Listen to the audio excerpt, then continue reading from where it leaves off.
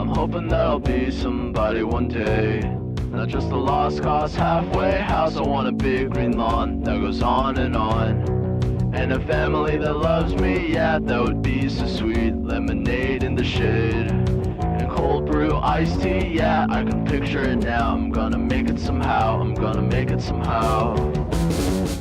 I wasted too much time trying to be myself, and trying to be like everybody else, cause I thought what I wanted was be wanted by the wrong crap. That part of town going nowhere, hellbound, I'm chained to the same lame brain, wanna be daydream. Just a loser with a bad scheme, yeah, but that's all in the past now. I'm going fast now, going fast now. I've been knocked down, kicked around, losing my footing all over town. Fell flat on my face right into the ground. I've been lost all my life, but I finally found out of the storm and into the clouds. I'm homeward bound, I was lost and found.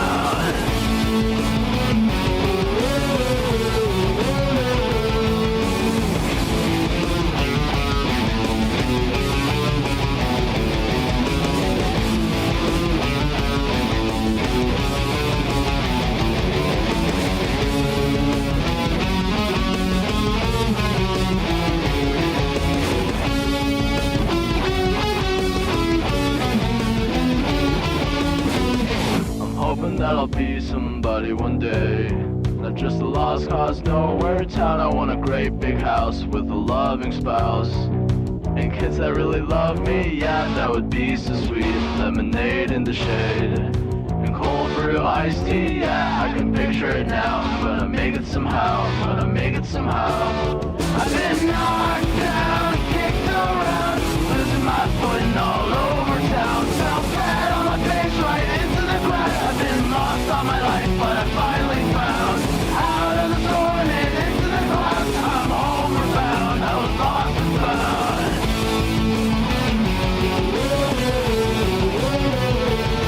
I've been knocked down, kicked around, losing my footing all over town. Fell flat on my face right into the ground. I've been lost all my life, but I finally found out of the storm and into the clouds. I'm homeward bound, I was lost and found.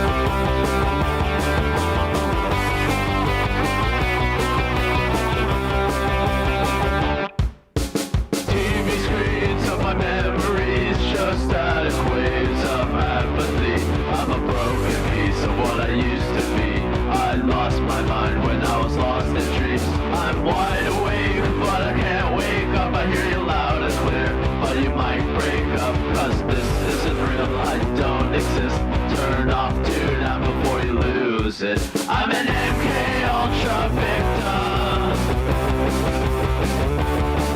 There's poison in my system.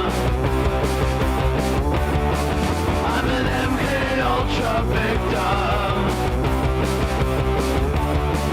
There's poison in my system.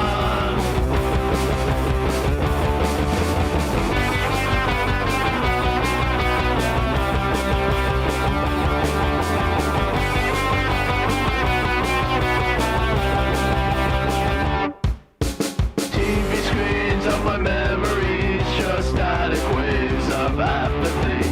I'm a broken piece of what I used to be. I lost my mind when I was lost in trees. I'm wide awake, but I can't wake up. I hear you loud and clear, but you might break up, cause this isn't real, I don't exist. Turn off tune out before you lose it. I'm an MK Ultra victim. There's poison in my system. I'm an MK Ultra victim.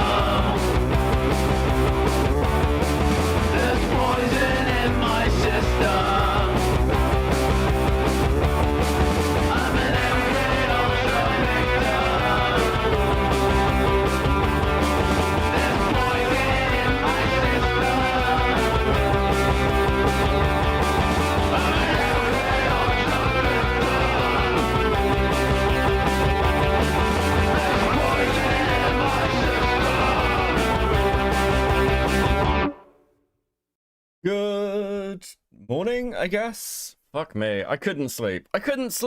And I saw this tweet. And I don't know why they have modeled Destiny on Hassan. They've got the same fucking jawline. It literally just looks like Hassan. What the fuck are we doing? Good morning, everybody. How are things? Hello, Shogun. America's fucked. True. Hello, Gilded. Hello, buddy. How we doing? Fucking, I think I saw, yes, cool anime girls. Thank you, membership for 10 months. Jesus Christ. Valju reads worse than you do, Crabman. Well, dude. That's okay. He does all this standing up for some reason. I don't know what the fuck is, I don't know what the fuck he's doing. Teddy with the 20. Jesus, that's very generous. Thank you, buddy. Okay, so I'm going to sleep, but I'm gonna leave this here. I really want to get next presidential elections to be between two online political guys. Just see what happens. Lol, imagine Destiny versus Nick Fuentes for president. Dude, fuck me. Okay. I don't want to, look, I know that if I'm going to, look, Toastify's put out this Spot video. I'll probably watch them both together at some point, maybe this weekend. I've been taking a little break, but I'll be honest, how can I not talk about this shit? I mean, watching this, watching some of this unfold. Someone's asked me about, like, the stuff in the UK that's happened. I didn't even see it. I've completely tuned the fuck out. What's your thoughts on the new Destiny 2 expansion? I have not played Destiny 2 in a long time. They need to stop sunsetting shit. I don't understand how Destiny 2 can be an MMO where there is content that I have paid for that I can no longer play. It's just really shit. Fuck that. Thanks for the $7.99, Hamish. But like, Jesus, guys, like this is that. Look, I know that if I'm gonna talk about this, like fucking 30 of you are gonna show up. But that's fine. That's okay, because if I don't talk about this, I'm just gonna sit in the dark, howling at my fucking phone, wondering what the fuck is going on. In fact, I was actually, we're gonna go over this. We're gonna talk about Destiny talking to college students, because I was sat watching this the other night while messaging Sapient Powered, who just sat there laughing at it, like, what the fuck is going on? Dude, this is the weirdest fucking timeline. I literally don't understand. I don't understand how we've ended up here. It's just, what the fuck? They've literally just made him look like Hassan. I don't understand the play here. I don't get it, okay? I don't get it. We're literally at a point now where all reasonable discourse has completely fucking broken down on every side. And the champion of the left, or at least the person getting the clicks and the views, and go, like, is just being like, yeah, sure, fuck it, let's go to civil war. This is completely retarded. Get the beach photo. We all know the beach photo. Yes, Destiny does not look like this. Like, again, I feel bad sometimes. I'm like, look, I'm a nerd. I don't go to the gym and shit. I look like it. I know what I look like. But dude, come the fuck on. Beckett is now making mods pay to be acknowledged. That's true, Priestess. Thank you for the two. Kicking the Swede with 50 Swedish crowns. Good morning. Yes, please give stickers. I need something nice in my life. That's fair enough. Dude, this is a fucking dire timeline. Everything has already gone insane. Tiny might as well too. I mean, listen, Destiny's been on this path since the, like, Trump shooting, right? Where he was, like, tweeting about the person who was shot, who was a firefighter, was like, well, you shouldn't have been at the fucking rally then, bro. Shouldn't have been at the rally, bro. And now in response, he's kind of just doing Charlie Kirk's thing, but worse. I don't understand. People who've not been following Destiny for a long time as well probably don't remember this. But this isn't the first time he's done college tours and things. God no, he's done these for years. One of the times, in fact, I fell out with a few people over this. Cheers to your weekend, Beckett. Thank you very much, Shell, for the member of molding at 4 months. Jesus. I really need to get a video out. Okay. You should probably tell from my voice. I've been a bit under I've been a bit dead. It's been very busy. I can't sleep, so I'm just gonna die. Metal Man with a 5. There is now a cover charge for Beckett's attention. What's going? Who is this guy, dude? MLS, you know who this is. You know who Destiny is. You know. I know you're plugged in. I know you're plugged in. I think Destiny had advocated for death on every side of politics. Dude. So Destiny a while ago, he was doing these college campus tours, and this person said, oh, he's going to be at this university. Somebody should throw an egg at him. And like DGG lost its mind. What? Which? She can't. You can't say that you're going to throw an egg at Destiny. What if somebody turns up and throws a rock at Destiny? Oh, we need to dox this person. Destiny has probably one of the most inconsistent fan bases I have ever seen on the fucking internet. Please tell me you're going to watch the college videos. I mean, some of it wasn't funny, but there's some gems in there. We are Shogun. Because this is fucking incredible, actually. Unironically, the whole thing is just, I don't know if they're gonna I think they just start when people start coming in and talking, but there's a whole section before this on the live, which is now probably gone forever, where he's talking to chat and talking about like the mic quality, and at one point Erudite, not so Erudite, tells Destiny to shut the fuck up. And like the whole thing, like I think the most fascinating person, there are two people who are really fascinating me at the moment, and it's Wick TV and Destiny, and we might actually watch some Wick as well, because there is a thing going on at the moment where they're clearly not happy with Destiny's direction, and Erudite asked him a very nice question during this. It's like, oh well, don't clap for me guys, I'm not on your side. Bro, no one gives a fuck if you're on anyone's side, Erudite. Fuck off. Remember when it was funny to watch Destiny unironically? Oh wait, that's just me. Jesus Christ. You're very loud tonight, Vlad. Aren't you meant to be fighting with a lesbian on Twitter? Guys, have you been following Gilded Poo on Twitter as he is engaged in a 3-day Twitter war with Cy Scribbles? It's like him and Lio have just been going backwards and forwards with the retarded lesbian for 3 days, and everyone's just like, "The fuck are you doing? Why?" There are literally there is messages from Chris being like, "Guys, can you shut the fuck up, please?" Dude.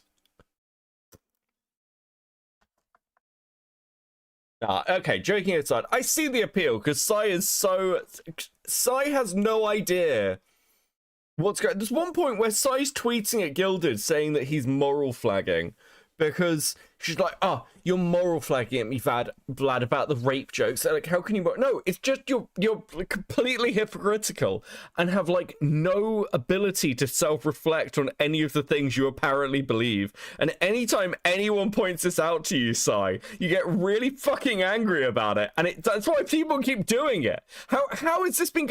How have you not caught on? This woman is in her 40s. How fucking autistic are you? Jesus, isn't there medication for this? Isn't there some sort of treatment you can get? This isn't normal, bitch. What are you doing? Priestess with the 5. Since you didn't read my membership message, I'm turning Clay Beckett into your medallion. You brought this on yourself. You had a membership message? I didn't see that, actually. What the fuck? Where was that? Hold on. I'll scroll for it. It didn't come up. It didn't come up. I didn't see it. I'm sorry. It's not in my list. That's brutal. You've been cucked by... This wasn't even me cucking you. This is YouTube. Wait, Sai's in her 40s. I think Sai thinks I'm in my early 20s. I've said this before. I'm very flattered. Also, do you know who is worth following on Twitter at the moment? This isn't even a joke. You guys should be following Westside Tyler. Unironically, because Tyler has gone like mask off crazy like dark woke, and it's legitimately very funny. It's like it's one of those things where like you can't really interact with it because he's still, you know, completely fucking mental, but like anything any... Yes, we've seen the Noah interview. I was completely unaware until Vincent Martin started tweeting at me about, like, he was like, by the way, Westside Tyler's talking about the Brianna Wu stuff. Did you know that people know about this? Yeah, everyone... Dude, where the fuck have you been? Vincent Martin is the worst A-logger on the internet. It's actually impressive. Tyler owned you, you sold out. That is hurtful. That is hurtful. Once again, I personally have never received any money at all from Brianna Wu ever. Okay, I've never signed an NDA. I can talk openly about it, and I've always hated her. Okay, so I got mold colonizing on her. True, Archer. Thank you for the 1 month at Seething. Much appreciated. Dude, fuck me. Vincent is just stupid, not malicious. No, I don't hate Vincent. I should be clear. I actually really want him to release the video. It's going to be fucking banging. It's going to be actually fucking banging. Yes, dude. Okay, so what the fuck was I talking about? Yeah, okay. Do you have a Streamlabs? Yeah, but it's not set up at the moment. Like, okay. So if you Streamlabs me money, normally I'd get a little notification, but I haven't linked my OBS at the moment for some reason, and I can't see the thing. Wait, have I got it? Wait, does it exist? No, it doesn't. Okay. Vincent is my top guy. I got bets on him. You are bored showing. Yeah, no, you can send me Streamlabs. I just can't see it at the moment. If you send me Streamlabs, I don't know, tweet the message at me. I don't know what to tell you. Fuck me. Okay, what the fuck was I saying? Right, yes. Okay, Not So Erudite and Wick. Not So Erudite and Wick are clearly really unhappy, but they've got no idea how to deal with this. They've sort of brought it on themselves. It's fantastic as well, because, like, Not So Erudite has tied herself so completely to Destiny that she literally cannot escape. This is her life now, and there are points in this stream where she is obviously like it's one of those things where it's like you could pause it and be like, you're probably wondering how I got to this point in my life. Yes, everyone, including you, I imagine, is wondering how you got to this point in your life. What the like, I know that a horse kicked Erudite in the head, but I don't know if we can blame that anymore. I don't know if a horse can do enough damage to a human being that they end up being turned into a fucking puppet for someone like Destiny. I don't know if that's reasonable. What's that about Brittany Simon? What? Did Brittany Simon made a video about Repsions related? Jesus Christ. Okay, of course she fucking did. Right, and Wick's kind of like on a weird similar trajectory. He did this whole thing of, we need to talk about free speech. We need to talk about, you know, Jimmy Kimmel being deplatformed. And I'm like, bro, I don't know what to tell you, Wick. He's sort of... Wick's in this really weird position because he's sort of like, Wick's history is basically pissing off people who he's been friendly with, largely because he's never ever able to take account for anything. Like, Wick's one of these people that you just cannot bring a problem to and have any sort of fucking reasonable outcome to it. It just doesn't work. You can't be like, oh, okay, you did this thing and it was shitty, or I felt this way about it. It always has to be a fucking painful, never-ending argument. And so Wick's currently at this point where the only time really people are showing up to watch him in numbers is with this Destiny shit. So he can't not have Destiny on. But Destiny is openly threatening to dox people from his community. Long-standing members of the politics community like Doobie. And he's like, yeah, no, I'm just gonna, like, Doobie, who works for an insurance company. Bro, what happened to that principled stance against doxing? Destiny is openly doxing people. What are you talking... Like, dude, what the fuck? It's clear that your morals and positions are malleable. It's okay, just fucking own it. It's unbelievable. At least, okay, so a lot of people hate Counterpoints, right? But I'll give this to Counterpoints. In the on-the-record interview I have with Counterpoints, I talked to him about food shops and about the stuff like Destiny does that he doesn't like, or that other people do that he doesn't like. And Counterpoints, to his credit, openly admits that's the price of doing business. At least Counterpoints, fuck, at least he knows. Dude. Wait, who's counterpoints? Okay, question for the ages. Gilded, I want to boink Aiko. I mean, go talk to her. I don't know what to tell you. Dude. Fuck. Okay. Only person I'm okay with being taken off the air is John Oliver, because you guys need to take responsibility for that guy not being funny back at. Yeah, I mean, like, okay, so I'm always in a weird position with this, because I'm obviously very, very, very anti-deplatforming.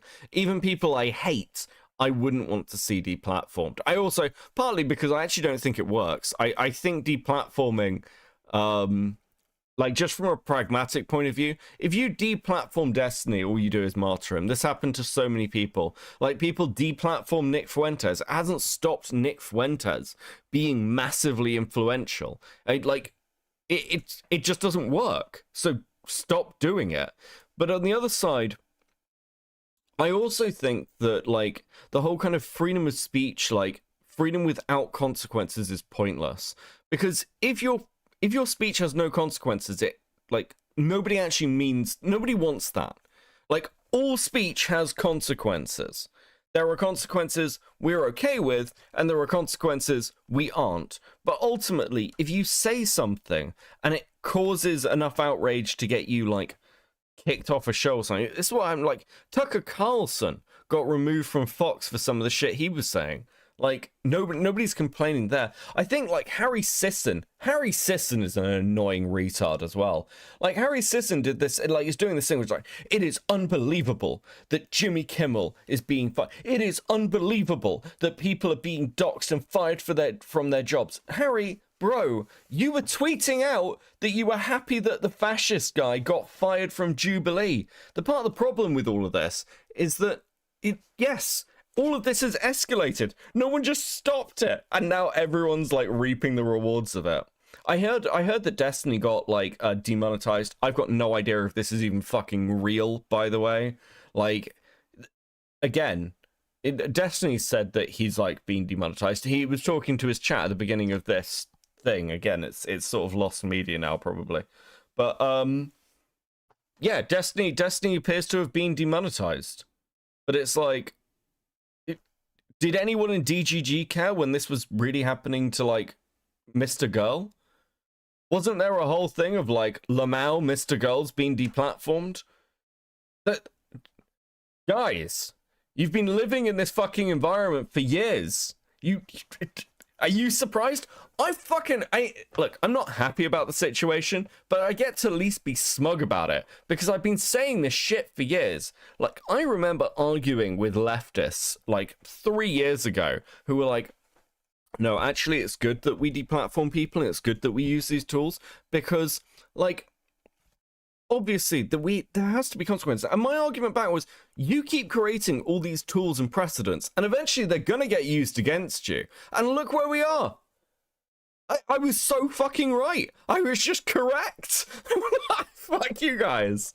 But, like, cool, whatever. Anyway, there you go. There's my rant at frustration, I guess. I seem to remember a lot of cheering when it was someone they disliked. Yeah, there was huge amounts of fucking cheering when it was someone they disliked.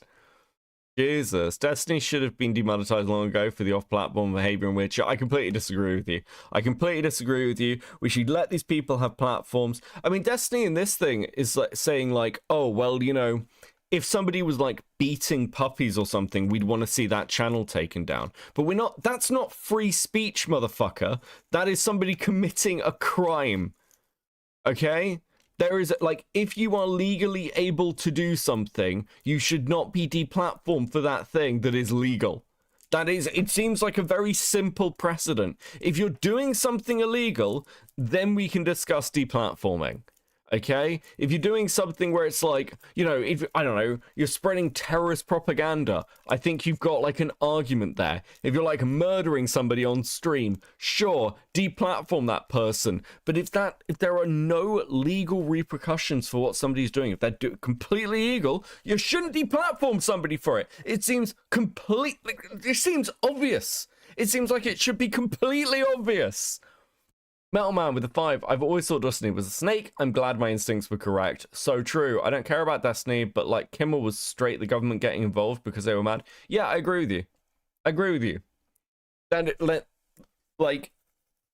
I one of my frustrations is people seem to like I've heard this response quite a lot from people on the right, where it's like, well, leftists have done this to us for years, libs have done this to us for years. Yeah, and it was wrong when they did it. And any of us with any sense said it was wrong, said you shouldn't be deplatformed, said they shouldn't come after your jobs, said this was completely fucking retarded. What sort of child logic is this? What sort of like schoolyard? Well, actually, they did it to us for years, so now that we've got the opportunity, we're also gonna, dude. Okay, cool. So you're just as bad? I don't know what do you mean. Like what? You do know inciting racial hatred, spreading anti-democratic propaganda and the like is also a crime in a lot of countries, right? It is a crime in a lot of countries, but it's not a crime in America. Like your speech in America is protected. In the UK, that's probably a different conversation. But in America, what people are saying is legal. It seems very simple. No bad targets. No bad tactics, only bad targets. Yes. Yeah, like, dude, it's just fucking ridiculous. YouTube is international. Realistically speaking, YouTube is as international as it wants to be and is convenient for it at the time. Broadly speaking, you know, it's Google. That's where it's at.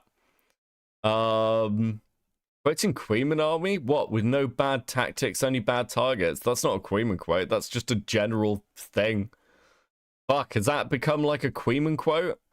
Beckett, do you have a hate speech license yet, you ginger? Can't call me that, that's our word. Dude. Yeah, like, obviously, I've cared a lot about deplatforming over the years. I've always been against it. I've always been against going after people's jobs. I have been attacked by people on the left who say that I have been too defensive of people on the right. And I'm like, okay, cool. Well, maybe that was a waste of fucking time. I said that, actually, I did say the same thing, like, after the Trump shooting, when Libs of TikTok went on this massive, like, we're gonna dox little old ladies at Home Depot. I'm like, dude, okay, bro. Dude. Fucking hell, these people. The truth is that it's all like this window twitcher stuff. You know, like that little thing where like the little old ladies at their windows, like, pulling the curtains aside. Ooh, did you see what the neighbors have said? Fuck off. You're just annoying. You're not cool. You're not punk. You're not even really right-wing. You're just, just a fucking angry loser, dude. What Queen was talking about when Willie's Docs was from BE was on screen. Wait, was it? Jesus. Oh, dude. Yes, but you support that Nazi Kristen art. True. And known zoophile gilded poo. My social circle's fucked, guys. Being more in the middle just makes me sightseeing all this shit. Yeah, dude. I don't know. Waste of time. Perfect analogy that the busybody neighbor everyone hates. Yes. It's the most frustrating thing is there are obviously differences between the left and the right, but the people on the left and the right, like the people doing this shit, they're the same people. They're the same people. They're just morally lucky in what group they've ended up with, depending on what time. Okay? Like, it's the same attitude. You're doing the same shit. The most based person is like, I can't believe I'm saying this, but after the last round of doxings trying to get people fired after the Trump assassination attempt, like, people were atting Dick Masterson. Oh, Dick Masterson, you've got to come and side with us, Dick. They're all coming after us, Dick. Dick, you've got to side with us. And Dick Masterson just turned around on Twitter and said, I'm not on any of your sides. I'm a troll on the internet. Fuck off and die. I was just like, based position, Dick Masterson. Like, this tribal shit is fucking cancer. You're not a free thinker. you're just a retard fighting with other retards on the internet. It's a very simple dynamic. Kick in with the 50 Swedish crowns. When I got the notification of your stream, I was watching the video of Tectone. He's gonna go to church because of Kirk. YouTube recommended it to me. Jesus fucking Christ. Yeah, I heard Tectone had a crash out about food shops of all things. You know who's responsible for this? Israel. They took Charlie Kirk out to make us all fight with each other. The master plan, dude. I think the funniest thing was the people who were like, no one's going to care about Charlie Kirk in a week. Dude, how fucking out of touch are you people? Fucking idiots. I said this at the time to somebody as well. Somebody messaged me and they were like, I think it's good. I think it's good, actually.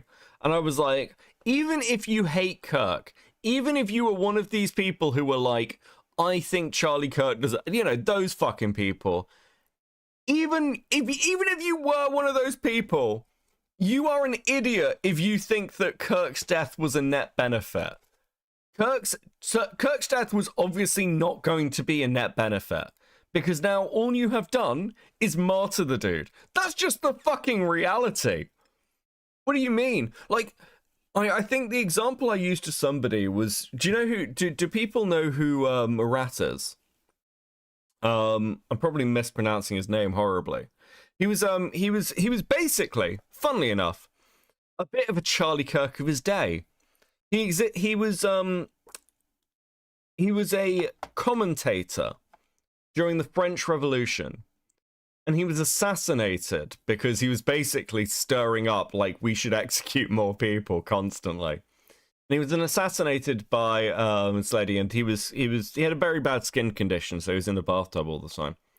But all that happened was that he was turned into a martyr. Quite literally, they replaced crucifixes with statues of him in churches because they'd kicked out all the priests.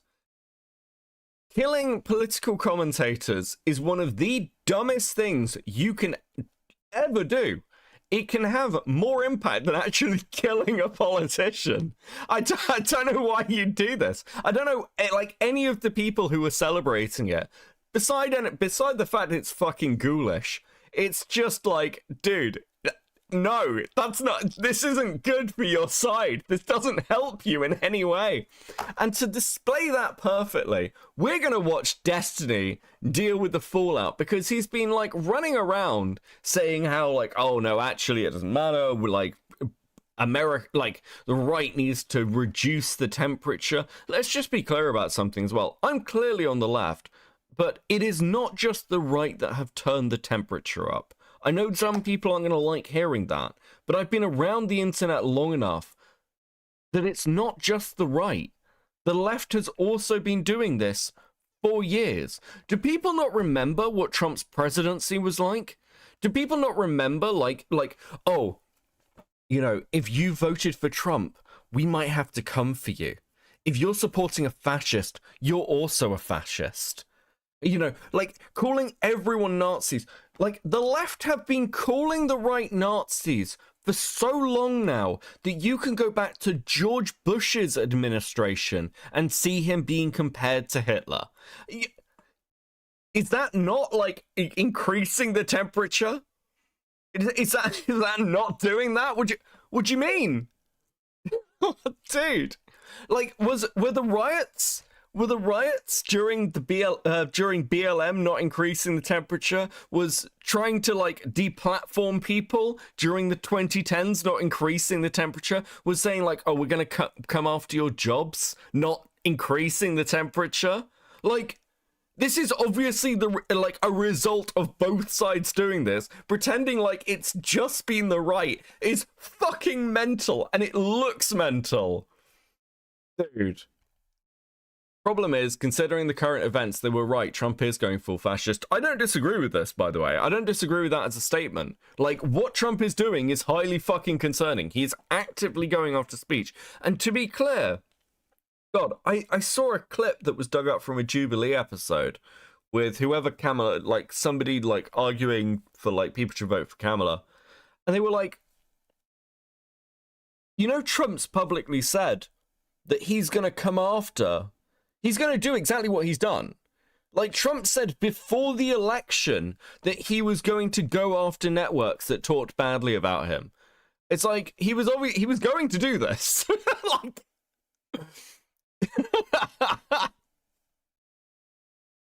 dude, can you picture him wearing the MAGA hat right now, traitor to his country? I mean, things aren't much better over here. Hold on, can I just let me show you how things? Okay, polls. Let me show you how things are in the UK.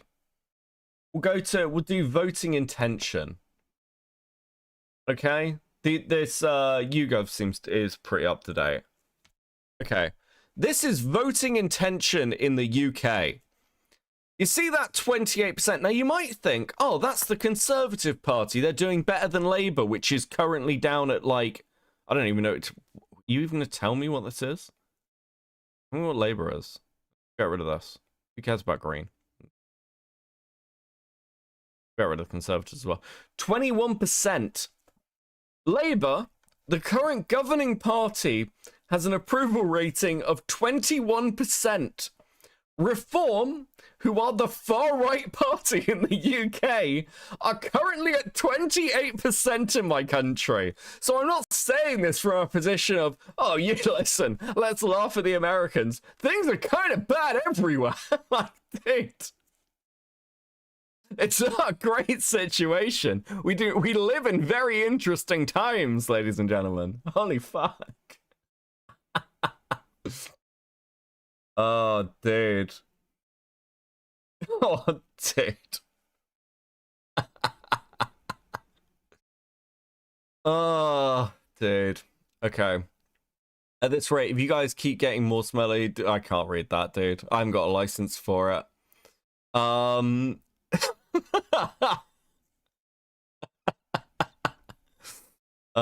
Fuck me. Oh, okay. Okay. Anyway. So that's the hellscape. Welcome to the hellscape. Take a seat. We have Coco.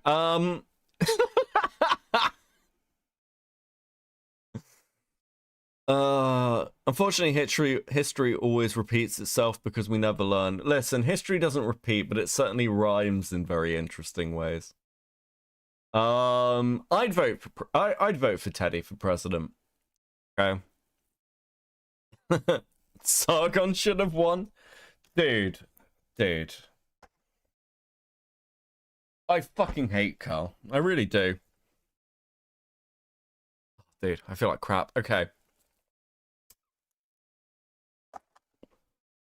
I probably didn't help myself. Like, the new Star Citizen patch dropped. And I spent like 9 hours playing it solidly. Not good. Okay. I was very sleepy. We tried to warn them about letting him get into office again, and I'm not getting worked up because I can do fuck all from South Carolina. Dude. Look, I'd be more worried. Listen, I'd be more worried if I was in the north of the country than the south, to be honest with you. Pratchett was right. Show you live in interesting times is the worst curse that someone could hit you with. True. Now, look, okay. Is that enough preamble? It's probably enough preamble. I'm literally just sat here ranting. And I'm not even like, don't get me wrong. I've kind of mellowed over the years. There was a point where I used to be like real angry about shit. But as you get older, you sort of mellow and you go, okay, cool, well, fuck it. And you just start laughing at shit. And I will admit, I am looking at a lot of what's happening, just going, yeah, okay, whatever. Fuck it. Sure, fuck it. Like, I don't know. I'll... Dude. Haven't started the video, lol. Yeah, okay. Listen. Let's get past this coming up bit. Has this editing gone down in quality? So this is the first guy who comes up to talk to Destiny. Now, this here is not so erudite. This is Kyla.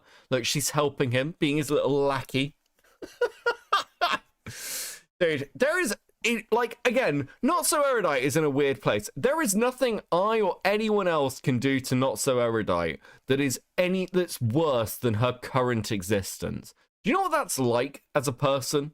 Like, you could do anything to this woman. She was kicked in the head by a horse, and that horse was that's still nicer to her than, like, what's happening being associated with Destiny.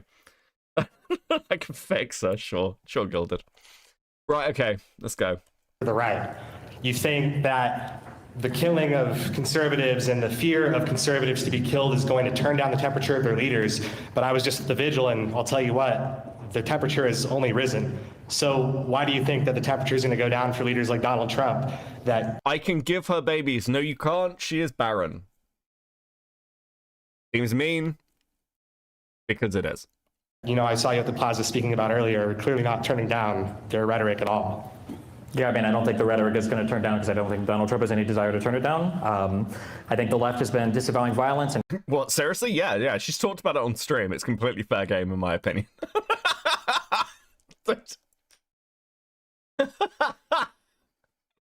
I really fucking hate Erudite. Of all the Destiny or okay, cards on the table. I'm gonna be honest with you. Erudite is probably the worst person in the Destiny orbit. Like, as a human being, there is something particularly disgusting about Erudite. There's something very wrong about it. Like, it's like watching somebody go down. Like, I dislike Erudite more than I dislike food shops, to be clear. Metal Man with a 2. Anarcho-monarchism is the true way. That is also true. I will be establishing a commune at some point.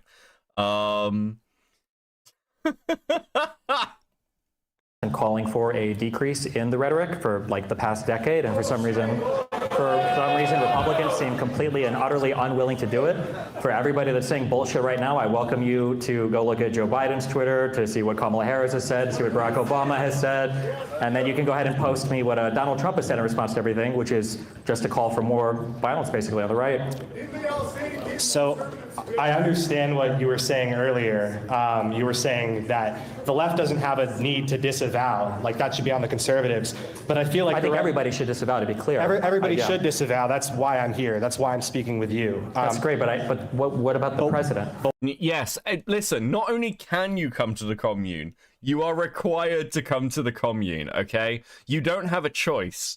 That's the whole point of this, okay? We are starting a cult. Other streamers, like, start cults secretly. They're just like, oh, it's not really a cult, guys, la la la la la. Like, I'm actively encouraging you to be parasocial so that we become more cult-like. This is, like, I'm completely mask off, okay? This is a cult. You are in a cult.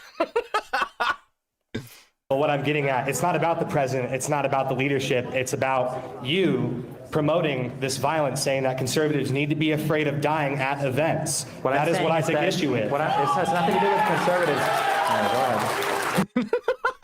Oh, Okay, you may notice that the entire room is against Destiny, and he's not really drawn that big of a crowd either. Like, I don't know if people remember what Milo was like when Milo used to speak, but, like, Milo would fill a room like this. Destiny is, like, filling a small section. Like, dude, people just don't care. That's maybe the saddest part. Axis with the 5, people were telling me the US was heading to civil war, and I was like, yeah, sure, whatever. Like, I'm so tired, boss, I'm tired. Me too, Axis. Thank you for the 5. Dude. That's such a fucking mess. Violent conflict for political beliefs in the United States is not good for anybody. I feel like that here exists on the left. Nobody wants to see the violence. For some reason, it feels like the right feels like they... What is this? What is this? I don't... Like... This feels like gaslighting, and I'm on the left. Have you, like... Destiny's been through Twitch poll, right? Like, this was his thing. Does he not remember, like, the Ryle Kittenhouse stuff? No, not Ryle Kittenhouse stuff, the Kyle Rittenhouse stuff. Holy fuck, I'm so brain broken. Ah! Fuck me! Do people not remember this?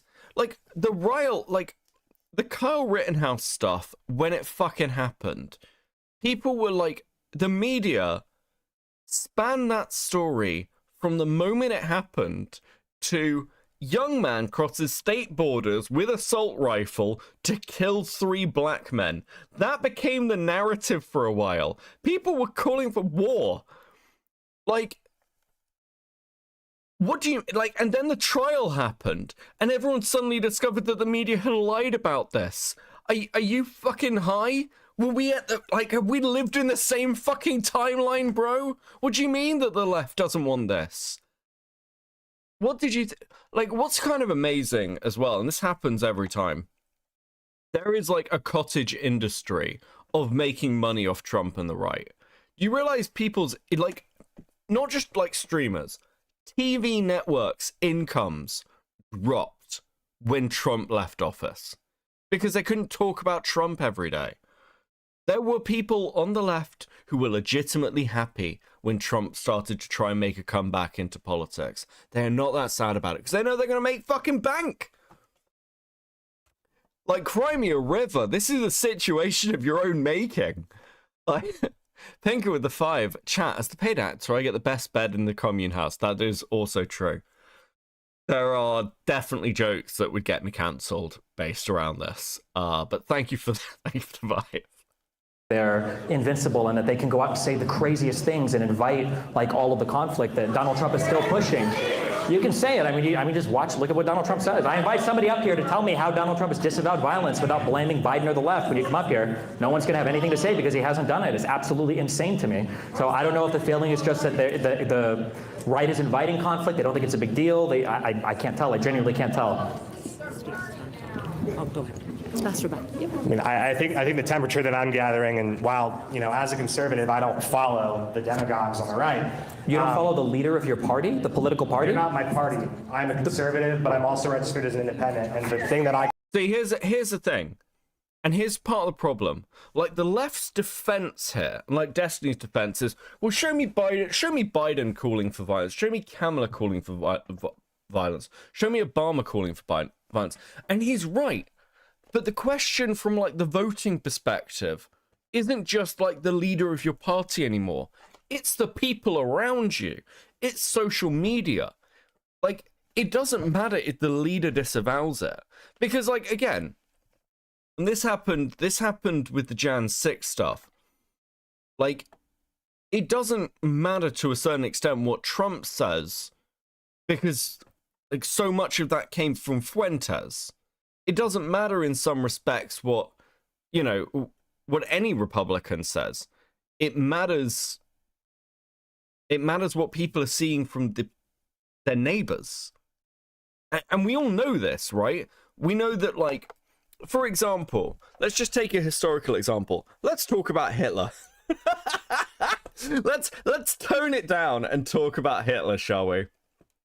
Because Hitler was put in a really weird position during the early days of his political career, where he was asked basically like his opinion on the brown shirts.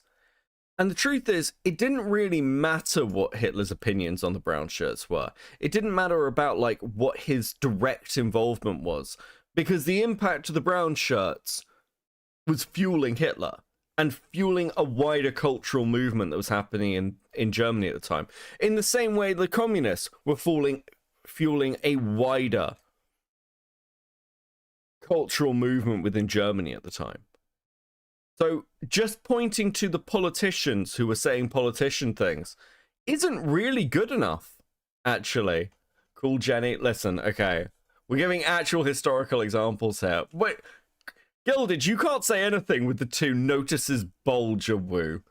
Jesus. Also, it really doesn't help. It really doesn't help on, it really doesn't help when there's an, like, do people remember, like a week ago, do you guys see the whole kind of like, well, actually, the shooter's a groiper, the shooter's a groiper, the shooter's definitely a groiper. Guys, the shooter, he's a groiper. Did you know that the shooter's a groiper? And I was looking at this going, listen, I don't know what his motivations were. I've got no fucking idea. But at the same time, it's like, neither does anyone else. You, like, the claim that, oh no, this is actually the groipers, this is actually this internet subculture, looked fucking mental. Like, you looked crazy, and it became it was so pervasive. It was on like multiple like shorts on TikTok, on Twitter. It almost looked like an organized campaign. It was fucking mental. I was sat there going, what are you doing? Dude, Teddy with the 10. Let's talk about Hitler. I swear at this point, we do not need a new Hitler. Just go get a new guy to talk about. Dude. I think they're making one. Right, also, thank you so much, guys, for hitting the goal. Thank you. Listen, I appreciate you. I appreciate you. Thank you for coming to my political rants, dude. I hate it here. Axis with a 10. Destiny has finally drunk the party Kool-Aid and unironically thinks the corporate right and corporate left in any way actually represent their constituents meaningfully. Yeah, I mean, part of the problem is, and thank you guys so much. You guys are super based. I really appreciate it. I'm sorry that I'm taking so much time away at the moment to do other things. I do miss you all, and you are all my favorite people, okay? I still love you.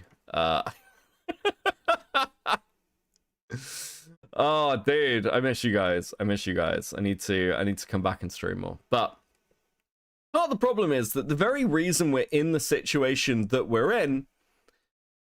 Becky, do you think Hitler would gift stickers? I feel like that question's a trap. But yes, I do. I think he would. I think stickers are a fascist gateway. Fuck you.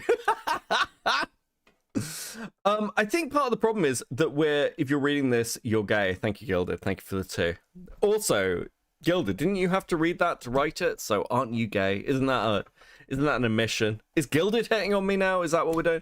Like, we're in this situation because people have lost faith in the establishment.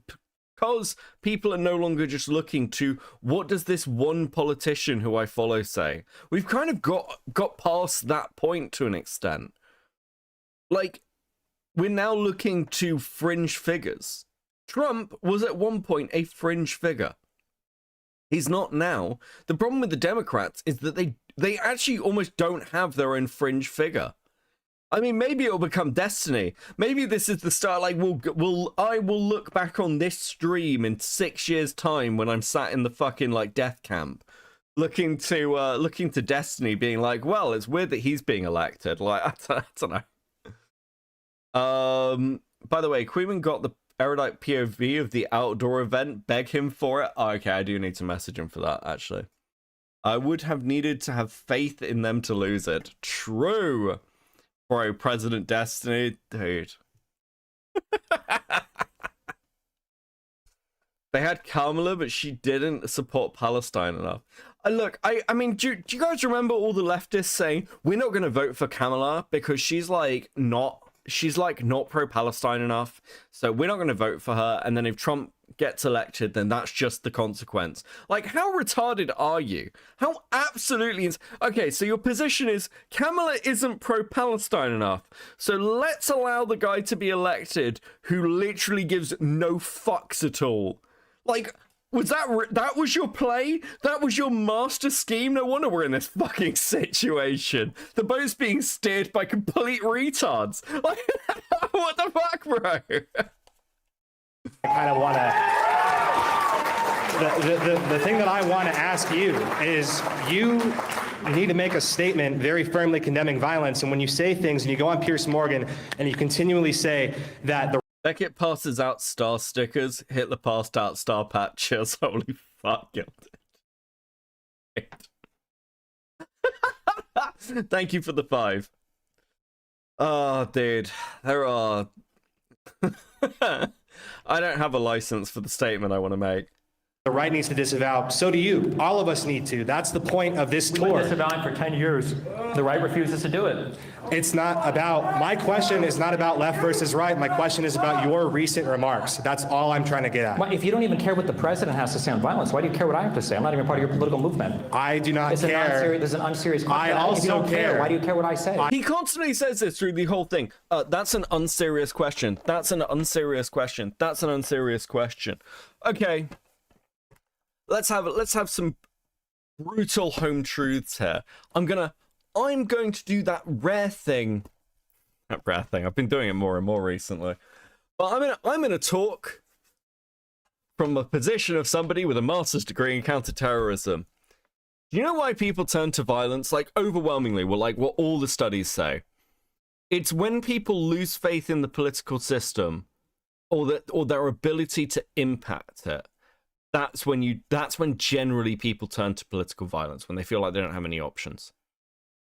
So when we say like political violence should never be an option, what we're actually saying generally is like should never be acceptable. It's like we should never allow our political system to get to the point where political violence is the only option you've got, is the only way you can go forward. Because once you've hit that point, you have accepted that the political system has crashed. That's kind of why we say it. Now, there are situations where your political system has completely fucking collapsed. Like, if you lived in a, like, I don't know, an oppressive authoritarian regime, like, if you're, let's say you're in France. Let's say you're in France during World War II, and you've been invaded and occupied by the Nazis. Nobody is going to argue that the French Revolution were wrong to use violence. Nobody's going to argue that, because we understand that there is no other option. So, there are obviously situations, because again, the French Revolution, French resistance is essentially political. There is a political element to it. We understand that to like, for freedom fighters, and like there are situations with certain militias where we go, okay, we can understand why you're taking those actions. But generally speaking, in America, in the most powerful country on the planet, political violence should not be acceptable, because no one should be in the position where that's their only fucking option. And if it is, your country is fucking done. You're screwed. You're like, if you're hitting this point, and it's why everyone should disavow. Because again, from like, if you're Destiny, if you're a commentator, like, yes, there was good reason we fought the red shirts. Yeah. I mean, no, there wasn't a good reason. You should have just paid your fucking taxes.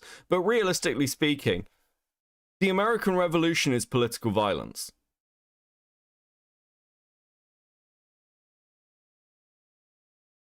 Dude, are you okay? This is like your third checkbox talking about Nazis.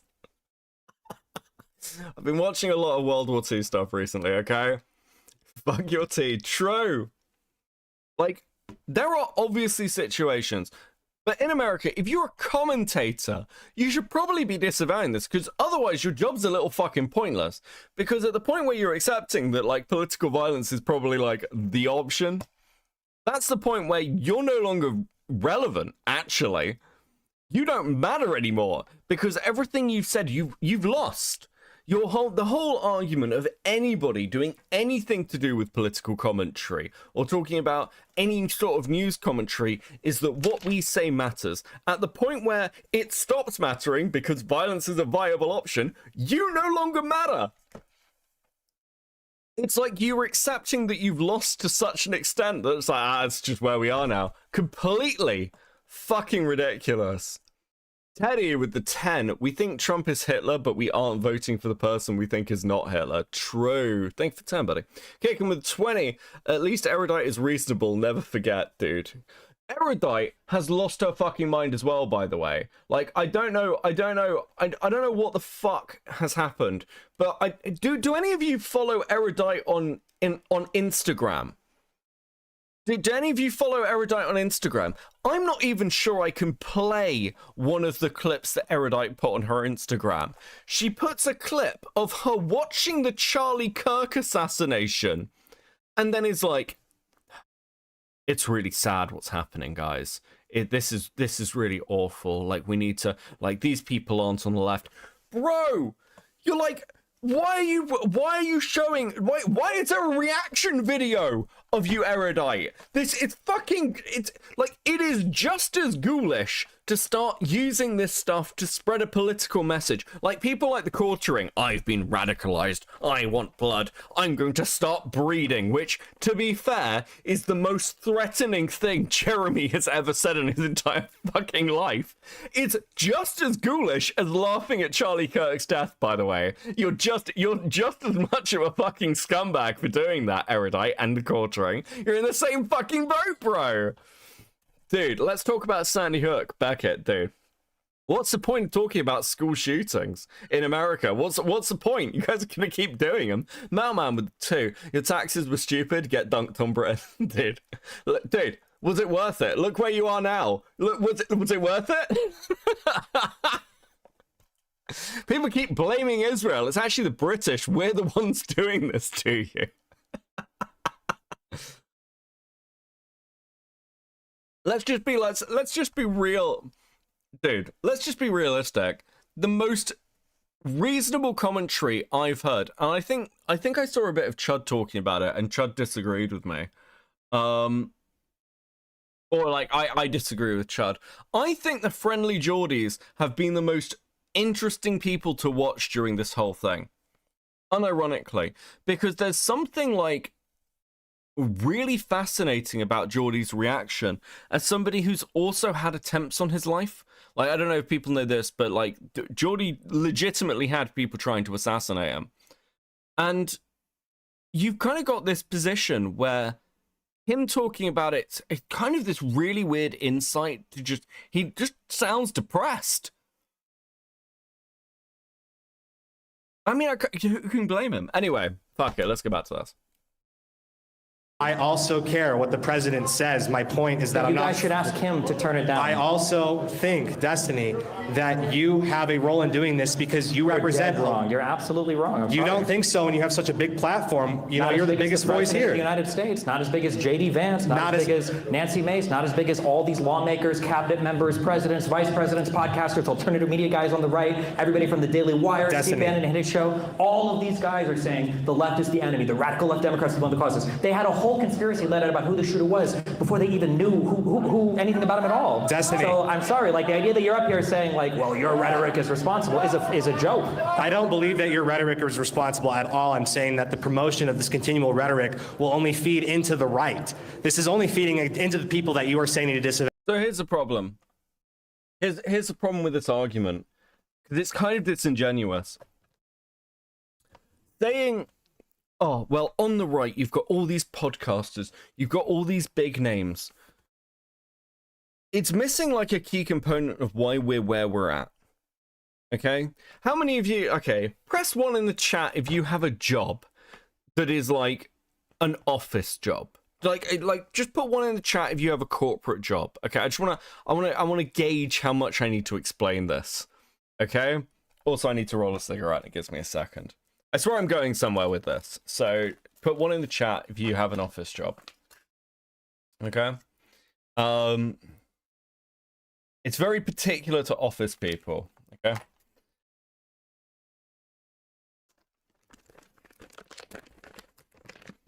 Based. Okay.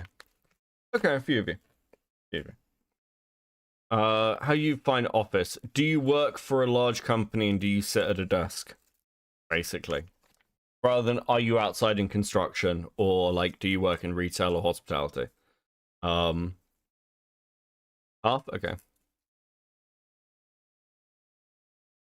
I have to roll a cig because he's poor. I actually prefer roll-ups.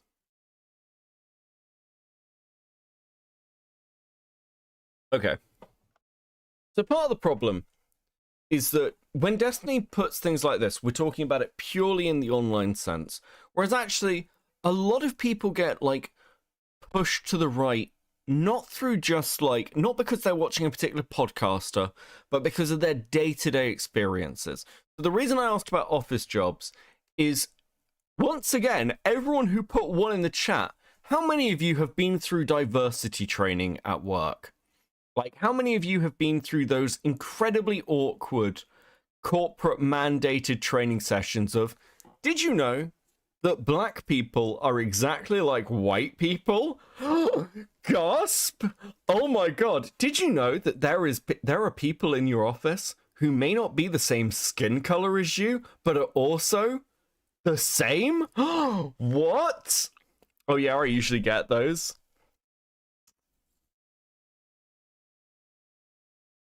Now, I work like in a sector which is overwhelmingly white. Okay, it's sort of it's mostly self-selecting. Generally speaking, the sort of people who end up in my sector are white and middle class-ish. That's a general thing. Or like are people who've grown up in the countryside. There are loads of like selection biases for what the environmental sector looks like. And there's like, and this is like an acknowledged issue with the sector. It's just very, very white. More like I think it's actually like statistically higher than a lot of other sectors. But I speak to people who go through these things and then like, because they'll be corporately mandated through different companies, and everyone says the same thing. It's all either all really condescending, or they're like, I don't understand why we're doing this. Like, I was talking to like one of my colleagues, and we just gone through diversity training for LGBT stuff, and he was like, why the fuck are we doing this? I don't understand. I like, what relevance? Because like, it's not even like I hate gay people. It's like, what relevance is this? Like, if somebody is gay or straight or whatever, who cares? And all those little things mount up with people. And for years now, all through the late 2000s and the 2010s, there has been like these overwhelming pushes through like corporate systems to push, like, you see this in TV media, right? You've got the message as as the critical drinker would put it, like the message, where it's like terrible media. This actually happened during the Red Scare, by the way. During the Red Scare in America in the 1950s and 1960s, a lot of media that came out was pro-communist, and it was fucking terrible. It was very badly written with Mary Sue characters. It's kind of really interesting. You should go and, like, I'd encourage you to go and look at it, because you will see a lot of similarities to leftist or like heavily left-wing Red Scare media to today. It's very, very similar. And people actually pick up on it. You are doing the opposite of helping your cause. You make things worse. So looking just at like right-wing political commentators is a mistake, because the right has for the last sort of like 10 to 15 years essentially had to push its cultural media grouping through the underground, through things like online space. We talked about this with some of the PV and chorus stuff, right? Like, the right is really good at pushing right-wing creators. It understands how to do it very effectively because it's been doing it far longer than the left. What the left has been doing is pushing into corporate situations. So, like, you can see this in the games industry, for example, where, like a lot of games companies have been pressured by things like Sweet Baby Inc., the feminist movement, like various campaign groups. That's where the left has largely focused its, like, center of the culture war, if you like. So, whenever, like, people like Destiny talk about this, they completely miss the other element. They'll never ever fucking talk about like what the left has actually done in the culture war. They pretend like it hasn't happened. And it's a mixture between, like, I'd argue at this point, it's a mixture between being actually completely fucking disingenuous and like twisting the question to maybe they actually just don't realize. Because, like, Destiny's never worked in a fucking corporate environment. Destiny has no fucking clue what it's like. So he can't talk about it.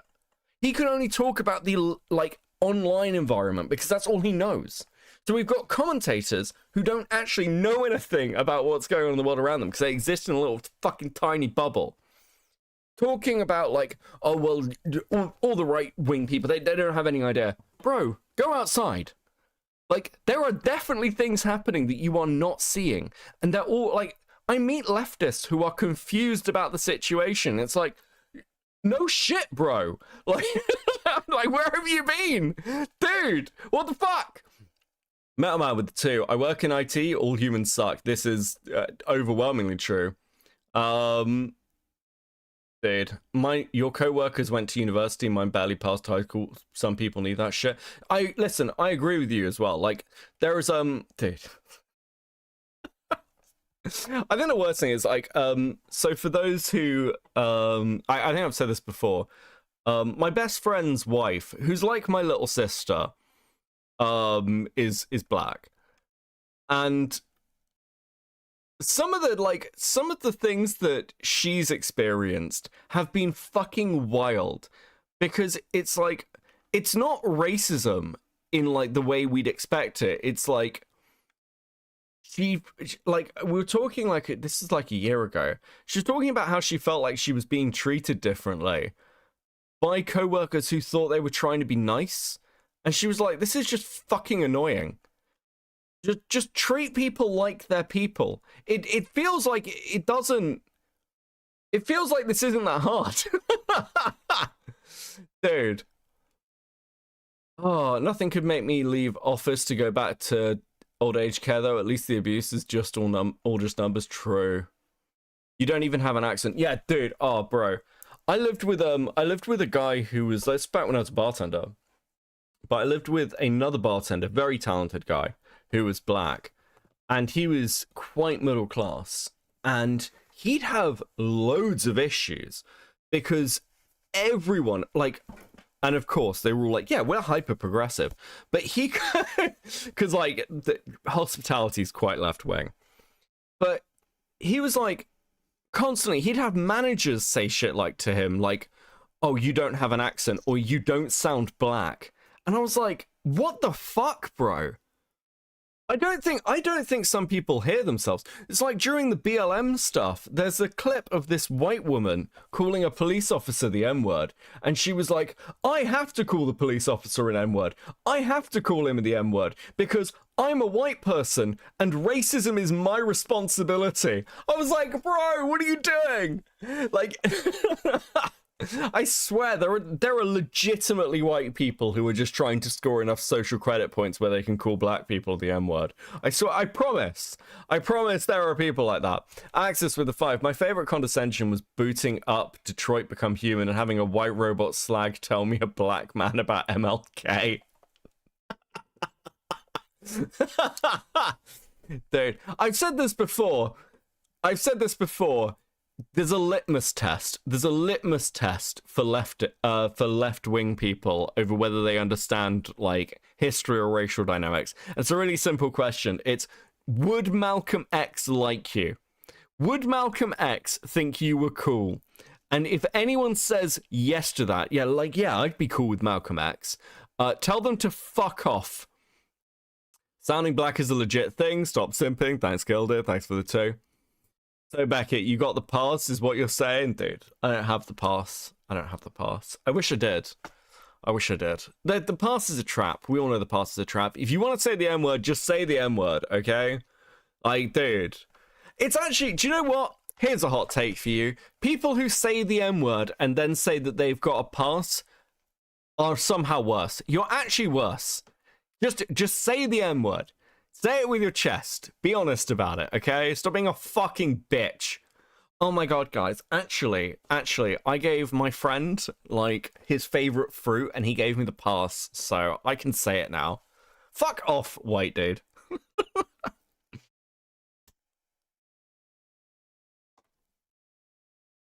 Oh, fuck. Without violence. I want everybody in this country to disavow violence.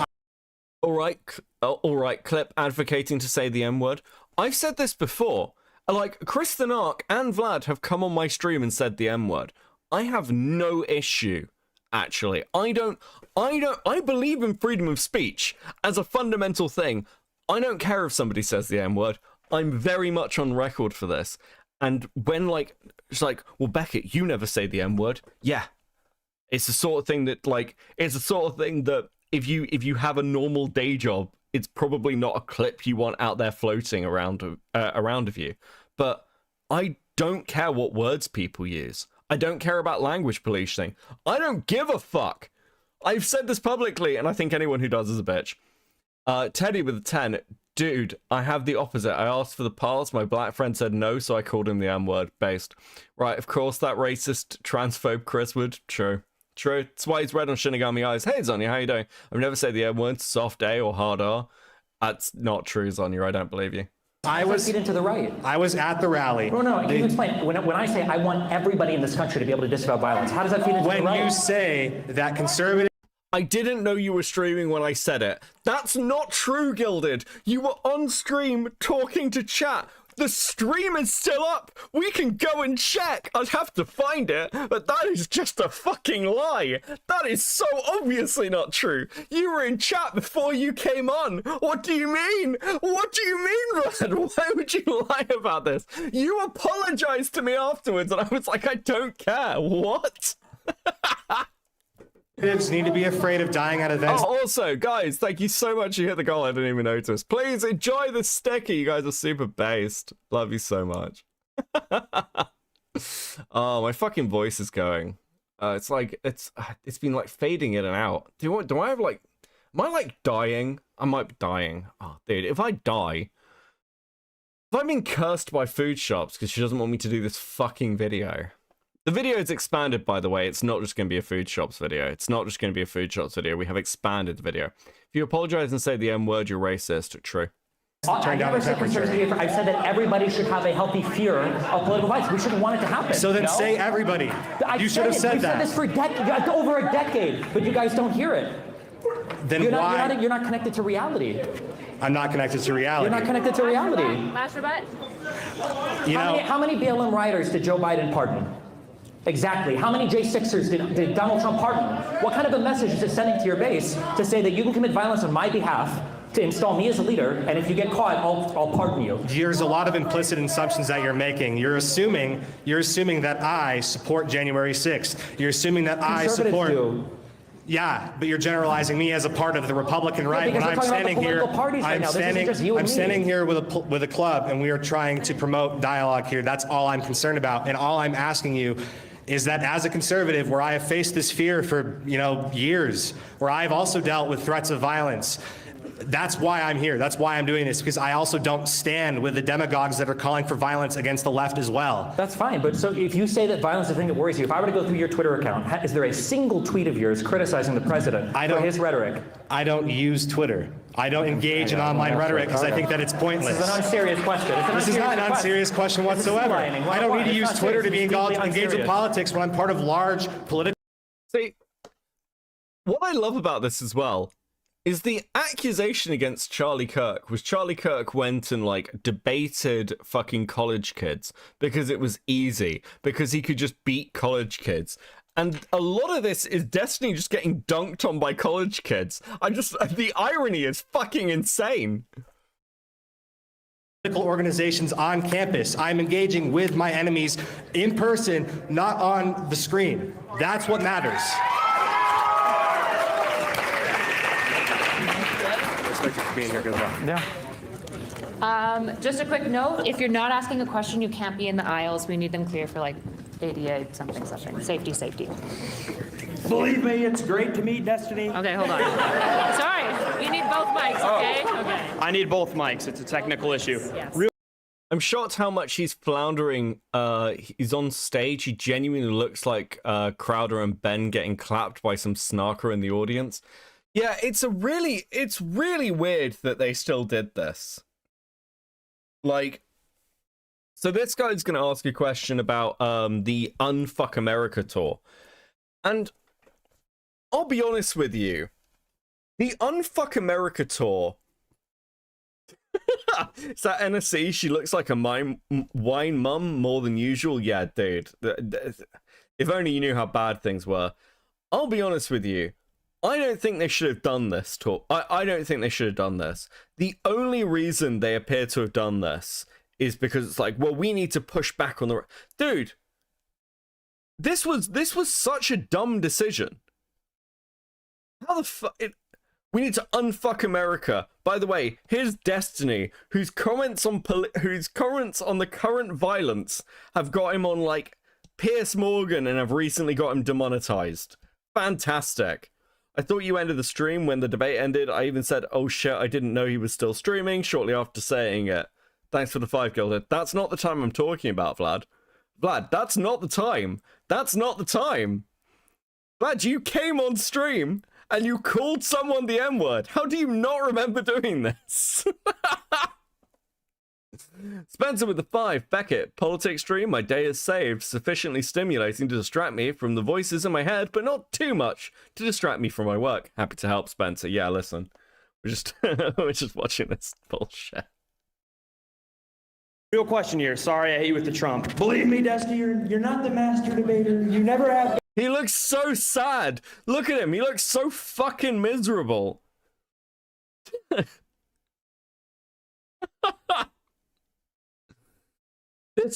Dude, this streamers need to stop doing fucking Adderall. I swear to God.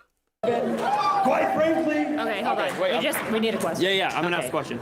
Serious question with the name of your movement. It was the first thing that I saw. I knew nothing about your movement. I watched you on my TV earlier this week. I thought what you said was pretty intellectual, and I enjoyed what you said. Why unfuck America? Because my semantic question is, how do you unfuck something? Once you have thoroughly done the deed. No, seriously. Once you have done the deed, it's like the Virgin Mary is no longer a virgin after that point. That's just, I just don't know what's your point with that. Well, you're gonna have to ask the people in charge of branding. It's not my name, so I'm sorry. Yeah, my bad. That's fine.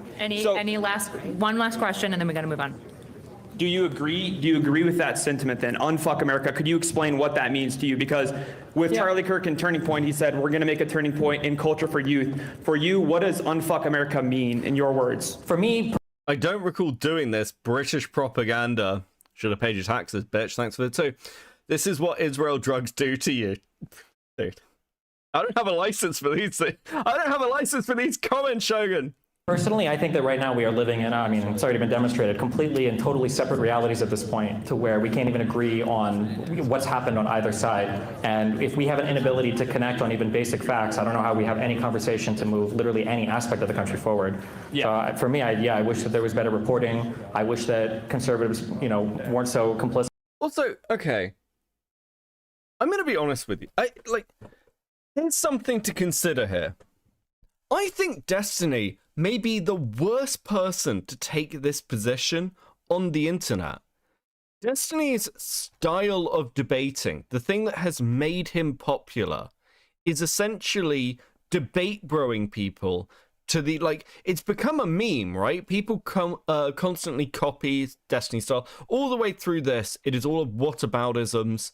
It's all twisting the question to try and get to oh, well, what about what you're doing? Or moving the narrative and the narrative goalposts.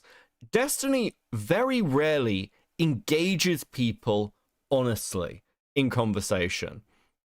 So, taking this position now, it's well, we have to get to a point where the right can talk to us. Destiny, essentially watched over Twitch poll burning every right-wing creator out of the space. If you were right-wing during the early 2020s debate scene, you would get deplatformed. You would be reported. And these would Destiny was a big part of this, not necessarily doing it, but certainly his community's gone after people. His community's gone after people like Mr. Girl, who I hate, and I think, fuck that guy.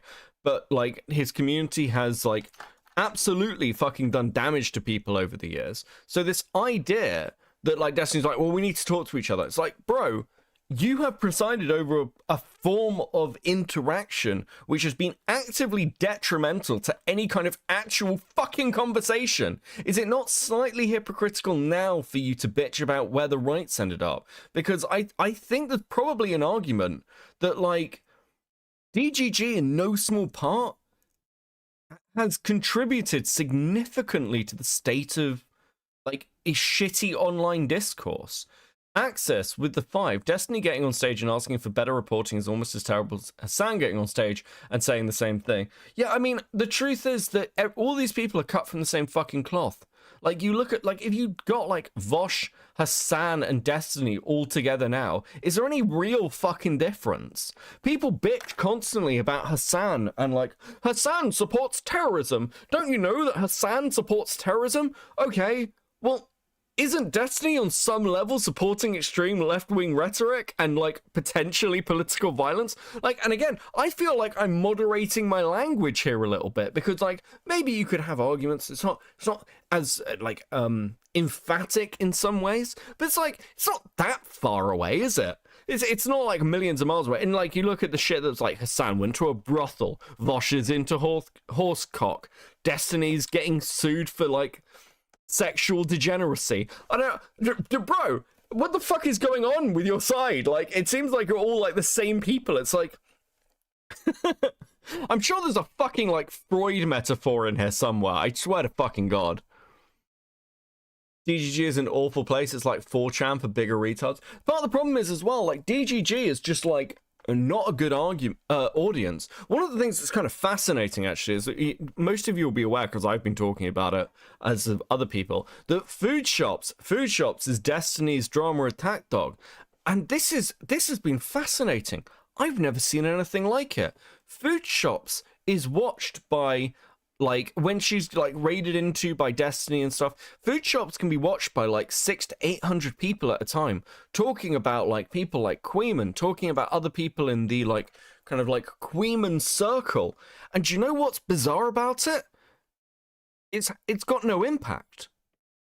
It has no impact, guys.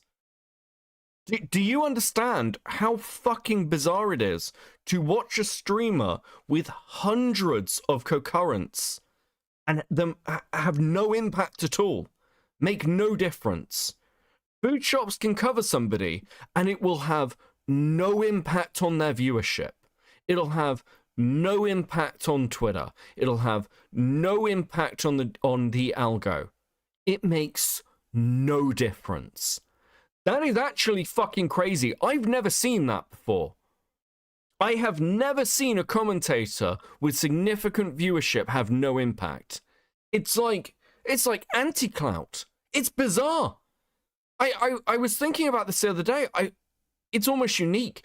DGG has become such an insular community that it has no outward reach. Axis with the 5 Destiny is getting on stage and asking for better reporting.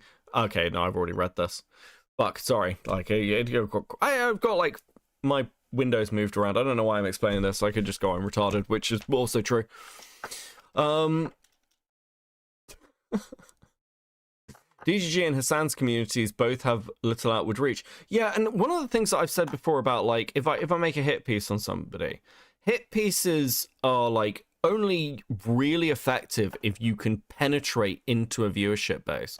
It's why when the Destiny stuff happened, it actually had impact, because Destiny had enough viewership overlap with other people that some of that like spilled over to him. But now it's like, okay, let's say food shops did a stream on me. Who cares? Not in the normal way that I'd say it. Not in the way like, oh, I don't care if this person talks about me, which is normally how I respond to most things. I mean, literally, from the people who watch me, who cares?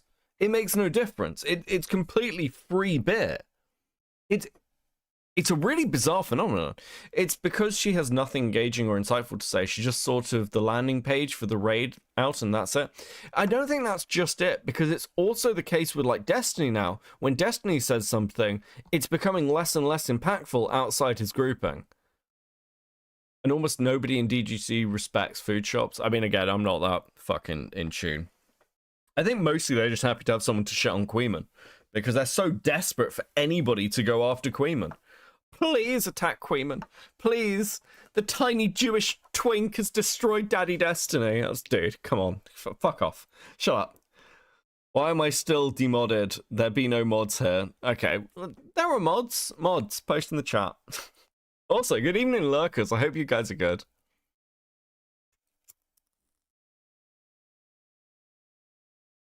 Don't talk about your boy toy that way. Listen, I have to. If people find out that Queeman and I are dating, then that's gonna be a problem.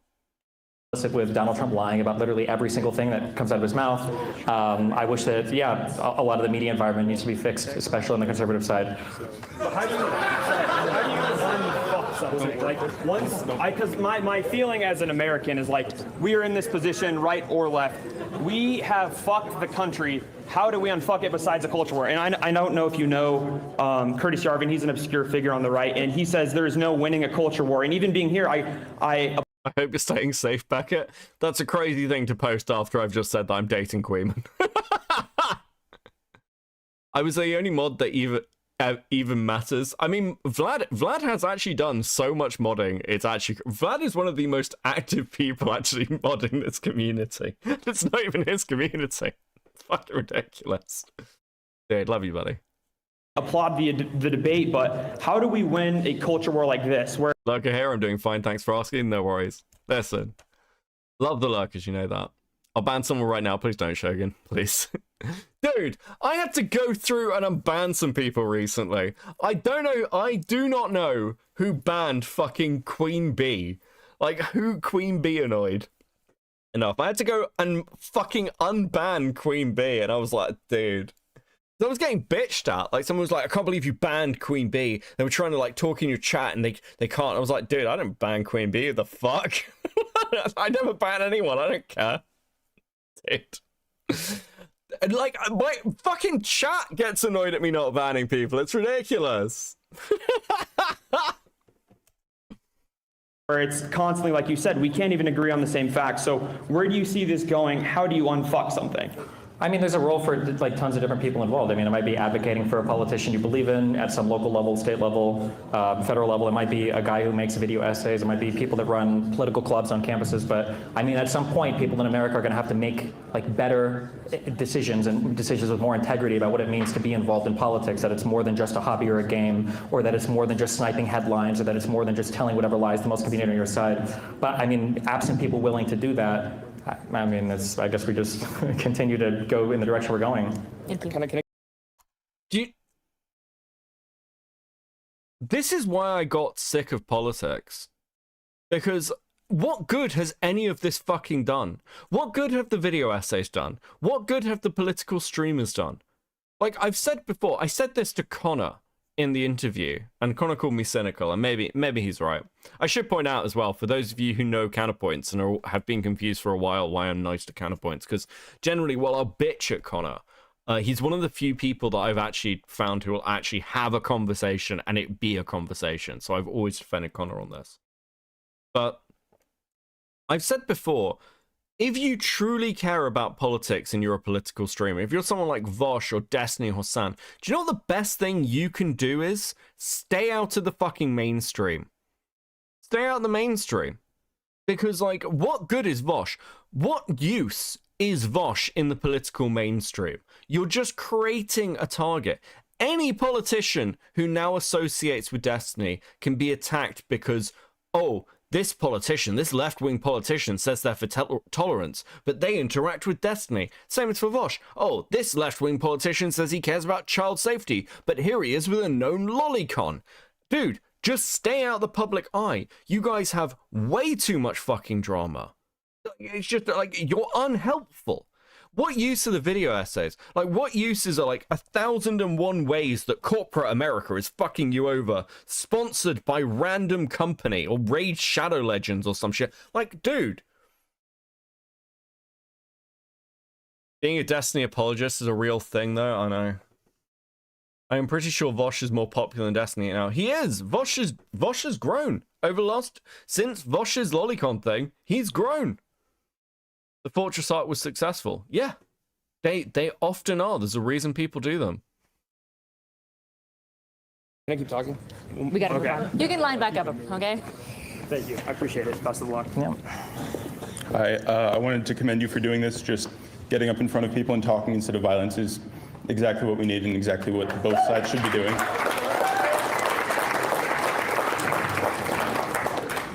My question was about, sorry, something you said earlier this week on the Piers Morgan show. You said, if you wanted Charlie Kirk to be alive, Donald Trump shouldn't have been president for a second term. Why would you say that, and what did you mean by that? Because I think Donald Trump is constantly using the most violent and the most extreme rhetoric possible. I don't understand how you can continually support somebody who, you know, laughs about people dying in boats in Venezuela, who laughs about bombing Iran, you know, even though we're supposed to be the country of no new wars. A guy who, like, at every opportunity he has to take a different path, he continues to make statements basically encouraging violence. On Fox and Friends, they asked him twice if he would disavow violence, and he can't do it without blaming the left or talking about Joe Biden, who makes jokes about invading other countries, who calls all Democrats radical leftist lunatics, who plays games with FEMA, who won't, you know, even have the basic decency to call Tim Walz and you know, give them some condolences over the assassinated Minnesota senators. I mean, like when you're voting for this over and over again and you think it's like epic and based and hilarious, and then, you know, like the political violence in this country has been ramping up over the past like 5 years and nobody is paying attention to it, because anytime it happens on the right, on the conservative side, you guys memory hole it and you meme it away, and then you come back to hope the next one is about a left-leaning person and then we'll talk about that. Okay. So he's going to talk about like the Buffalo shooter and things. Here's part of the problem. This is also true of the left. Like, again, there is a reason why fiery but mostly mostly peaceful protests is a meme. There's a reason why, like the stuff that happened in Chaz, for example, like everyone just was like, no, but it's actually the summer of love, guys. You can't sit here and claim that the right just memory holds everything, which is true, by the way. By the way, I'm not disagreeing with that. The right absolutely does fucking memory hole everything. But so does the left. This problem doesn't exist on this, like, singular fucking spectrum. It's so frustrating. And one of the things that's kind of, like, really fascinating, and it's happening in my country as well, so, like, I'm not just saying this as an outsider looking at America, is there is a refusal to introspect as to why any of this shit is even occurring. It is so fucking annoying. Like, this happened after Brexit. After Brexit, the Labour Party was like, yeah, so our voters are racist. This was a talking point. There were Labour politicians who went on the news and called their own constituents racist. And when, like, Yvette Cooper, most of you won't know who Yvette Cooper is, I imagine, but British politician, very important, like once ran for leadership of a Labour Party and was kind of like somebody people earmarked as a potential leader in the long term. Yvette Cooper was asked why she ran on a platform. She said that she'd respect the vote and that she'd respect the mandate given by Brexit. And then when she was elected, she opposed Brexit. And like, she was asked on the news, hey, Yvette, why did you run on a mandate of Brexit?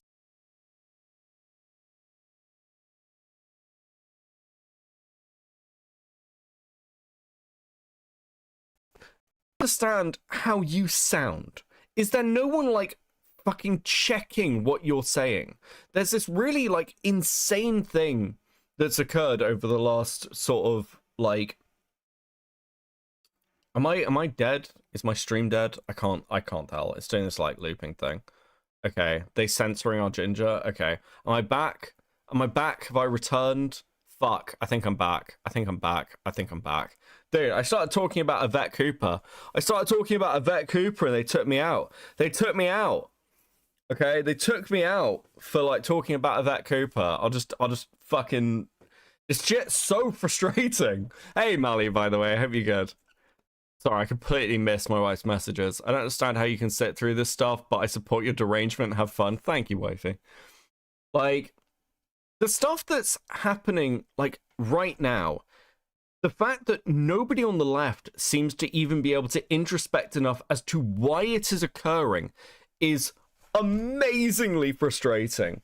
And when you've got, like, politicians who just refuse to understand why, like, so for Brexit, for example, Brexit wasn't just about immigration, okay? One of the reasons that Britain voted for Brexit, and in such, particularly in the north, in such large numbers, was because it was one of the first opportunities they'd ever had to really kick the government in the balls. This is again, fairly well documented. People were just like, yeah, fuck it. Why not? Fuck you, like, it's not going to make any difference to us because we've already been largely abandoned by the political establishment anyway. And there was a refusal to understand this. I will actually, okay. So, my mum was a lifelong Labour Party member. And she actually did run for local government. And we met the Labour Party in our local area. And this was during the election. I can't remember what year it was. Would have been like 2017, something like that. I can't even remember when our elections were in the 2010s. There were so fucking many of them. But I met the Labour candidate for the local area. And the Labour candidate wasn't local. She'd been airdropped in from London, which is very, very common in the North. And I remember I just voted for her. And I was like, yeah, I'll vote Labour. And then I got to meet her. And this woman hated the people who live in this area. They hated her. Sorry, she hated them. She verbatim said to me, one of the most concerning things I think about potentially becoming the MP for this area is, you know, just the amount of racism. I mean, it's such a high Brexit voting area. And I was like, bro, why are you fucking here? I'm like, if I had met this woman before I had voted, I would not have voted. It's actually fucking crazy. Like...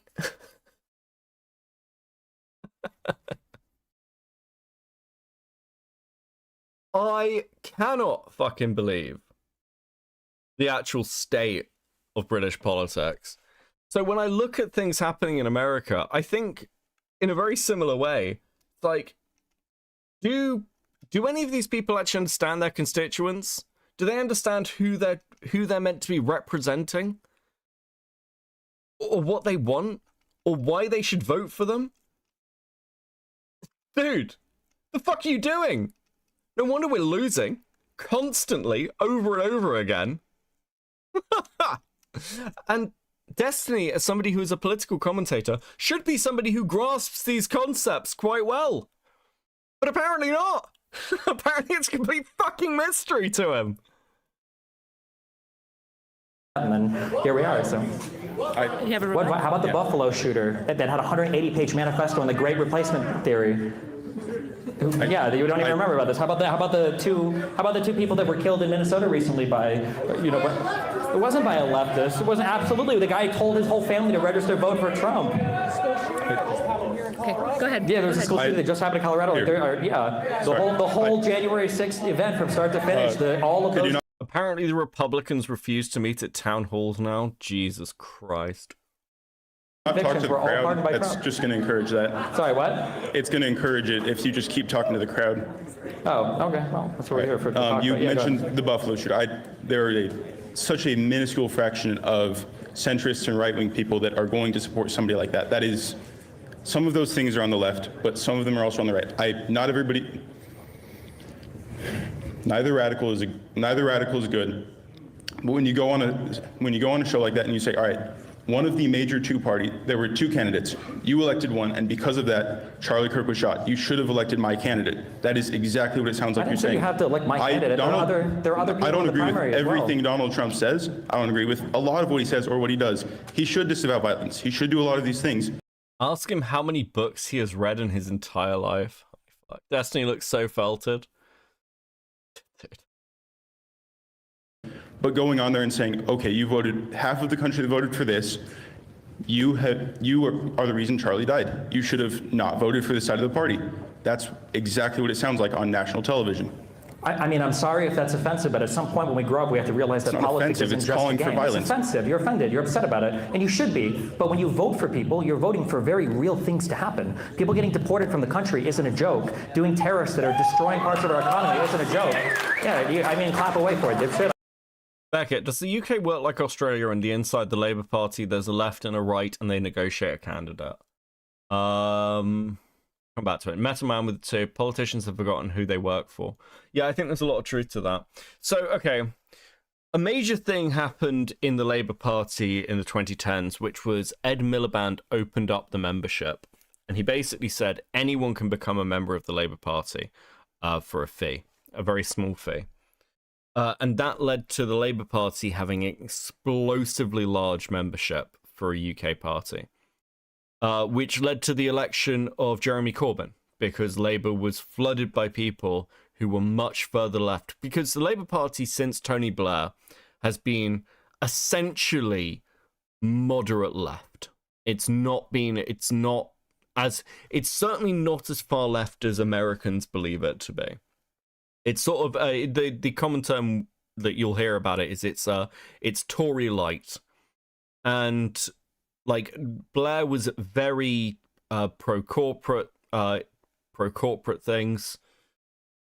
Trying to think best way to put that. His Blair's interests were much more aligned with large corporations than they were with the unions, whereas Labour's traditional position has been union.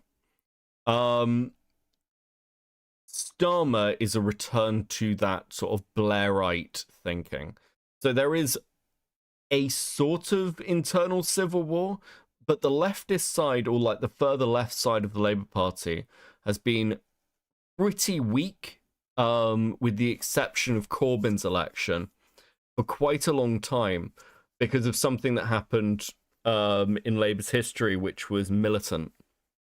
And basically, Labour, there was a section of the Labour Party that was incredibly left-wing in the 80s. And it was devastating, actually. I mean, councils went bankrupt. It was very poorly managed. The party basically had to purge large sections of the far left. It was completely unelectable. So Labour in the UK is just not as left-wing as people think it is.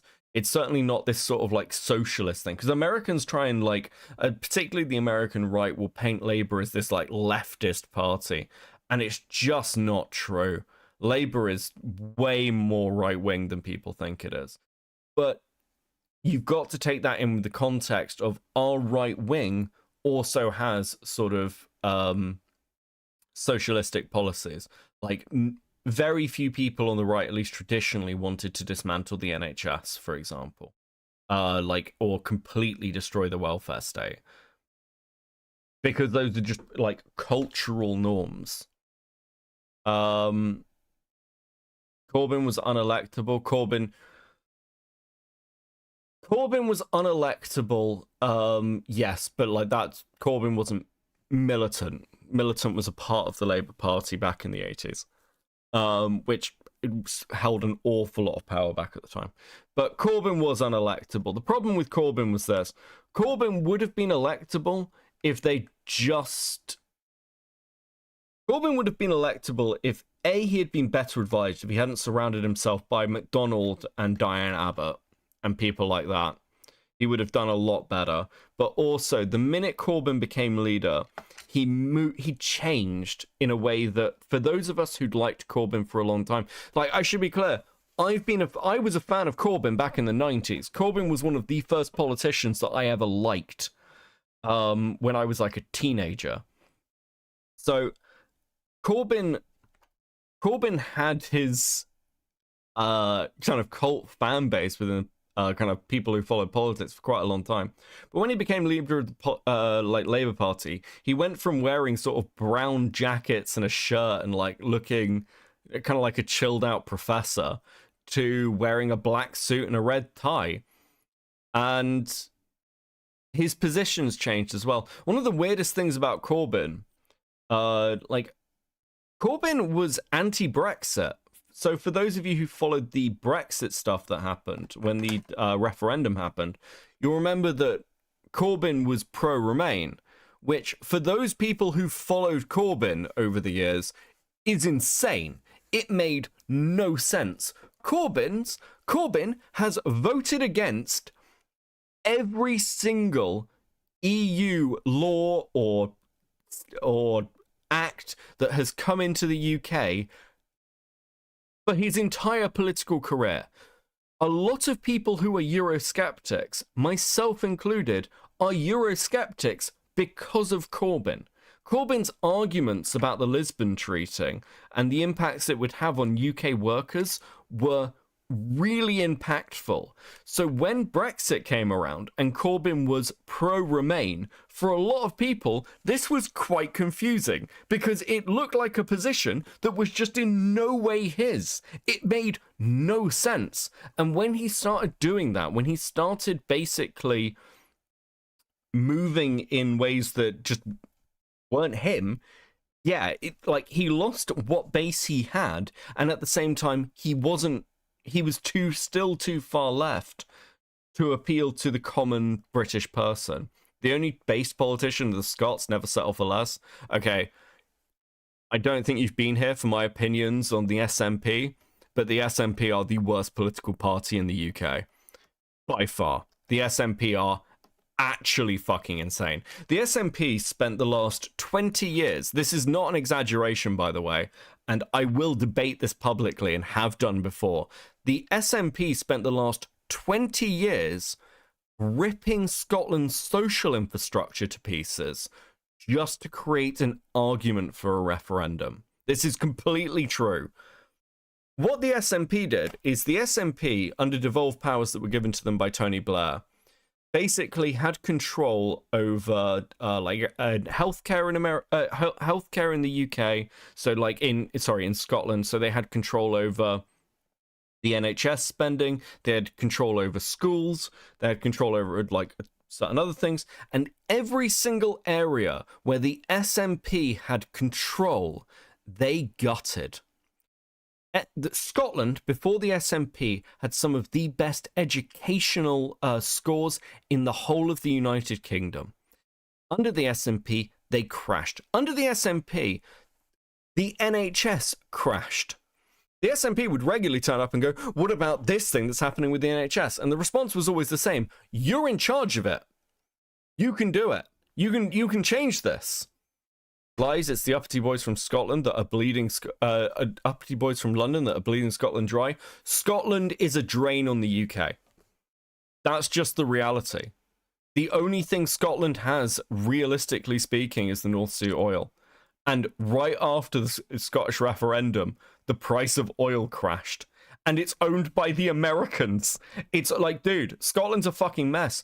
Also, here's the like great joke with this, and this is, you can test this, by the way, if you've ever talked to a British person, especially British people who've like dealt with kind of this question a lot. If Scotland really wanted independence, they should open the question up to the whole of the United Kingdom, because I guarantee, I can't promise you, but I'm pretty sure that England would vote for Scotland to be independent, just so we can stop fucking hearing about it. It is just fucking annoying. Scotland has got wind, perfect place for renewables. Okay, we're not talking about renewables because I can't, but dude, that's ambitious. Ambitious. Yeah, listen, the SNP, there's a reason the SNP are no longer in power in Scotland, okay? Because things were not good under the SNP, because the SNP were terrible. And also, like, look at the state of, like, salmon and fucking sturgeon. Also, what's with having all your leaders named after fucking fish? Not to mention the insane fucking speech controls in Scotland. Do you think Britain's got problems with free speech? Scotland has way worse fucking issues with free speech than Britain does. Dude, I don't know, man. Could decide to keep them out of spite. I think, dude.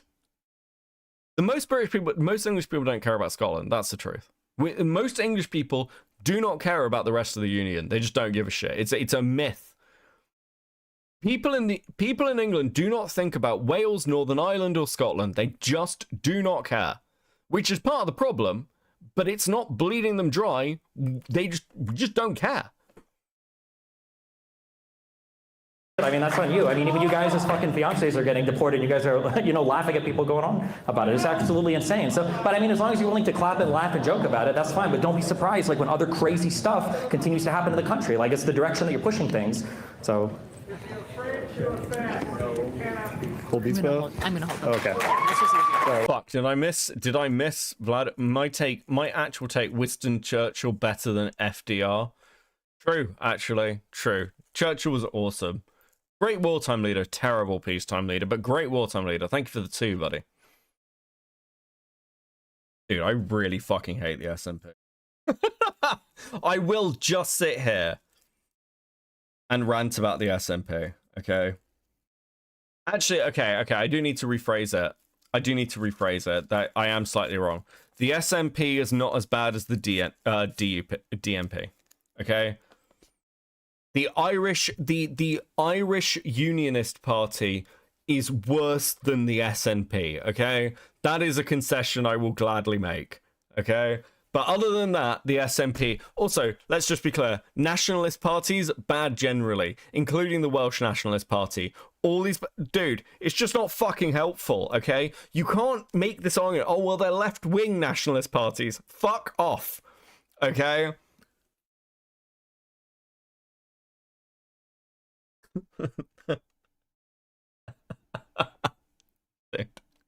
One sec. Little stage right, and we'll get them out. Just come a little bit more forward. We'll just scooch the line up. So real quick, I just wanted to ask, this is kind of the same thing as the last one, so I'll try to be brief, but, you know, I saw some comments from you saying that, you know, in regards to, you know, events like the Charlie Kirk shooting, that conservatives should be afraid to go to such events. Thanks for the education on UK politics. Metal Man, thanks for the tip. Listen, drama's a bit weird at the moment, so again, we're just going to rant about politics every now and again.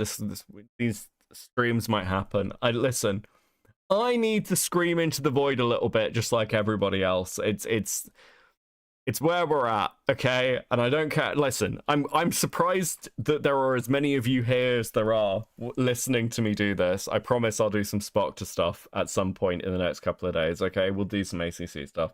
And we'll do some normal... I haven't covered any of the, like, YMS stuff, and I do actually want to. But thank you for coming to my TED Talks. Dude.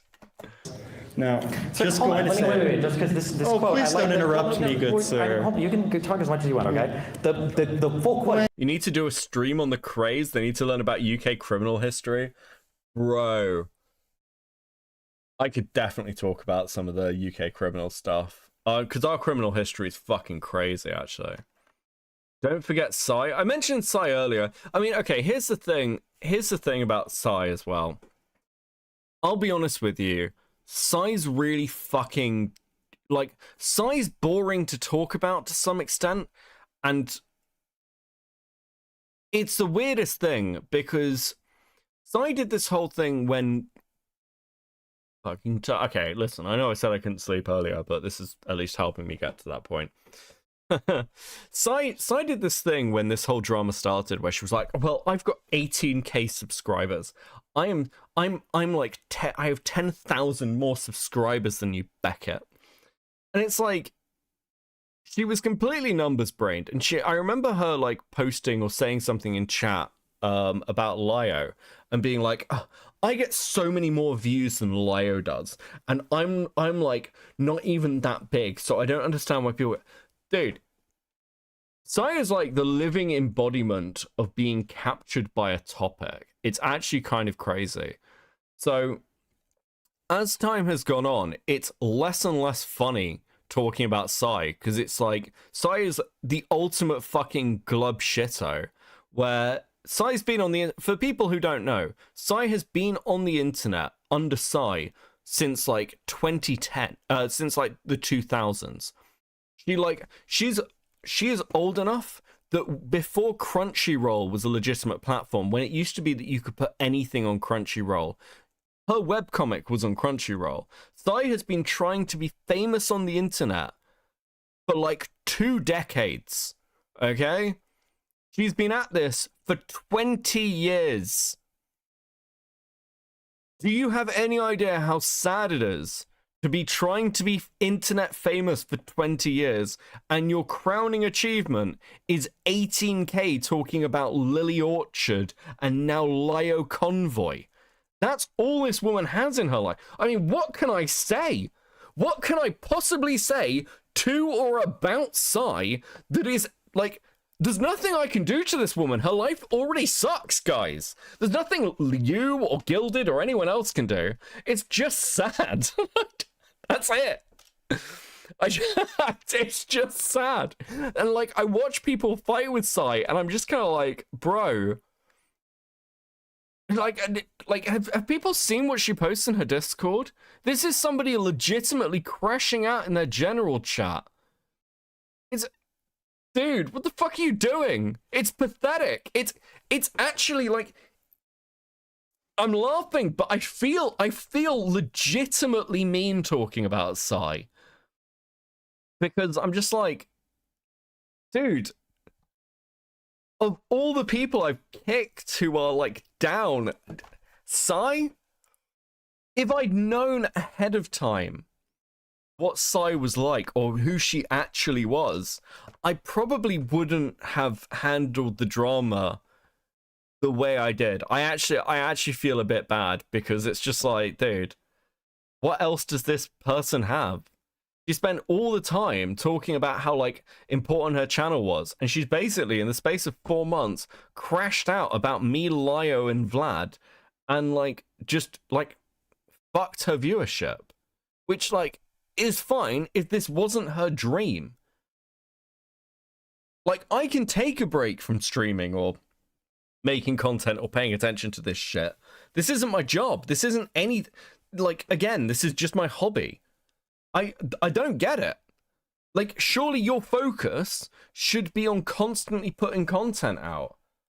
Again, I feel like I need to prove the point. Now we're talking about it. Because someone's like, I talk about Psy. Where is her channel?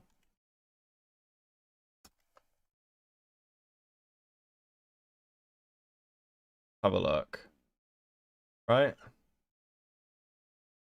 Go to videos. So, right, this is a day ago. It's 5.5k. A month ago, 14k. A month ago, 3.1. 22? Lily Orchard video. Lio, 19k. And then you got Saber Spark stuff, 51. But these are like significant drops. Whereas her live's horrific, guys. Streamed 3 days ago. Listen, more art tropes that annoy me. Oh, that's not bad. 7.6 2 days ago. It's a bit of a pickup.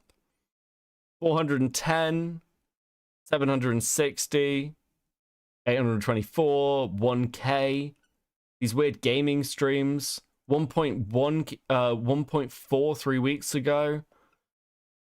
Dude, these are like significant drop-offs from when Psy was like talking to us like a couple of months ago. Stream 5 months ago, 41k, 27k. But 5.1, 52. 41, 28. 35. Like, dude. But especially for live streaming, these are really good numbers. And like, it feels like Psy just crashed out so hard that she like burnt her. I know somebody like released a video on her that did a load of damage, but it's absolutely fucking bizarre. DM, sir. Okay, let's have a look. What's this?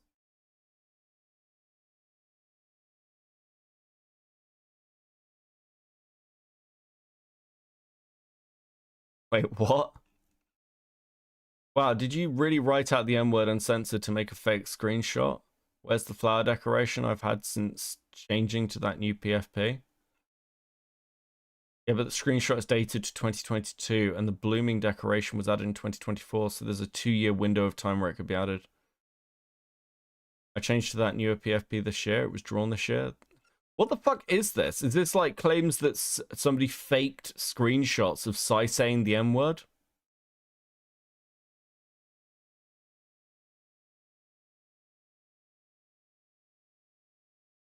Dude. Why? This is why I don't argue on Twitter, by the way. Like, this looks... Dude, why are you crashing out on Twitter? You're a 40-year-old woman. Who fucking cares? You see what I mean? It's just sort of sad. She said the slur. She said the M-word. Yeah, sure. I mean, we know she said the M-word. Who cares? Dude. Listen to what I'm saying. Are we here to talk, or are you here to just fucking me? If you're going to misquote me, I'm going to correct you, right? I think, thank you, yes. Let me speak, thank you. What I'm saying is that I'm gonna get everybody, I promise. Sir, I don't make 30-second videos. I don't know if you saw Jesse Waters, okay? Can we have, can I have my one-on-one conversation? Oh, she also crashed out on Chuli. Yeah, she's doing this whole, like, anti-Lio and Chuli thing. And I'm like, dude, I have my own feelings about, like, the whole Chuli stuff. I like Chuli, I should be clear. but there's a reason I'm not really covering that stuff at the moment. I've said publicly, I don't really like this whole fucking witch hunty thing that seems to be going on. I've said this to Lio, by the way. I've said this in Katzler. I've said this, like, one time somebody atted me about it. I've been pretty open about this. But I'm just like, people are like, oh, well, Chuli's Lio's new Discord kitten or some shit. And I'm just like, dude, just, can you shut the fuck up? It's just weird and annoying. I'm just like, I don't know why. It's like, okay, so here's the thing. Here's what I'll say about the side and other people going at Chuli stuff. The reason that they're going at Chuli is because Chuli is, like, close to Lio at the moment, and Lio is involved in this whole Chuli drama. But it makes no sense for Sai to be attacking Chuli when Sai's whole point with Lio has been, oh, Lio attacked Dreamer, and Dreamer's like a minor, and this happened, and Lio did this to this person who's a teenager. And now you have a drama involving Chuli, where she was treated badly when she was a minor, and that's come to light now. And whatever you think about it, Sai's principle seems to have been, you shouldn't do this shit to minors. The whole drama is about Chuli was a minor, and this is stuff people did to her. So, what the, like, you look completely inconsistent here. It's only because Lio is involved. Sai has no fucking principles, she just hates Lio, which is fine, but don't pretend otherwise. We must defend Sai's rights to say bad words. True, Sai's right to free speech needs to be protected. Again, like, I don't get it. I don't get how, like, Sai can sit there and look this openly inconsistent. It's completely retarded. But thank you guys for hitting the goal. It is super based, and I appreciate you. Please enjoy these stickers. Thank you so much. Listen, you guys are the fucking best, as always. Thank you for coming to my TED Talk. Like him or not, Lio is radioactive. He should not be doing his thing anymore. I mean, again, I've said before, like, the strongest arguments I've seen to Lio potentially returning to his old waves is getting involved in the Chuli and Ponder drama. I said this publicly multiple times. So yeah, he should, like, again, I don't think he should be getting involved in this. I've said as much to him, by the way, as have other people. Because, like, I don't think it's going to help him. I don't think it's going to, like, help Ponder. And I think it could blow up in people's faces. But, again, people can do what they want. Spencer with 10, thank you so much. Reround and caught up. Geordie's broke the connection between edgy culture war influences and the Tory party. He's friends with and supported by Hassan's orbited Boy and anti-woke comedian Isaac Butterfield. Wait, really? Dude. I didn't know that.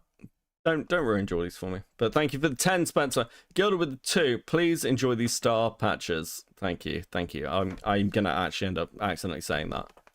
Okay. Oh, is he lioning again? Come on, dude. I don't know if he's lioning again. I have my own thoughts and feelings about the direction of stuff that's happening. Okay, so I'd say this.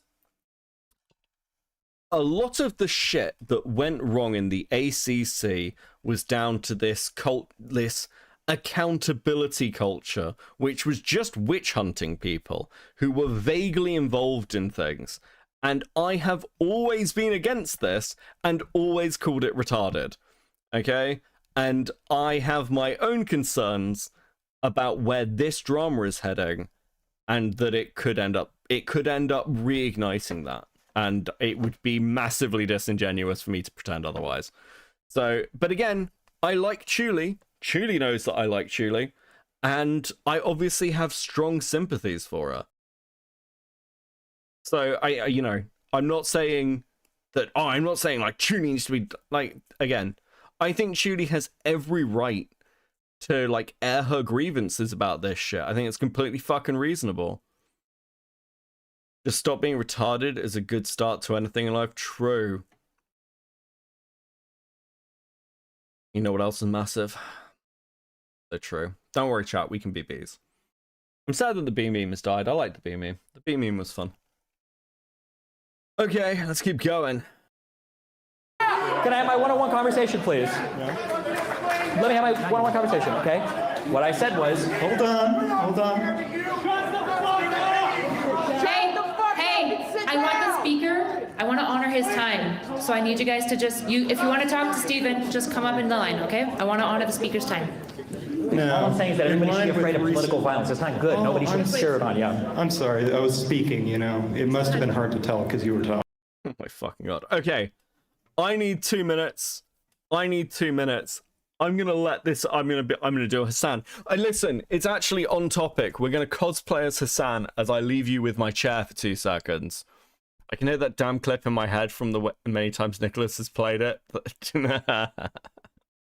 Okay. Dude.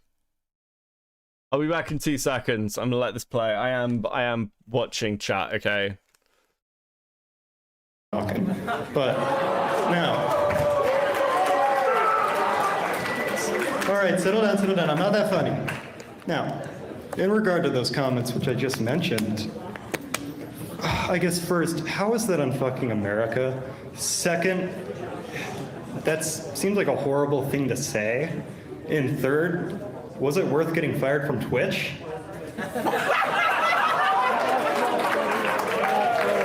So my Twitch ban was 3 years ago. You're the dipshits who fell for that because you couldn't bother to fact check anything, like you don't do with any conservative media. Ironically enough, the thing I was banned from Twitch for had to do with attacking trans people, so, you know, double irony there. For your other 2 questions, I never made that quote, so I have nothing to respond to. So what's the next person? Yep. Oh, Okay. oh, yeah? Then what about the lawsuit right now for showing some girl's nudes to someone that you're Listen, in? anybody can file a civil lawsuit for any reason. What about the lawsuit where your president was held civilly liable for raping a woman? Seems like you don't care much about lawsuits, so go do the next one. I thought it was one question, right? I don't need this guy. Yeah, go do the next one. Next question. Go. Next question. Nah, go for it. Who says I voted for him? I do. Hi, Destiny. Thank you for seeing me. I appreciate it. And this has got to be pretty surreal after what's happened. But my one question to you is actually evolving around what you did say on your platform. And my question is, when you said that conservatives should be afraid, what was your intended message behind that? Because when I watched you, hold up, wait 1 second, please. Because when I watched you say that, the way that you said that doesn't seem like a good message to spread to anybody. Sure, so where did you see me say that at? It was online. I can't remember. I don't know if it was Twitch or whatever Definitely wasn't exactly. my stream, yeah? Okay. Well, I saw it. No, that's fine, but Yeah. this is part So of the why problem. did you is that- say conservatives Sure, should I be understand. afraid? I saw the full context. It wasn't snipped. You said that word for word. Why do you think I said it? I want to ask you. That's why I'm here. No, I'm asking you. I want a good It faith. is your thought. I want to know what you meant, Destiny. You made the statement, not I. I'm asking for clarity. So tell me. Okay. For a side that can have endless interpretation and charity for every single Why instance, can't you tell me I'm what trying to you answer your mean? question, but it's a deeply unserious question given the endless That's a amount of very charity you serious have question, for every Destiny. unbelievably insane statement that was said on your side from literally every single conservative thing I've seen talk. So what I meant was, you don't know what side I am on, Destiny. I'm asking you a genuine question Can I answer? for a conversation. Can I answer? Will you the question? answer it then? Yeah, I'm answering it right now, but you're talking. You must not have heard me Please. because you were speaking at the same time. Please, tell me. So the answer is that everybody in this country should be afraid of political violence. It's not good when we start killing each other because of politics. That's a really bad thing. And it feels like right now, the conservative side isn't asking anybody on their side to tone it down. So it seems like they're not worried about political violence. That's the issue. You guys have all this energy for everybody on the left about disavowing political violence, and you have nothing to say to your leader, to the leader of your party. What? You didn't answer my question. What was your intended meaning behind it? No, you said everybody should. What was your intention behind it? Why did you say it? The intention is that people need to realize that political violence doesn't look good for anybody in this country. People need to have that understanding. People need to have that awareness. People need to be afraid that, like, a civil war is not a fun thing. People killing each other. That's not how you said it. Why are you asking me for my thoughts? Why don't you just fill in the blanks then? Go ahead. Thank you for your time. Right now. Yeah, you go ahead and post it yourself. Deeply unserious. Hi, I was just wondering what you would think about how if John Lennon was alive, and think about what just happened, and the fact that we're not doing anything to respect his legacy, and the fact that we're freaking pissing on his grave. Holy shit. Okay. I've got like a snack now. I'm fine. I've got a snack. Right. Am I coming back to the John Lennon shit? Dude. Dude, I need to wind this back. Why don't you just fill in the blanks then? Go ahead. About how I was just wondering what you would think about how if John Lennon was alive, and think about what just happened and the fact that we're not doing anything to respect his legacy and the fact that we're freaking pissing on his grave. Wait, John Lennon? Yes. I love how confused. Okay, this was the best bit of the entire thing. He looks so confused. I'm just like, what the fuck? You missed out, Beckett? Yeah, listen, I was watching like, I don't know, dude. Yes, the guy who's just like, yeah, what did you mean by this? I don't know, what do you think I mean? I'm asking you, bro. Dude. Dude kept talking about Trump when trying to explain why he said about Charlie Kirk. Yeah, because this is all whataboutism. This is all this fucking conversation is. Dude. He was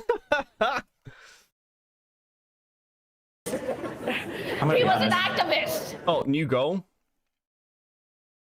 Dude. He was an activist. He was an activist, hasn't he? Please enjoy this. Please enjoy this new goal. Sorry, I didn't set it. There you go. Well, I hated the Beatles. Psychic damage. True. Thank you for the 2. How dare you sully the name of This Week in Destiny newsletter with this degenerate? How dare you, Frenchman? Thank you, Infamous. How you doing, buddy? Thank you for the 5. Good to see you, bro. I don't have anything good to say from John. Sorry. I don't know. I don't have a strong opinion about John Lennon. I'm sorry.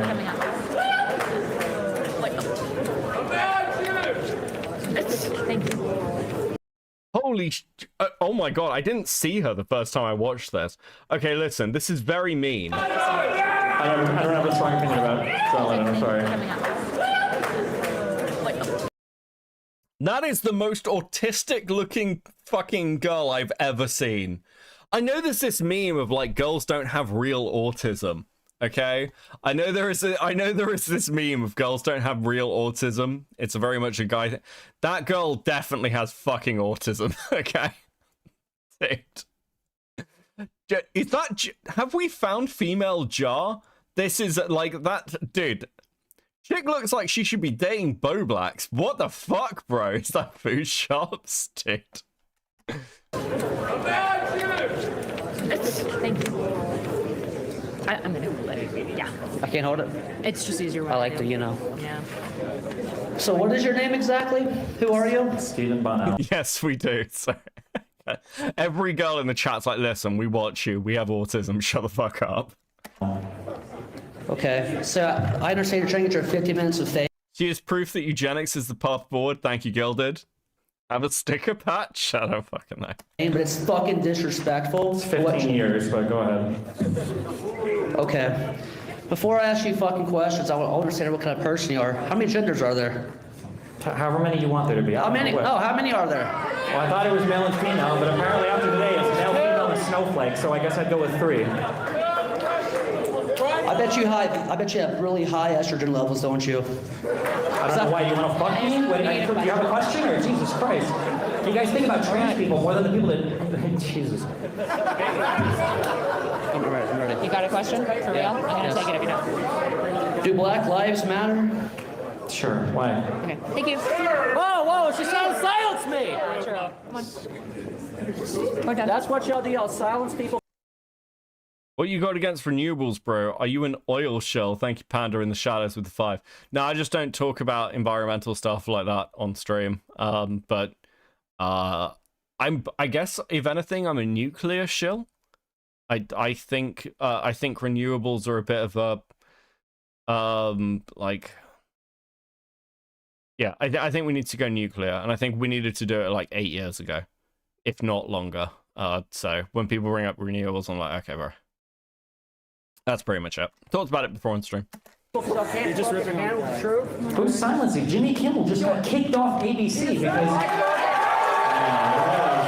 I'll cheer for it. One more question. I'm sorry. I'm gonna say. No, Charlie Kirk's life fucking mattered. Charlie Kirk's fucking life mattered. Oh, I'm sorry. Can I just request for this question, just no heckling, because I just want to have like a real conversation here. Like, I'm not here to attack anyone, or if they say I'm right or anyone's wrong. I'm trying to just bring about a constructive dialogue. I want to abandon this partisan bullshit that is making people homicidal towards each other. We're not heading in a good direction as we see here. People are angry, people are pissed. I saw what happened last week. It was horrifying. I couldn't believe it. And I saw everyone mocking his death, pissing on his grave, and that was horrible. And then I saw everyone on the right getting even more pissed off and radicalized and angry and hurling slurs at each other, saying horrible things back, back and forth. And I've never seen anything like that in my life. And how do we just form that peaceful dialogue? How do we get through this, bro? Because we're on the verge of a civil war. I wouldn't have come here otherwise. I'm fucking scared. I came here all the way from Florida.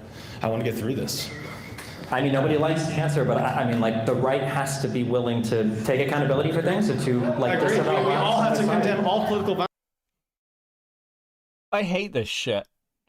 Yeah, actually, what needs to happen is the right needs to shut up.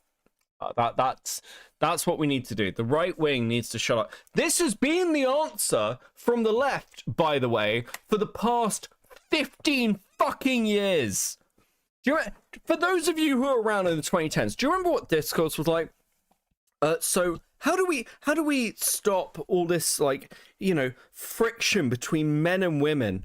Well, the real truth is that men need to take accountability for toxic masculinity, and then, like, we can begin to move forward and they can become rehabilitated. I got an autism crown of Falgi. Thank you, Kickin, for the 20 Swedish crowns.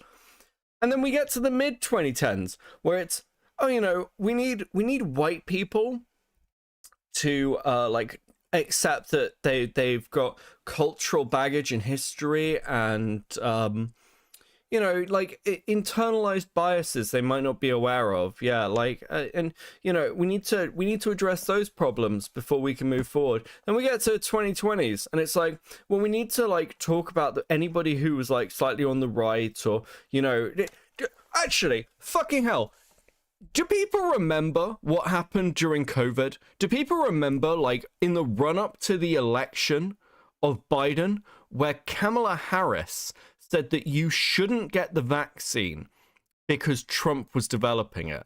Do people remember this? Like, they were like, you shouldn't trust the vaccine that Trump is developing. This is a real thing that happened. The Democrats played politics with, like, fucking, with the vaccine.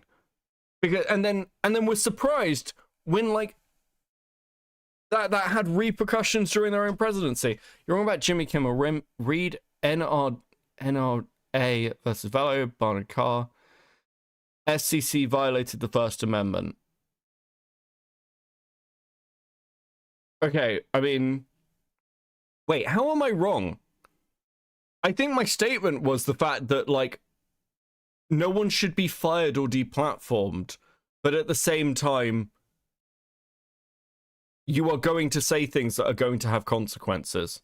That's pretty much it. We don't want those consequences, but obviously freedom of speech is not freedom from consequences was, like, my only statement. I think it's pretty well stated, the fact that, like, you're saying it wasn't crazy and compared it to Tucker. Oh, okay, when I said it wasn't crazy, I just mean it wasn't unique. I think the situation's obviously fucking crazy, but it's like, he's not the first person to be removed from a network for what he said, right?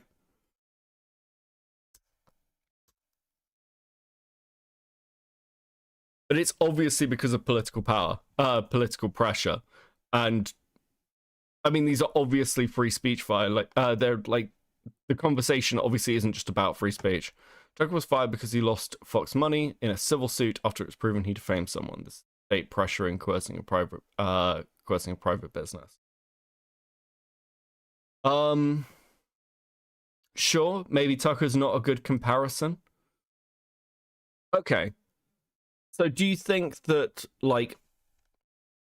Actually, Quinn, do you want to talk about this? I'm actually not against talking about this. This is, like, free speech politics, but, like, otherwise I'm doing it from chat. We could, like, have a conversation about, like, where the violations come in. Because I think maybe then you could go for, like, more comparable things for people who've said stuff. Okay, there we go. Hey, buddy. Hello. So, yeah, so Why is it? Yeah, I was listening to the start of your stream. I just heard you say Harry Sisson's retarded. This isn't crazy, and compared it to Tucker. I was like, okay, well, that's just like that's not a good comparison at all. Okay, no, that's fair. I think Harry. Okay, let's take the Harry Sisson thing first. Harry Sisson's ridiculous because Harry Sisson celebrated the firing of a guy who said that he was a fascist on Jubilee. Sure, for the doxing thing, that makes sense to compare that, but that's nothing to do with the state. So it's a bad comparison for Jimmy Kimmel, because this is literally like the chair of the FCC violating the First Amendment. Yeah, which wait, is it a First Amendment? Okay, so yeah, so the Supreme Court case, okay, National Rifle Association versus Vulo, that was ruled on just a year ago by the exact same Supreme Court that's in power now. They ruled that it's unconstitutional for a government official to coerce a private business in a way that favors or disfavors a viewpoint by the government. So a government can't pressure a business to either support or not support a viewpoint that it disfavors. What was the so what are we talking about as pressure here? What was that? What was So actually the FCC chairman went on Benny Johnson and basically said, you know, some of these networks might want to preempt Jimmy Kimmel. You know, we can do this. He said exactly these words.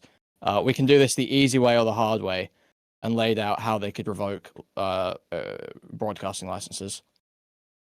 Okay, yeah, that seems fair enough. Yeah, I don't think I disagree. So yeah, it's just like from everything I've seen, it's like a total blatant First Amendment violation. So it was just sweeping for it like crazy.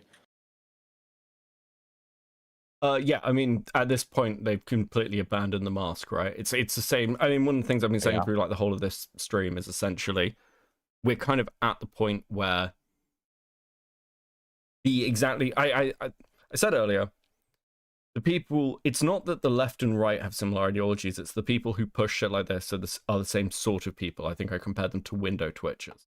So when you had people in sort of like on the far left side or the left side who are happy to see people get fired, they're exactly the same sort of people on the right who are also happy to weaponize this. Those two people who have genuine principles about freedom of speech, or that they will defend people they hate saying things that they hate on the basis that you should have the right to speak, right?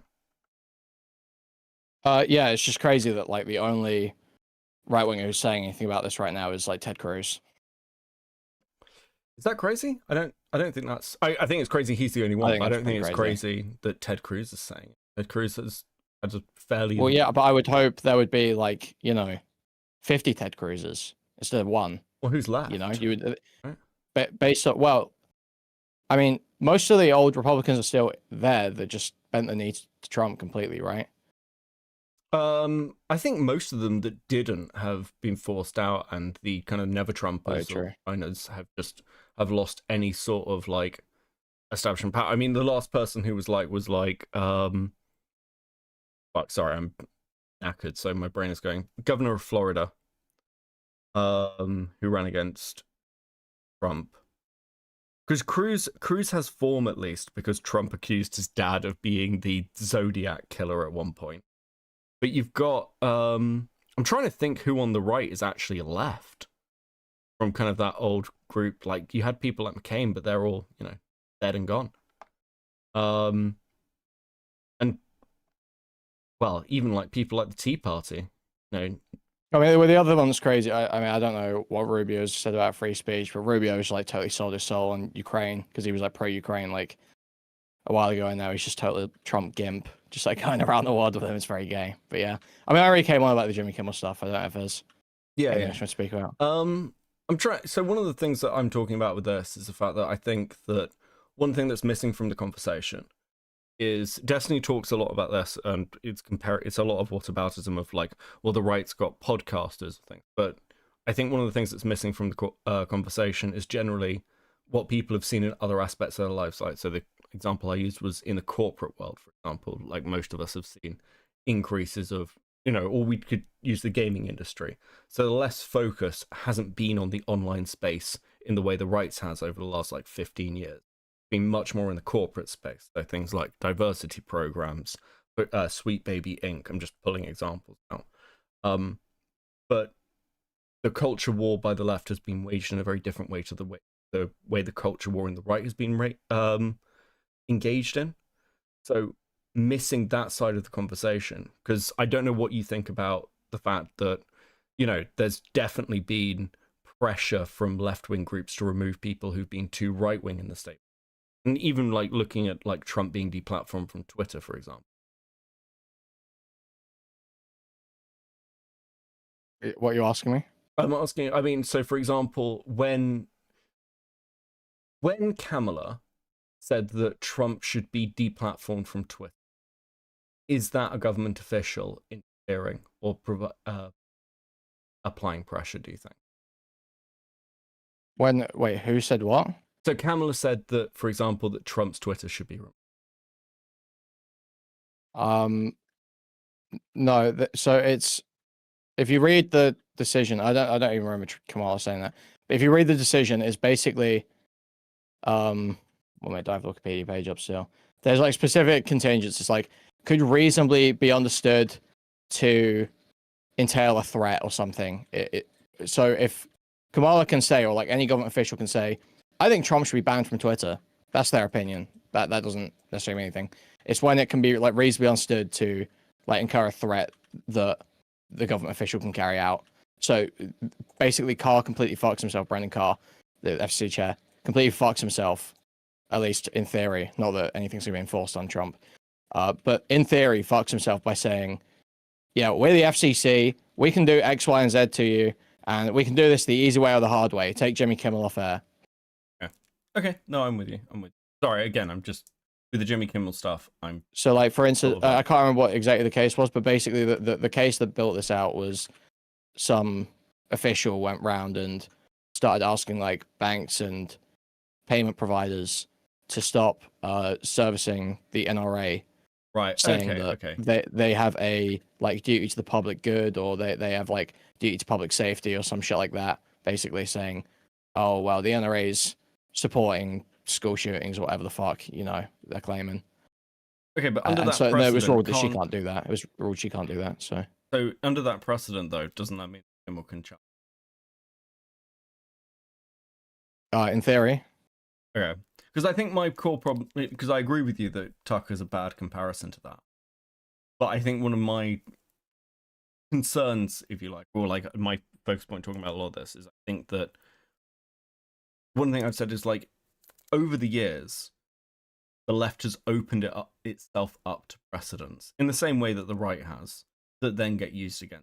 Everyone sort of forgets what this could mean in the long term. One of the things, like, nobody attacks donors, for example. Like in UK politics, no one talks about donors because both political parties. It's a really stupid thing to do, and every time it's happened, it's impacted both parties. Because like I think there was a case where Labour did this in like 2020 to the Conservatives, and it just led to basically everyone questioning Labour's. So my kind of core point is, if you've got situations, I don't think this is like true. I don't think it's like, oh, these things. I feel like it's always been a thing to go after donors and expenses. I feel like that's always been a thing. Like journalists kick it up and then politicians run with it like every time.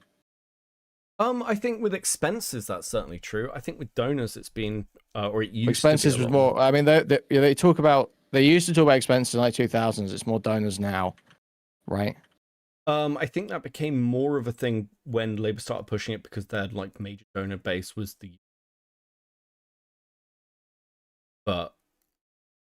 and the Conservatives. Well, I mean, they still don't like. I mean, they still have like more, you know, support than the Conservatives in that kind of way. But like the donor complaints about Labour are fucking retarded every time. Like even the, you know, fucking Angela Rayner shit recently, which wasn't donor shit, that was like tag shit, is like so minor. It's only bad because she's specifically the housing secretary. Well, yeah, so it's a like particularly bad optical look, right? Yeah, exactly. It's just like, oh, you're a housing secretary and you didn't pay tax on your house. It's just like one of those dumb things, which is like such an easy attack. But it's not. It doesn't actually really fucking mean anything. Whereas, like, you know, the insane levels of like corruption there were on like the PPE contracts throughout COVID with the Tories, it's just like, it's like fucking incomparable. The corruption and the expensive shit and the donor shit, it's like totally fucking incomparable. So it's like a totally unserious complaint when everyone brings that shit up anyway about Labour. I don't disagree with you. But I do think it's with Labour, it's one of those sort of learn from it. I think I think that would be my core like complaint, I guess. Like you watch the Conservatives do insane shit and then don't protect your own party from those. You know what the answers, and we're seeing this currently with some of the stuff to do with immigration and expenditure, right? Like with the welfare stuff that happened right when Starmer came in. Like you've seen what the impacts have been of the welfare. One of the Labour's first things is to come in and attack welfare. I know that there are reasons behind that, and they're complicated. Expenditure and everything. Essentially, the fact that the UK broke, but it's like, well, your first public thing is looking exactly the same as where the Conservatives have been for the last 14 years. When you come in on the basis of okay. Yeah, but that's the thing, is like no other party would have done anything different when they came in. Those were decisions that kind of had to be made. The winter fuel payment thing, the Conservatives have been planning to do it fucking ages anyway. Sure. Like, the idea that, you know, in a democracy, you kind of have to measure the parties by the other parties a little bit, you know? Like, if every other party is going to make the exact same decision on the same position, it's kind of like a fucking wash. It's like, is that really a point against them? I understand it's like, it looks bad. Yeah, the general fucking retard thinks, oh yeah, it's so terrible they took the winter fuel payment away. But the winter fuel payment is like a bad policy anyway. Having it universal goes to a bunch of fucking pensioners that don't need it. And it was a decision that was going to be made by any government that came in. And then, I mean, you're saying about immigration, like, people want reforming, but every solution reform have is totally unworkable. Like, you're gonna need more than fucking winter fuel payment cuts to build detention centers for immigrants, like they want to do. Like, it's going to be insane spending. Oh yeah, like so the idea that any other party or right, like any other party or any has any better solutions than what Labour's been doing right now is like absurd. The communication from Labour sucks, but I mean, complaints about policy or corruption, it's like, I just don't take them particularly seriously. I think policy's been fine. I don't think there's anything massively corrupt happening. I don't know if it's a problem with corruption so much as a complaint about potential incompetence, because I think part of the problem that you're sort of facing, as like what we're facing in the UK, right, and the reason the polls are the way they do, is because we're a year and a half in, and it feels like it's exactly the same. And what people are desperate for is at least something that feels like a change. I mean, interestingly, like, something came out recently of the fact that Labour's like approval ratings for things like environmental stuff are incredibly low. Labour's. Wait, have you seen the new Green Party leader? I've heard shit, but I haven't like actually followed. There's a Sun article from 2013 about him, from when he was a hypnotherapist, and he claimed to the Sun that he could make women's tits bigger. Oh, I saw. Yeah, I did see that. Jesus. I mean, that doesn't surprise me. I mean, the last time the Green Party were elected anywhere was in France, and it was such a catastrophe that it crashed the party's popularity into the ground. They had like 3 mayors. And I just wish the Green Party and Corbyn would just fuck off, man. I mean, I was talking about Corbyn earlier. I think Corbyn had potential if he'd not been surrounded by people like McDonald on one side and Diane Abbott on the other, and also then, like, I mean, for me, the Brexit stuff with Corbyn made literally no sense. You had somebody who literally is the reason people on the left were Eurosceptics all through the 90s and early 2000s, and has voted against everything to do with the EU, their entire parliamentary history. Them being on the Remain side was just fucking bizarre. And not to mention the fact, I mean, again, Labour would never be elected. Or at least, I think someone just needs to. I think Labour needs to take the plunge and just start pushing to rejoin the EU. I don't know. I don't know what the point would be at this. What do you mean? What the point would be? Well, I mean, okay. Try and slightly claw back some of the, fucking ground that we had before. because it's not getting any better outside. Okay, sure. Like again, I don't. It's I like don't literally disagree with you there. everything. It's so crazy that everything the fucking reform supporters are crying about is literally the fault of Nigel Farage, when the reason why we've got so many fucking small boats is because we left the EU, and the reason we've got so many fucking Muslims is because we left the EU, and the reason why we've got such a terrible economy right now is because we left the EU. The reason why we're getting raped by America is because we left the EU. Well, I mean, okay. So partly yes and no. I disagree with you on one point. So pre-COVID, our GDP had recovered. You can check the stats for this. Our GDP had basically recovered to what it was before we'd left. So like, so much of our GDP is tied up in London anyway, which is pretty much unaffected by the EU. I mean, we're a service-based economy. I think it's like, I'd have to go by the 2017 numbers, because I haven't looked at any. But like 2017, and Cameron had concerns about this during his premiership. Like our GDP is based on something like ranging from 74 to like 82% service based, which is astronomically high. We have like a moderately sized construction industry. I think that's the next largest, and then like we don't really have much of an agricultural base. We're not producing much industrial stuff. Like we have no diversity in this country. So with bringing stuff in from the EU, largely we're importing. There's not much we export, realistically. So like a trade deal makes sense because it makes our imports cheap. Realistically, yes, we get grants and things, and that supports things like our agricultural industry. Again, we're not exporting much, and it's not like we have the slaughterhouse industry in the country to actually feed the country. This is one of the jokes about, oh, well, the UK could feed itself. No, we can't. We have enough land to farm the animals to feed the country. We don't have the slaughterhouses for it. We've closed everything. We've closed the steel mills. We've closed our mines. So we have other issues there that are just completely impossible to address. I mean, the deal that Theresa May brought back, like during her premiership, made an awful lot of sense, but everyone bitched and fought about it because it wasn't this hard, full Brexit.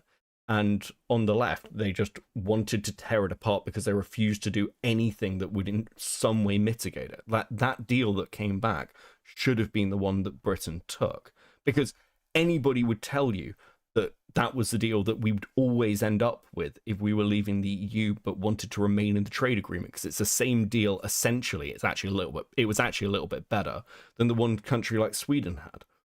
So the like stagnation of the political environment has been a problem for like well over a decade now. But our economy didn't truly crash until Liz Truss drove it into a wall. And well, that's an issue completely separate to Europe and to do with destabilizing essentially the UK's economic base, which is London. So I don't know how rejoining the EU solves that problem, especially if the EU... I mean, it solves a whole fuck ton of other problems. It makes it easier to sort out the economy. It sorts out some of the immigration problems because it gives us more control over small boats, for example. So theoretically speaking, those shouldn't be like an issue in the way that it should they be France's responsibility, obviously. Well, yeah, because the way they are essentially coming in as refugees, and the way those laws work is you should settle in the country that you land in, which is why the country. But obviously that's not going to happen. People are going to try and do this either way. So I mean, being in the EU was just like nothing but a benefit for everything on immigration.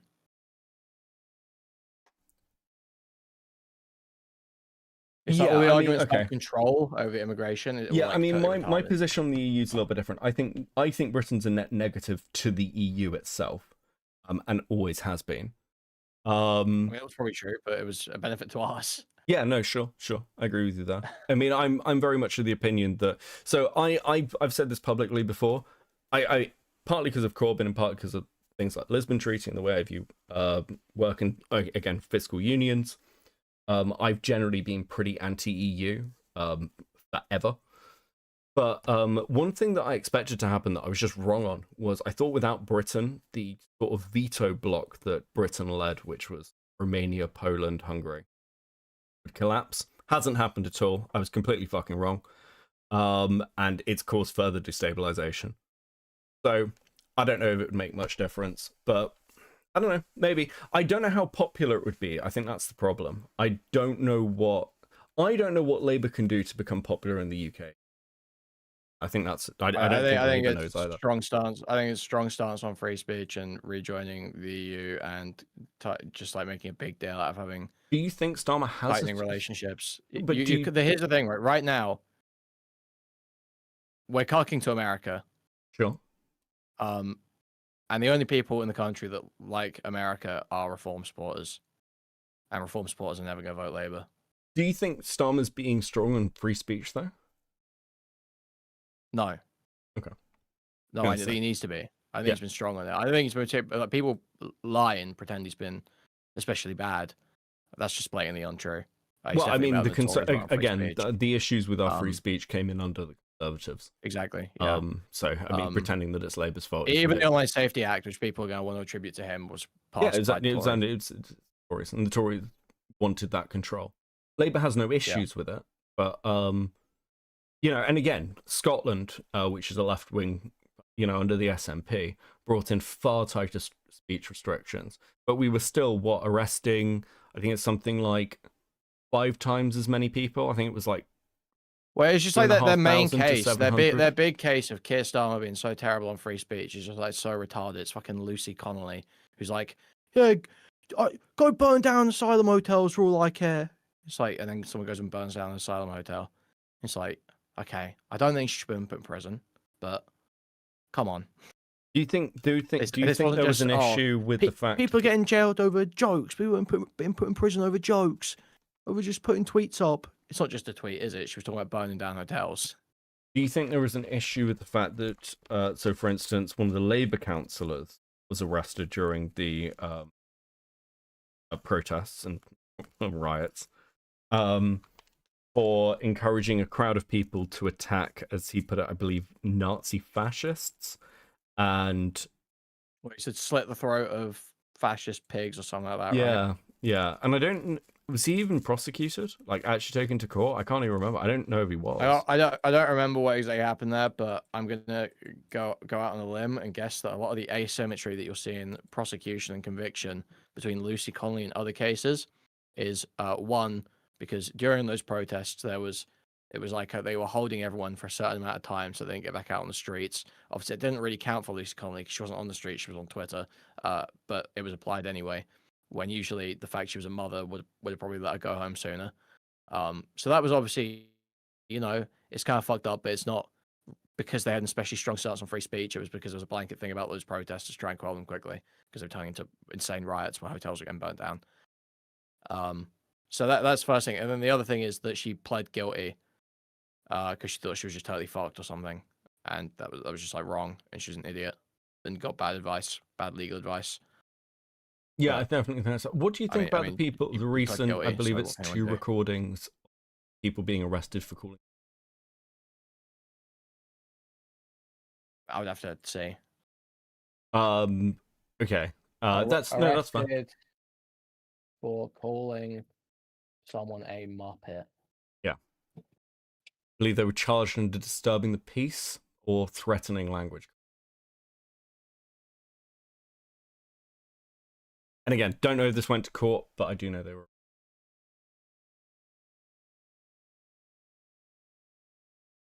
It's a video from 2022.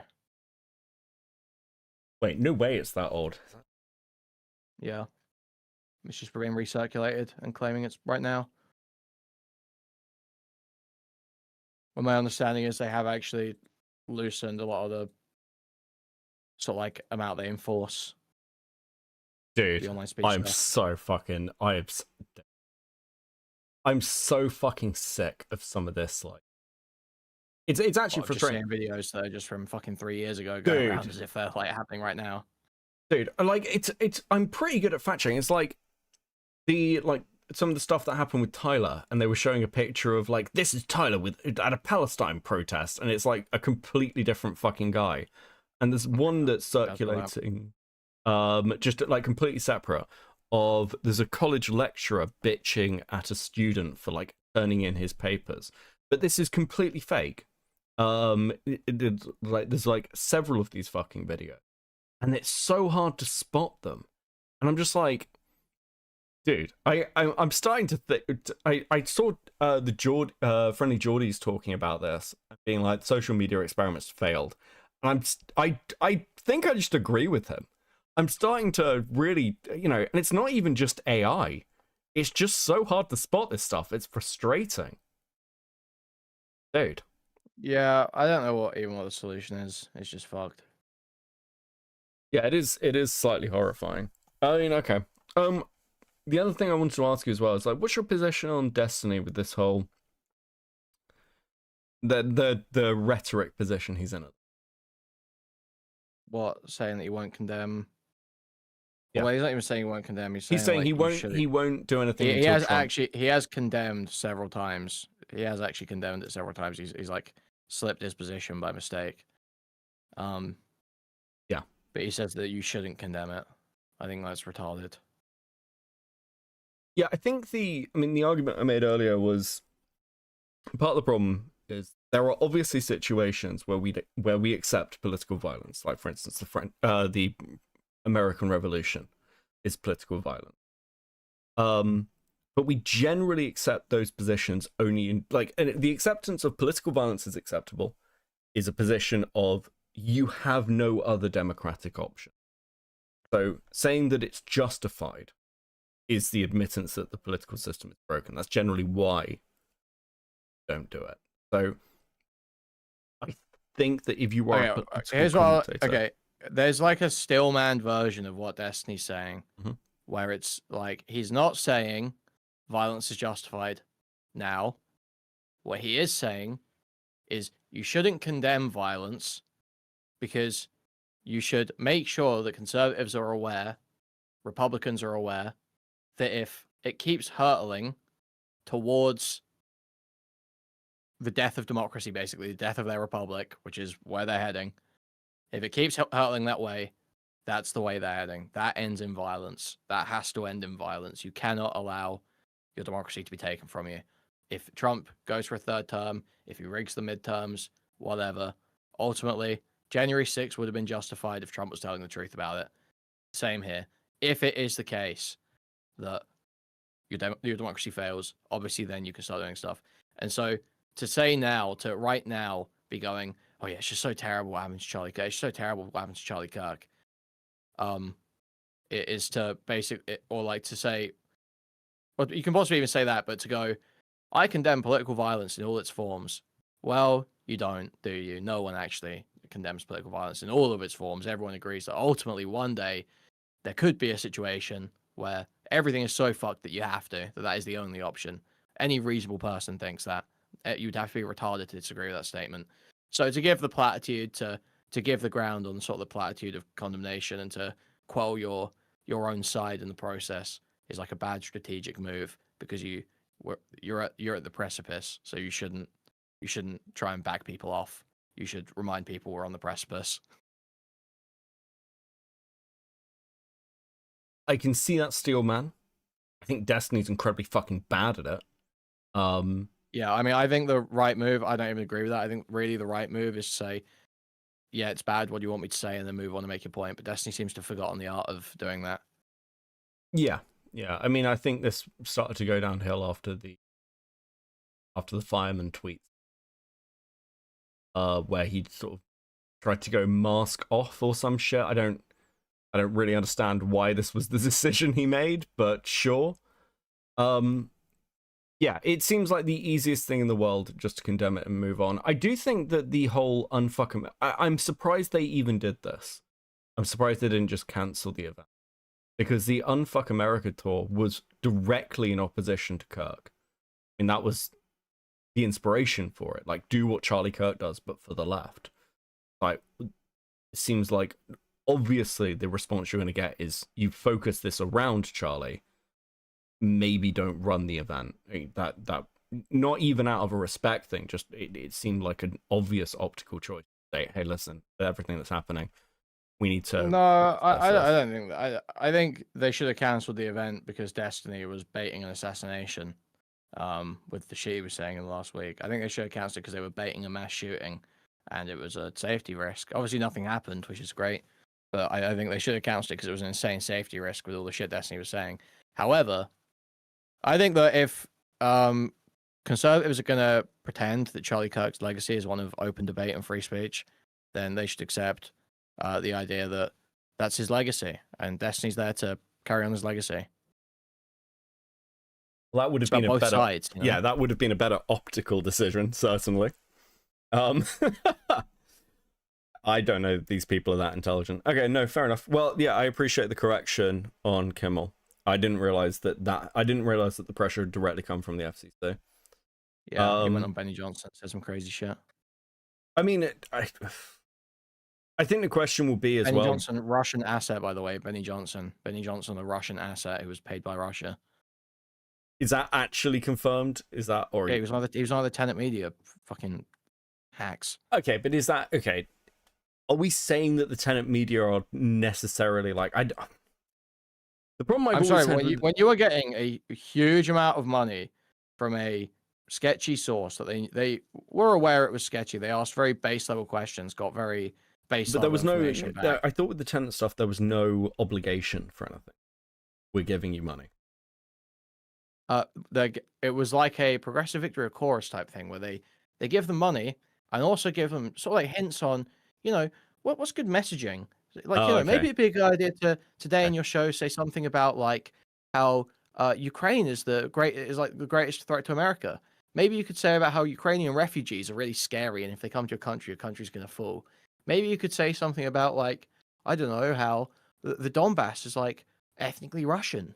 You know, maybe just some ideas. Fuck, okay. I didn't realize they'd been that involved from what Tim Pool had been saying, and Tim Pool was getting given talking points and everything.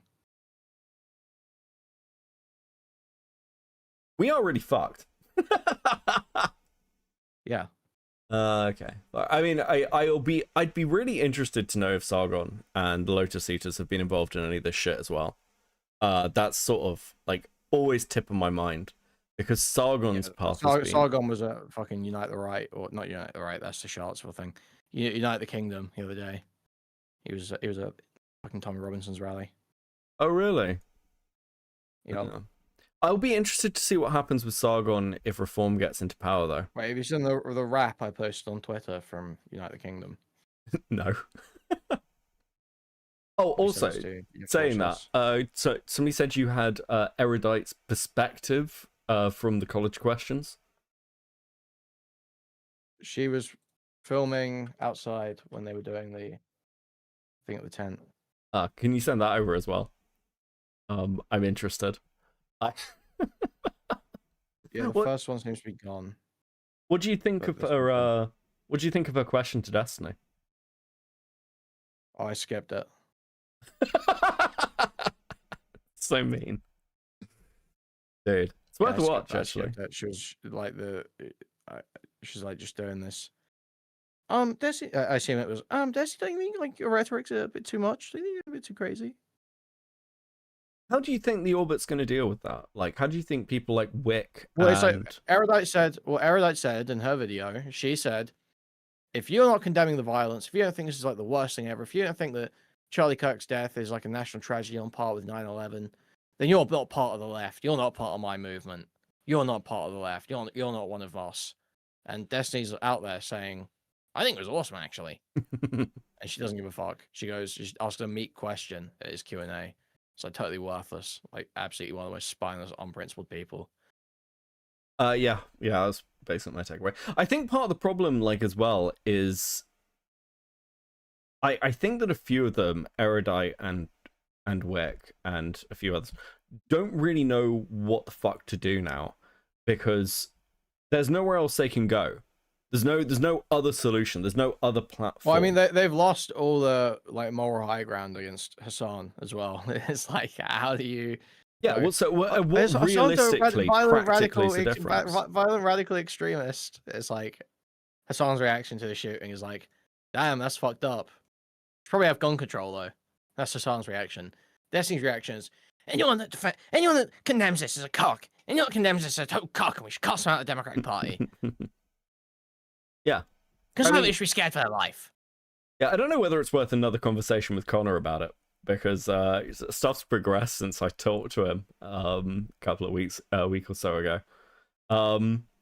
But yeah, it's like these seem to have been your strong stated principles, but you're kind of fucked now. Yeah, I don't know. Well, I think the next couple of months will be very interesting. I don't know how long Destiny's, in some ways, got in, because I mean he's just been demonetized on YouTube.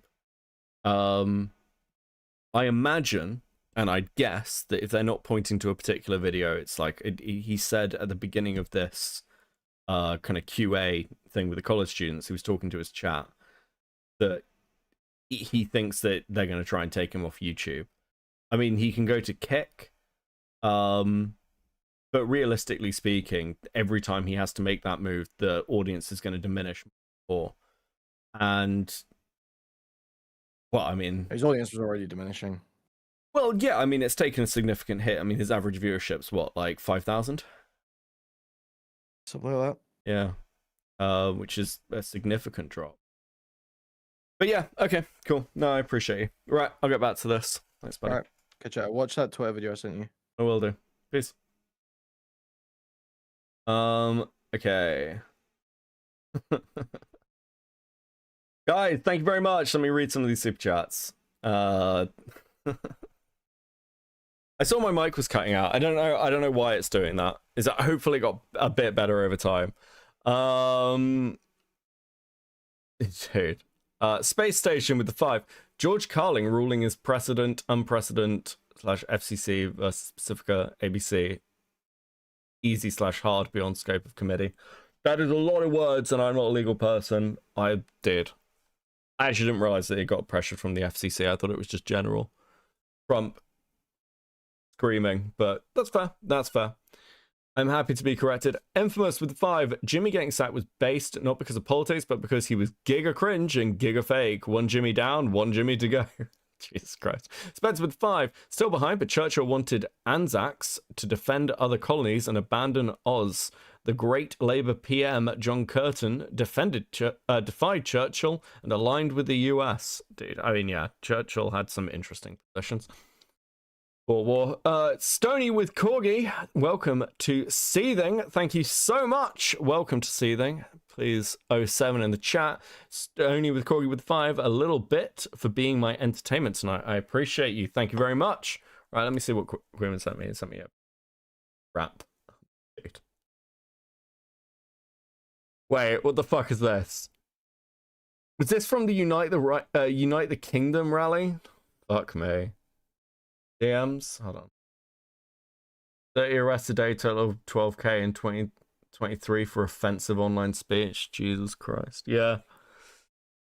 Dude, maybe it has got better. I mean, Chud hasn't been arrested yet, and there are plenty of clips he probably could be. Dude. Okay, let's have a look.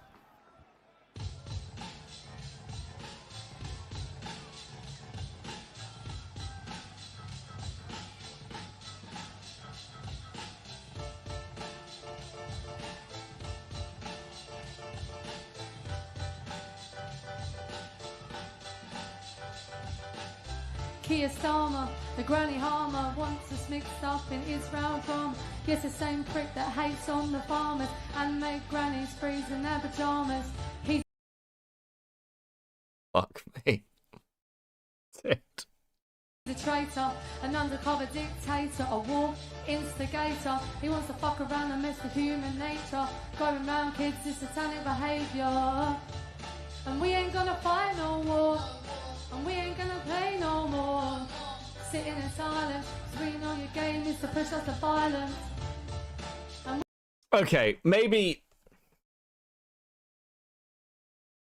America's not so bad, okay? Maybe the stuff happening in America isn't as bad as whatever the fuck this is. We ain't gonna fight no more. And we ain't gonna play no more. We say no to the Israel war. Don't you know his dad's a toolmaker? Well, I'd say he made a perfect violator. A top knob and an Englishman hater. A Ukrainian boy penetrator. Man knows firsthand how Jimmy fixed it. Fully involved but they missed it. Hidden evidence cause they didn't want to risk it. Kept Starmer quiet with a rich tea biscuit. Lies and corruption on every news station. Don't you dare speak. Who is this chick? Who the fuck is this person? Dude. Nah, man, it's over. The Muslims are gonna win. Dude. What the fuck? About immigration, gender 30s and full operation. As we continue to lie to the nation. And we ain't gonna fight no war. And we ain't. She's called Mrs. Kent. Fuck. Gonna play no more. Sitting in silence, cause we know your game is to push us to violence. She's literally like Poundland Lily Allen. This is Poundland Lily Allen. This is weirdly the most British thing I've ever seen. And we ain't gonna fight no war. And we ain't gonna play no more. We say no to the Israel war. No war. Dude. No war. No war. No war. No war.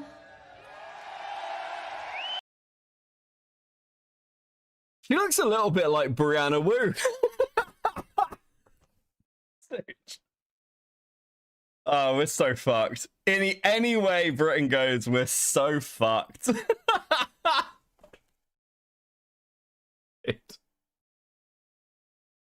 Oh, fuck. Hold on. It's one of those situations where... Wait, it's a 2-hour stream? It's a 2-hour stream of her arts? Oh, dude, okay, we have to watch some of this shit. Oh, fuck. Okay, I feel like all, like, okay, we're like 20 minutes in. This is what the entire fucking thing's like. I kind of want to see what Aerodized. I kind of want to see Aerodized. You have to be prepared at all times, but that does not give you... Okay. Hi, guys. Welcome back. Vertical is what we get. We tried horizontal like 3 times, and it just kept crashing. So, that's what you get. Your mic's live, by the way, now. Mark live? Just so you're aware. Yes. All right. We're stuck on vertical. What? Yeah, it's not happening. This is your fault, you zoomers. It's probably some setting in my phone internally, but I don't know. Not sure. All right. Not like you're gonna get ASMR me walking to the trash can and throwing this cup away. All right. I guess we should talk to some people. So, crazy. On the ground here, All right, there's team. like Kyla can't hear me, but vigil you can stuff. hear me. I think most of it's for Love trade. It's getting Destiny's voice. Streamer. So But there are some if you can hear me, if some you can hear my wild- messages, tell wild Kyla things right on the now ground. in chat that her Jesus' shoes are Palestinian might be my disgusting. favorite. She won't know what It's it means. gravy. She'll be like, "How do you know my shoes are disgusting? You can't see them." But everyone just starts spamming it until she says something about it. Say Fuck your shoes are gross. racism. Fuck Trump. Fuck ICE. Fuck your racism. A black man was lynched. Speak on that. Okay, I mean, I don't necessarily disagree, but why are my shoes so gross? Sorry, this is a crazy question. Are you the soy pill? I'm the soy pill. Hi. Nice to Oh meet you. my God, I'm a subscriber. I love Oh, hell yeah, so dude. much. What's your name? Geminis. Geminis. Just so you know, you're live on mic right now. Oh, who's talking is Soy Pill. Soy Pill does like a podcast with Hutch. That's the only thing I know about him. That's literally it.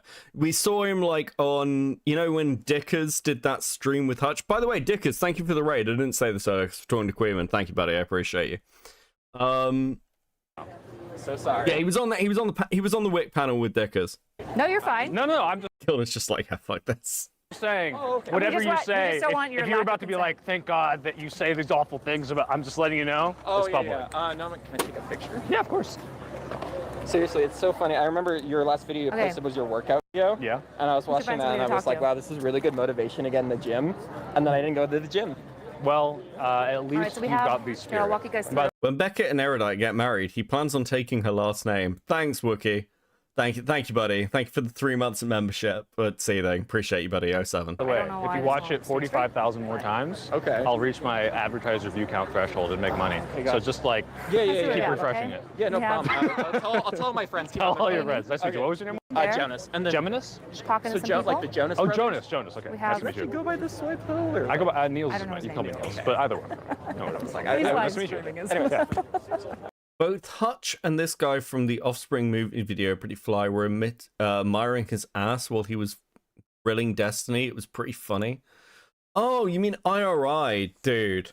Is IRI at this thing? Oh, fuck me. What's going on in this video? I literally, dude, I don't know. Hold on. Let's get to Erudite talking to some people, okay?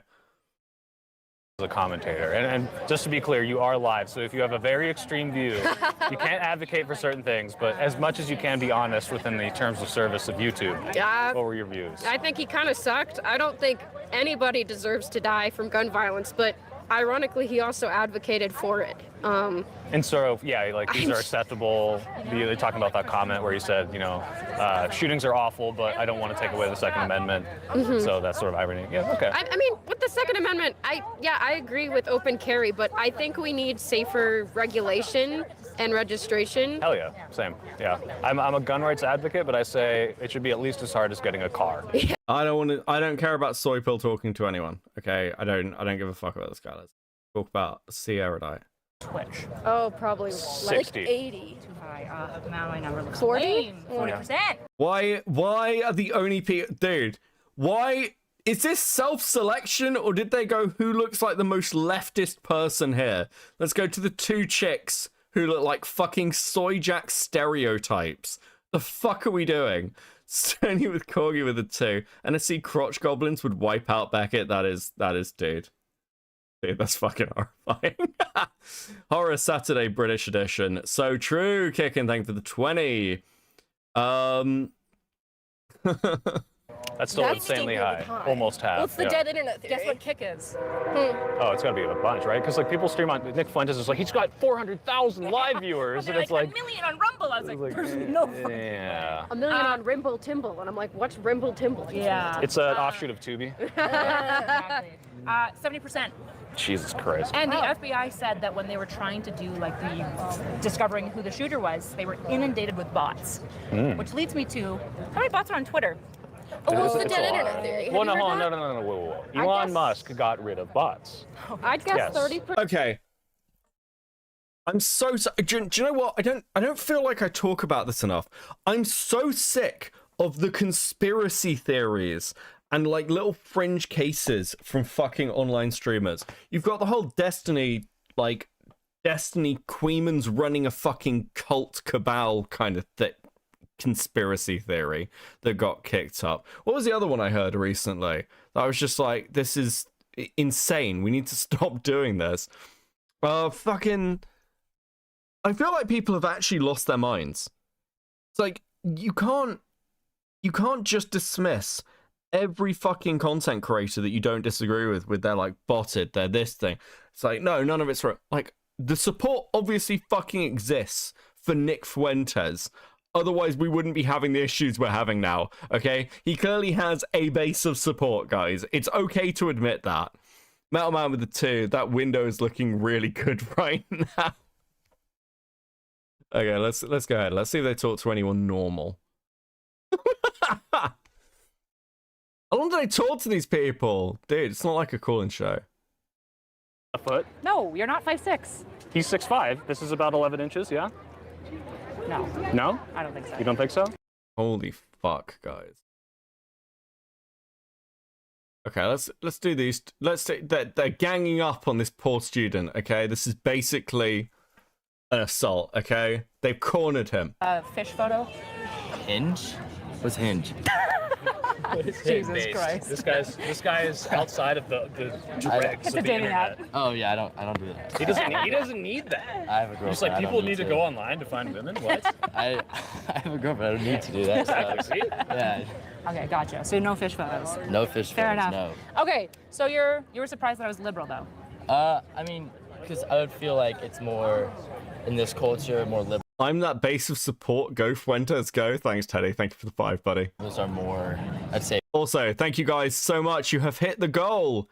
Thank you so much. Please enjoy these stickers. Dude, I love early morning streams. They're so fucking good. Hell yeah. Thank you. Very based. Aggressive when people do learn about some politics and they'll get in people's faces. What are you trying to say about me right now? Yeah, this is the aggressive. But he's not I a just liberal. say I have family members who are, would say, more lean left, and they do get more aggressive. And I can't even have any political conversations with my own family, which makes it kind of tough. Which kind of pushes for my belief to say, I'd say more left or. Beckett, tell me what you think of Nick Fuentes. I think I've been pretty open that Nick Fuentes is You know what? If you want my opinions on Nick Fuentes, I don't want to give them directly because we'll be here forever. Go and look at Noel's tweets. Go and look at fucking Noel's tweets on Nick Fuentes because they are very similar to my opinions. Which, I don't know, is kind of helpful in this situation, I guess. Stony with Corgi with the 2. Give us your honest take up to now. This is fucking... What is this? Is this what passed for content? 66,000 views. It's got 66,000 views and also has 700... Wait, what? 66,000 views and 754 likes? That's brutal. Howard, give us your take. I think he's a showman and I don't think Fuentes is a true believer. I think Fuentes is very much in it for himself. Which, again, maybe not only the most damning thing, but as a popularist, I think it's pretty bad. I think Fuentes is a very, very talented entertainer and always has been. I remember when Fuentes first showed up, but did you see Nux Taku's tweets about the gropers? I saw him tweeting out that he's Jewish and then stopped reading there. Okay? Fuck is... Oh, dude. Erudite has 56,000 subscribers. 56,000 subscribers. Hi, guys. Dude, how are you boosted by Destiny? And your entire channel is like fucking garbage. Dude, the view. Does she even do like lives much anymore? I think she stopped doing them, didn't she? Young people, they're so ignorant and smug. Are you sure you know how? That level, not just for the sake of being at that level, but for the sake of fighting for the kids that have been forced to move schools and had their socialization reset every 2 years. Gotcha. A lot of proponents of the ABA system would kind of outline like some of the major like IQ and like social functioning benefits that it would have. Specifically, like children that are early intervened on, maybe raised like somewhere from like 40 to 60 points. But also, converse to that, obviously, the autism group points to that and says there's a lot of really abusive things there, and there's behaviors that they're trying to change that don't need to change. Could you tell me more of your thoughts on that? Well, I mean, it's always dictated by the pharmaceutical industry. It's not, parents are... Holy fuck. Okay, we're going back to Destiny. Dude. Let's go, dude. Maybe we need to stop talking to each other. Maybe we need to end discourse. It's fucking dire. Violence across the spectrum. We've been doing that, though. That's been doing that for the past decade. We all have to. Everyone. You can't. It's the both sides thing just doesn't work anymore. It's like a boat rowing with one paddle. Like the left can row harder and harder, but we're still going to go around in circles until the right is willing to actually come out and say, "Hey, everybody, including us, everybody needs to tone it down." I'm not even saying to say to themselves personally. Like everybody has to do it. Donald Trump cannot condemn violence in this country without also talking about the radical left and Joe Biden. He can't do it. Agreed, and I wish he would stop that rhetoric. Even though I understand that, and there's a lot of left-wing like radicalism and right-wing radicalism. I see it online, and the truth is, I think that there's like a lot of left and right-wing fringes, right, that are comprised of like minors and shit. And I think they just get like really like radicalized, and they see the other fringes, right? They see the other side, and they like radicalize each other, and they start believing that like everyone on the right of their spectrum is like that. And you start getting these like radicalized kids doing this shit, like we just saw last week, like murdering Charlie Kirk, bro.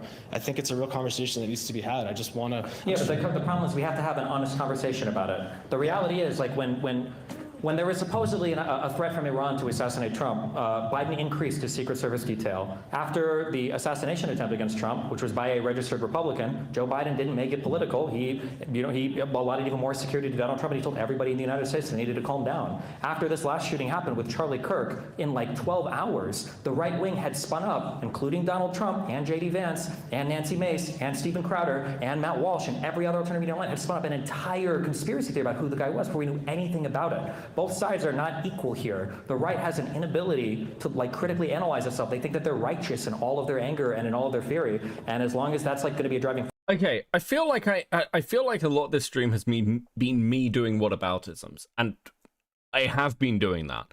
But again, I'm going to keep doing it, okay? I'm going to unapologetically continue to do whataboutisms, because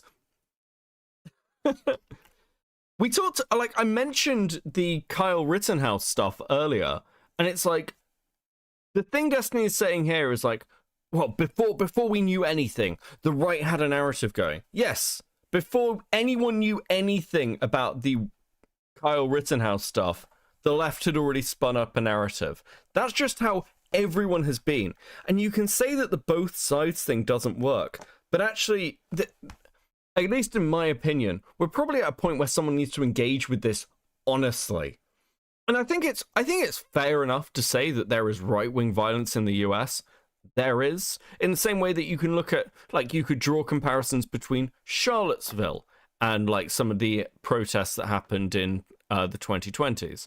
You can draw those comparisons and go, listen, there is an overall problem. The storming of the state capitol in during the BLM riots, you can draw those comparisons to Jan 6th. Obviously, there is a difference between storming a state capitol during a protest and storming the capitol to try and disrupt an election. These are not the same thing, but you can draw those general comparisons.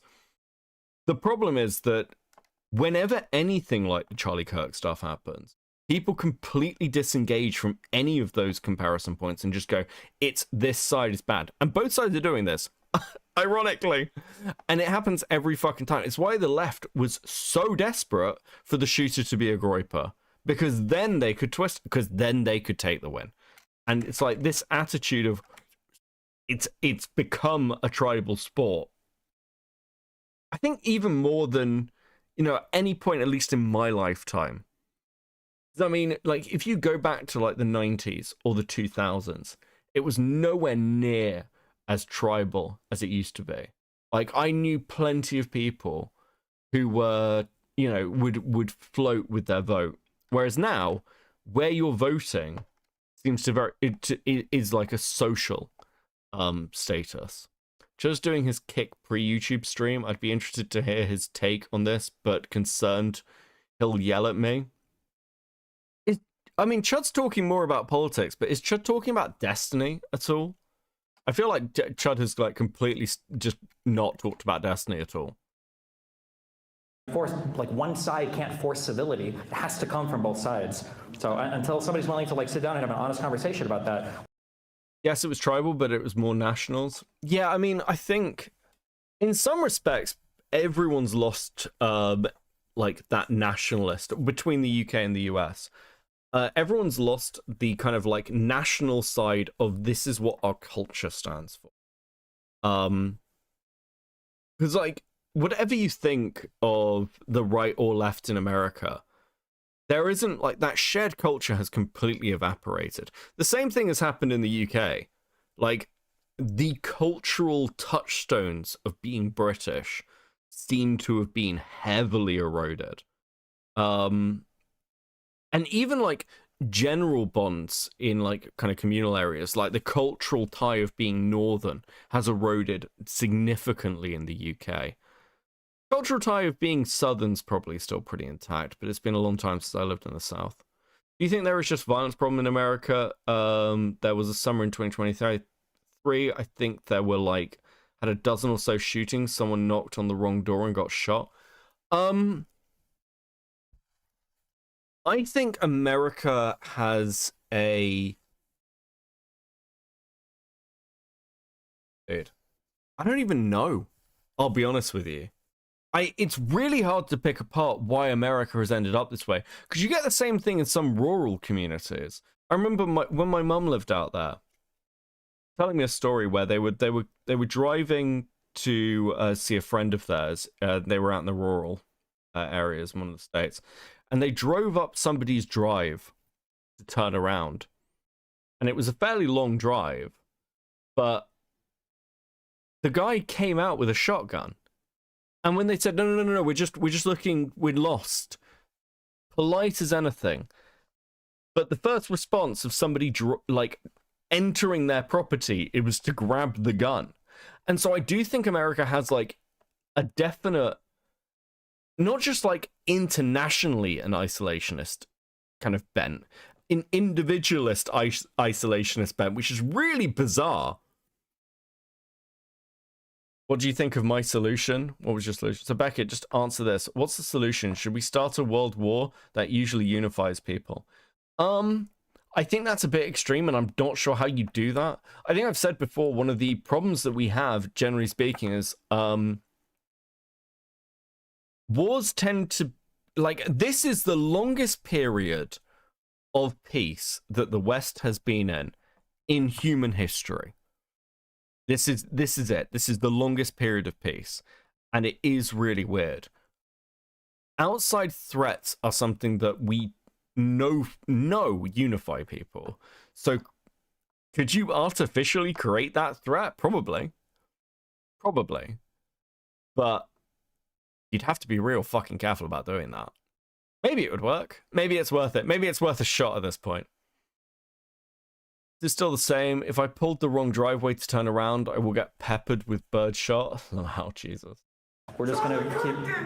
Yeah, no. I agree. That's what Charlie Kirk is on his program talking about Joe Biden being executed for treason. Like, I'm sorry, but you're delusional if you think your side has done anything to try to turn down the violence. It's just not true. And that conversation that you want to have, like, I also want to have. I mean, are we going to be talking, like, after this? Like, is there going to be groups after? Like, I genuinely just want to have a conversation about this, get full context, because the truth is, let me just say one thing. It's crazy how, like, on social media, you like one or two right-wing posts, all you see is everything from the right, and vice versa. You like one or two left-wing posts, all you see is from the left. And I think that, like, the mainstream media, bro, I think that social media, I think it's specifically designed to just kind of program us to, like, hate each other and beat each other's throats, and so we don't focus on, like, the common enemy at the top, you know? I just really, you know, I don't want any violence, but, like, there's talks of civil war, this, like, anger, this wrath I'm seeing, you know, it's, we gotta tone it down. We don't want to live in a bloodbath. That's not good for anyone. I mean, I agree 100%, yeah. That's all I'm here to really say. That's just my main point. And I want us to get through this. I want us all to get through this as a country. I'm fucking scared. I wouldn't have come all the way here from Florida if I wasn't so fucking scared. I've never seen anything like that, like, on my timeline. I just couldn't believe it. And also, let me just say, I think we need to just stop going after one another and targeting each other, because the truth is, when we start going after each other and cornering each other, we're kind of forcing, like, our adversaries to become more radical, more irrational, because now their lives are at risk. You know what I mean? Now there's, like, a conflict of interest. So if you really want to have, like, an honest conversation about this and get through this as a nation, I think we need to stop, you know, piling on each other, calling for people to go to prison. Like, I'm not about that, you know. Obviously, a lot of people across the political spectrum sometimes get carried away and will say things that could imply violence, but, like, I don't think we need to go down that road of imprisoning everything, because that's just, we don't want to go down that road. So let's just temper everything down and have a conversation. That's all I want. I think something that is missed, and Destiny knows this, is that you can't have a de-escalation conversation with an escalation posture. You have to be the bigger man at some point. So one of the problems is nobody really wants to de-escalate, in my opinion. There's, like, and I'm talking specifically within the media. This is just very much my opinion, and I imagine some people might challenge me on it, and that's fine. I think that there has been, for a long time, an understanding that the more things escalate, the better it is for news, ratings, and views. I think Destiny intrinsically understands this. I think most of us do. So the question of, do you want to de-escalate, really comes down to a question of, hey, do you want to keep making money? Because everyone saw what happened to their ratings, both on the left and the right. Like,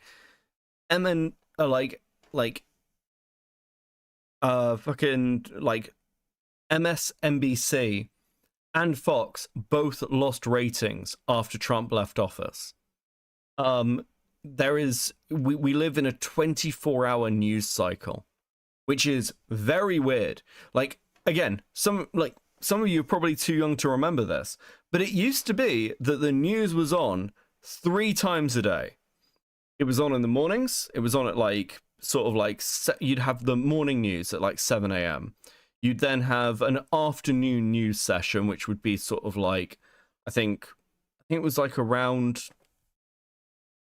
like 1, 2 o'clock. And then you'd have the evening news after the watershed at 9.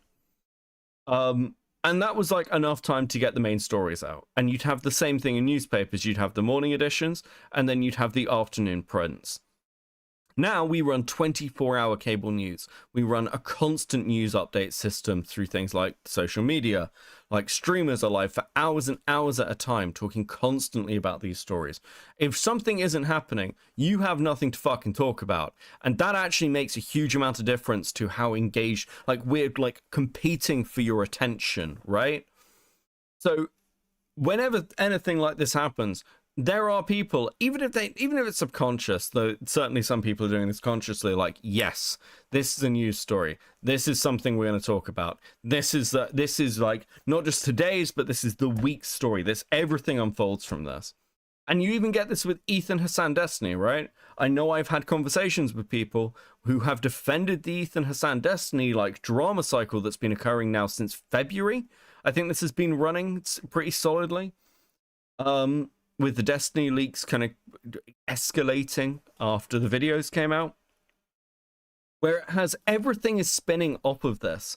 And really, if you're talking in commentary at the moment, at some level, whether you're talking about Hassan, whether you're talking about Asmongold, whether you're talking about Nox Taku, whether you're talking about Tectone, whether you're talking about fucking anybody, whether you're talking about iDubbbz, all this shit is spinning off the Ethan Hassan Destiny. And the person who I last had this conversation with, well, I hate to admit that they are right, they are correct. And it's a frustrating thing to be correct about, especially if you're not like, you don't want to be like that massively engaged. I have disengaged largely from political drama and content over the last like year and a half.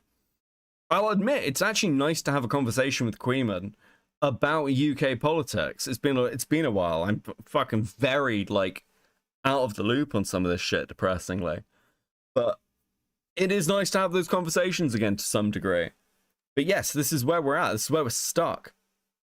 Morning and afternoon news were normally mundane shit and stock market info, and evening news was where the sensational shit. 24-hour news started in America because of bank shootouts and shit. Yeah, they started covering like car chases.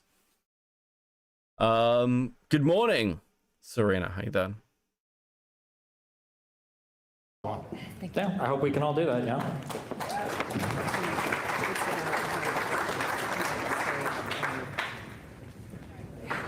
Just gonna say it. Don't get your information from Queeman, he's an idiot. Listen, Queeman's more switched on than a lot of people give him credit for. Doesn't mean he's right on everything, but he is switched on. I would say, and I've said this for years, your best bet is to get sources from both sides. Like, I quite like, or I used to, watch right-wing and left-wing creators, and I had a couple on Cycle that I'd quite often watch their takes on the same story from different sides. I did this a lot with Candace Owens. Candace Owens is really Candace Owens used to be really, really good for like alternate takes, because it was like you could understand entirely where the like what I'd refer to as the moderate fringe was with Candace. That I wanted to understand.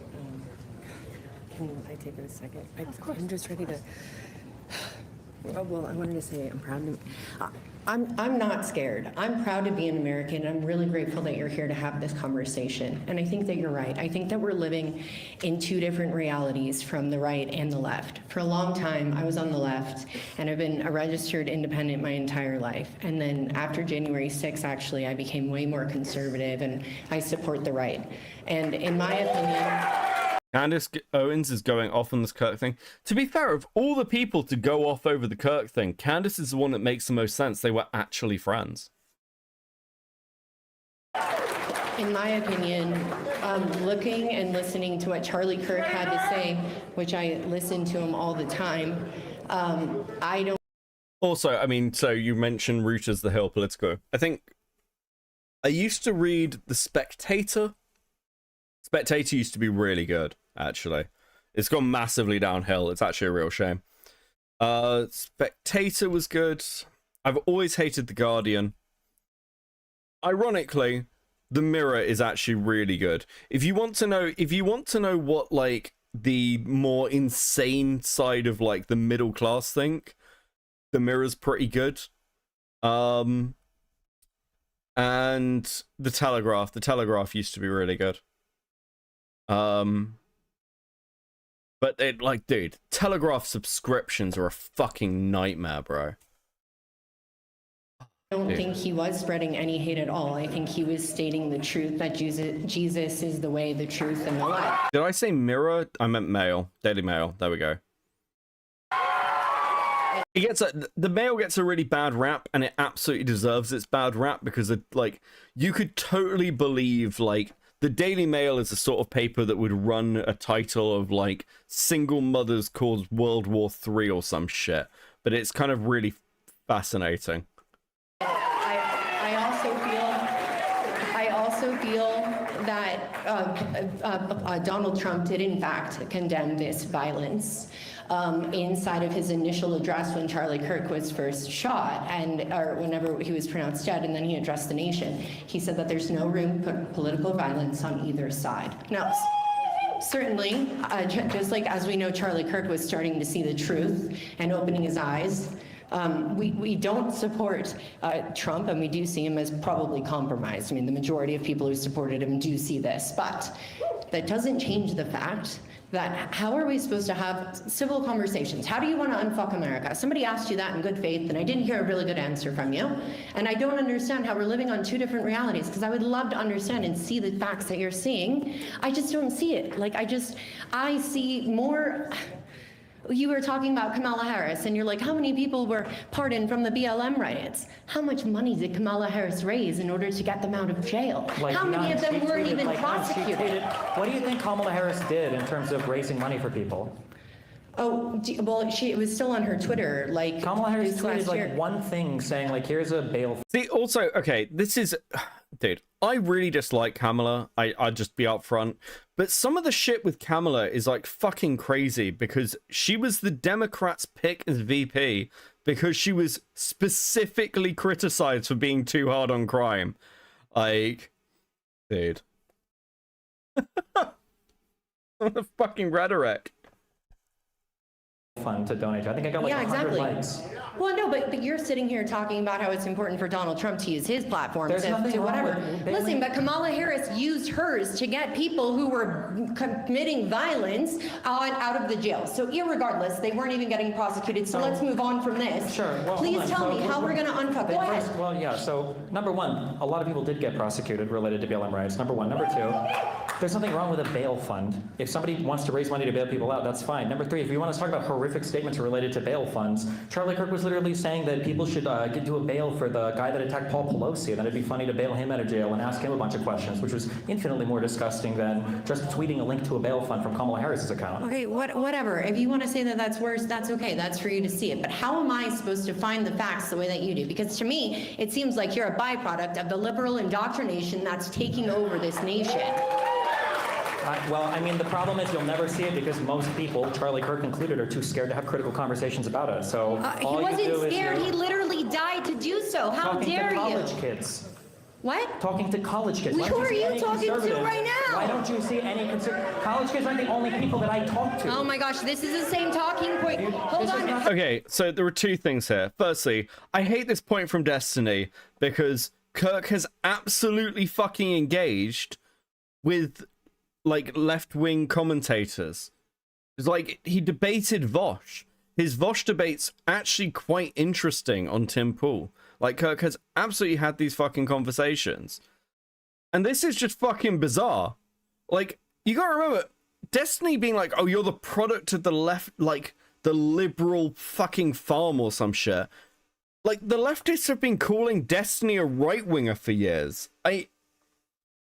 I mean, ironically, she's saying, how are we existing on two different realities? I mean, you really are. Well, Destiny also talks to the high school kids. Fuck me. High school kids, college kids. Sorry. Those are the people Destiny's trying to date, not debate. Hecklers in the back, give me a second. I'm on a roll here. Give me a second. Listen, we already heard these talking points when you were on Piers. Kirk engaged with Cambridge kids, which was funny seeing him get fucked over and over.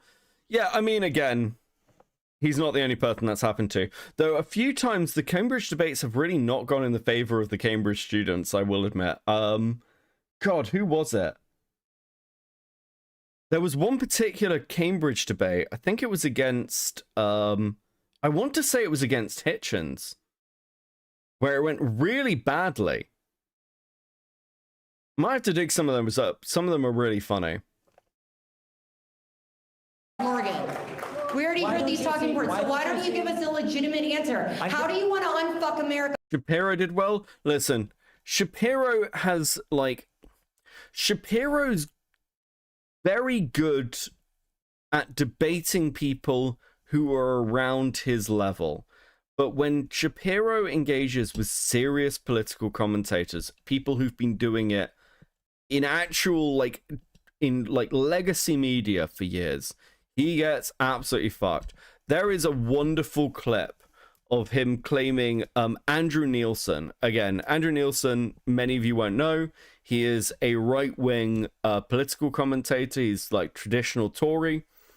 Very, very, very intelligent, very critical of both sides, run politics shows on the BBC for decades. And he accused Andrew Nielsen of being part of, like, the left-wing establishment, and Nielsen literally laughs at him on national television when he does it. It's completely fucking retarded. I'll unfuck America with you. Let's go. How's it going to happen? How about you have people debate more than just unprepared college kids? How about you have conservatives actually step up and accept debates from people like me, Sam Cedar, from other people in the media? Okay, great. I'm here right now. Let's go. What? Let's set up more events. I'm here right now. Let's go. Yeah, sure. Give me any debater you want in the world, and I will debate them on any topic related to our with your whataboutisms and coming back up with this is so much worse coming from the other side. I haven't heard anything of substance, sir. I'm okay to change my mind, but I haven't heard anything worth it. How do you want to fix? Okay, hold on. I need to play you guys this now. We've talked about Ben Shapiro. I need to play you this. I'm gonna have a quick palate cleanser. Ready? I'm gonna completely destroy. Listen, I'm about to destroy monetization on this stream, but it's so worth it. Whores in this house. There's some whores in this house. There's some whores in this house. There's some whores in this house. I said certified freak. 7 days a week. Wet ass P word. Make that pull-out game weak. Yeah, you effing with some wet ass P word. Bring a bucket and a mop for this wet ass P word. Give me everything you've got. I'm not even sorry. I'm not even sorry. Beat it up and catch a charge. Extra large and extra hard. Put this P word right in your face. Wipe your nose like a credit card. Hop on top if I want to ride. I do a kegel while it's inside. Spit in my mouth, look in my eyes. This P word is wet. I'm taking a dive. It continues along these lines. iMarquise is the fucking treasure. And it gets significantly more vulgar. Like, a lot more vulgar. Talk your S-word, bite your lip, ask for a call while you ride that P-word. You really ain't never gonna ask him for a thing. He already made his mind up before he came. Now get your boots and your coat for this wet-ass P-word. Pay my tuition just to kiss me on this wet-ass P-word. Right, so, this is, guys, this is what feminists fought for.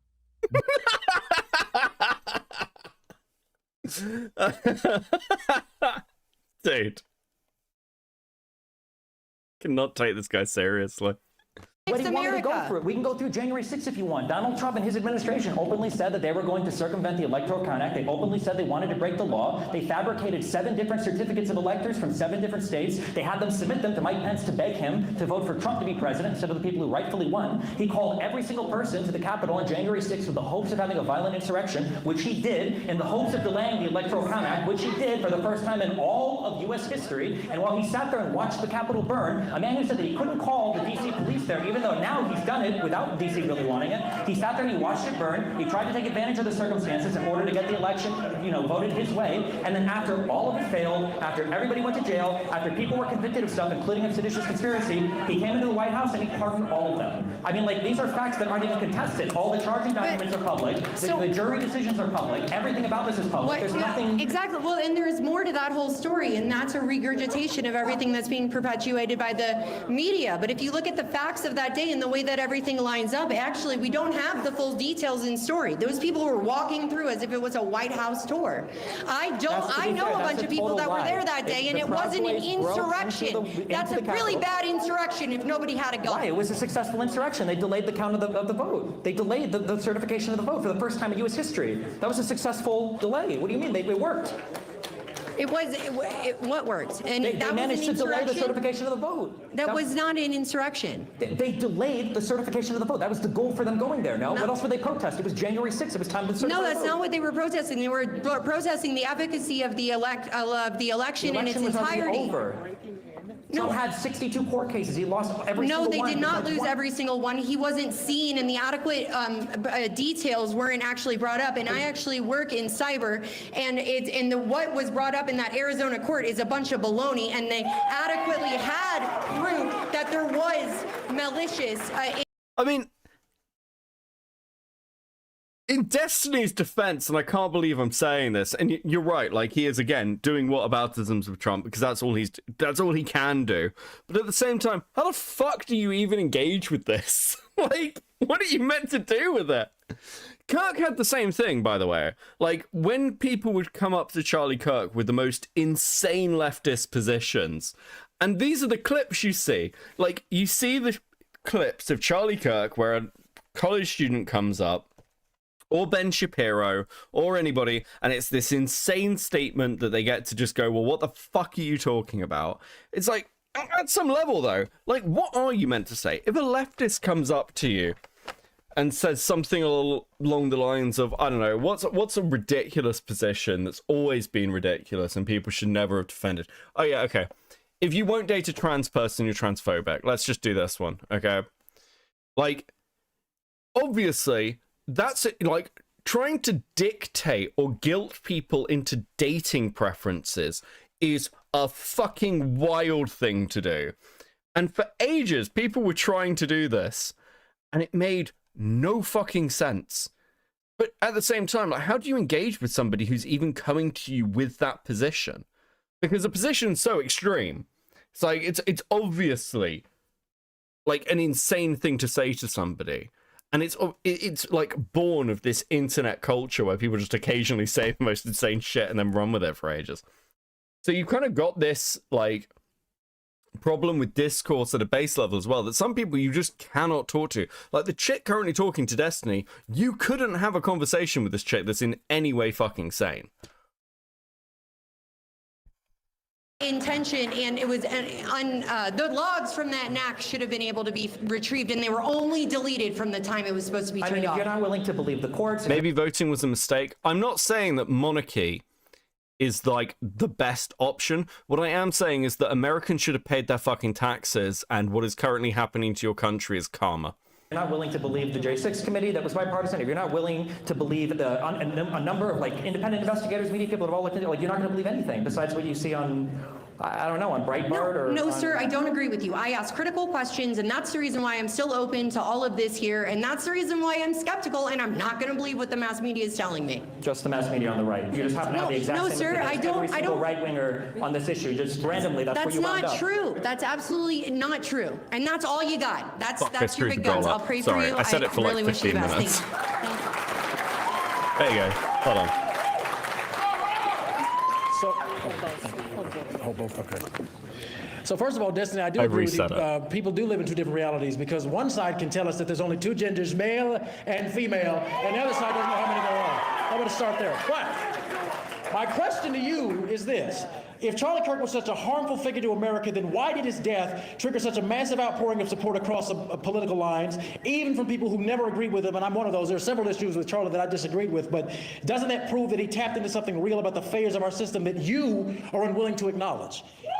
No. So here's proof you weren't willing to acknowledge it. You went on Piers Morgan and said that you wouldn't disavow his death until the president of the United States did it first. Why would you care what a man you didn't even vote for have to say first before you disavow his death? Because he's my president.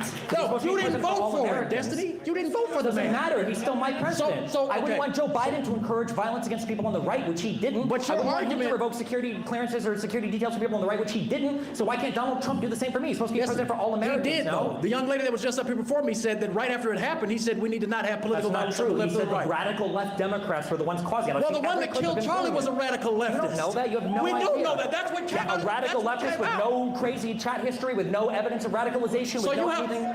So you haven't seen any of the evidence that has already come out that admitted that he was a man that would become radical. His own father stated. Let's be clear. The best evidence we have is that he was a radical furry. And I do think that, listen, I'm not saying that the real problem in the West is furries. I'm not saying that. I am saying that we should think about that, though. How many times will you be terrified by the sounds of an awoo in the dark? Dude, this is the darkest timeline. He became radicalized within the last year and a half, and he stated that what do you mean where? Where did he become? Where are the logs or chat messages? Anything being radicalized anywhere? Where's a single radical statement this guy's made? First of all, go look at Candace Owens. She's already started the investigation. Secondly, this is already Corey, lol, sorry, not sorry. Public information. His father was the one that already turned him in, and his father stated this was happening. And what was the guy's name that he's dating? I forget the guy's name. Was it Lance Twiggs? Is that it? Lance Twiggs? He cooperated with police, and that was the man's boyfriend. And he stated that he noticed that the title was becoming more and more radical as time was passing. Yes, he was raised in a Republican environment, but he drifted further and further to the left. So why can't you stand there and admit that there are radical leftists that want to see people like Charlie put in the ground? And by the way, you know what's so interesting? These are two different questions. You know what's also kind of fucking crazy that I was talking earlier about, like, we've generally acknowledged in counterterrorism that terrorists and militia fighters are highly rational actors, generally speaking. But I'm not sure if I'd say that about the person who shot Kirk or some of the other kind of shooters within America with political motivations within the last 5 years. I'm not sure I'd say that they're highly rational. I actually do wonder whether that it is like the access to guns and firearms in the US provides, like, because usually in most countries where you have terrorists, access to weaponry or explosives and stuff like this is so limited that there's a sort of a selection element to it, where to even become a terrorist, you have to actually be smart enough to be a terrorist. Whereas America is like so open in many ways that you don't necessarily. Think about people like the Unabomber, for example, where like you've got somebody who's clearly highly intelligent. Whereas like with kind of America's access to guns, that's just not the case. I feel like it shows like Jubilee have made people too comfortable. Like, I feel like Destiny thinks he could take on a room full of conservatives without tripping over himself. Yeah, I mean, it was... Dude. I promise you it's not the guns. Yeah, it's not like... Okay, so I'm not blaming the guns for it. It's more the fact that people who in other nations would find it harder to have access have easier access in America. Like, if you wanted to commit, like, a shooting in the UK, the amount of logistics and planning to even go into doing that are significant, right?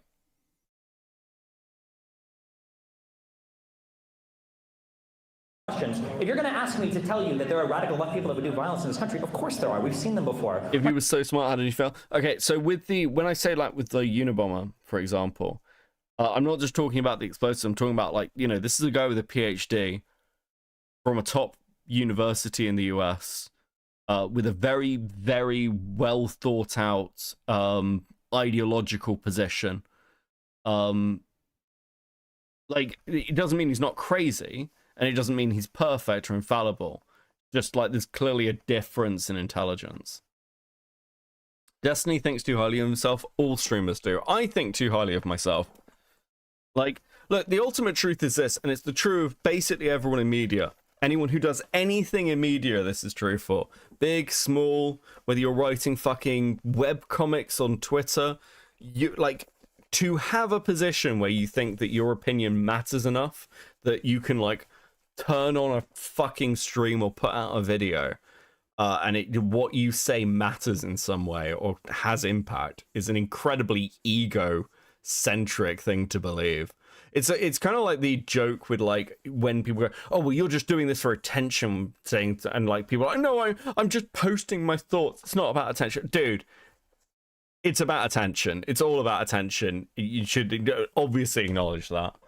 I'm not gonna sit here and deny that. That's obviously true. You would deny do it you on admit, Piers Morgan. do you admit that there are radical white people that would that They're do violence absolutely as well? radical white people, but that is not the point, Destiny. You literally went on one of the largest platforms that we know of on Piers Morgan And I said that I want to disavow violence and I want the president of the United States to do You it shouldn't as have to well. wait for a man you didn't vote for. When you guys don't political do it, you violence. have to have the other side do it. It can't be one side doing it. Why don't you understand When the that? president of the United States gets on television and disavows it immediately after it happens, that's not He good didn't enough. disavow So what it. exactly Blame is the it other that side you want over Trump and to over say? again. Fox and Friends, they Okay, so here's the problem.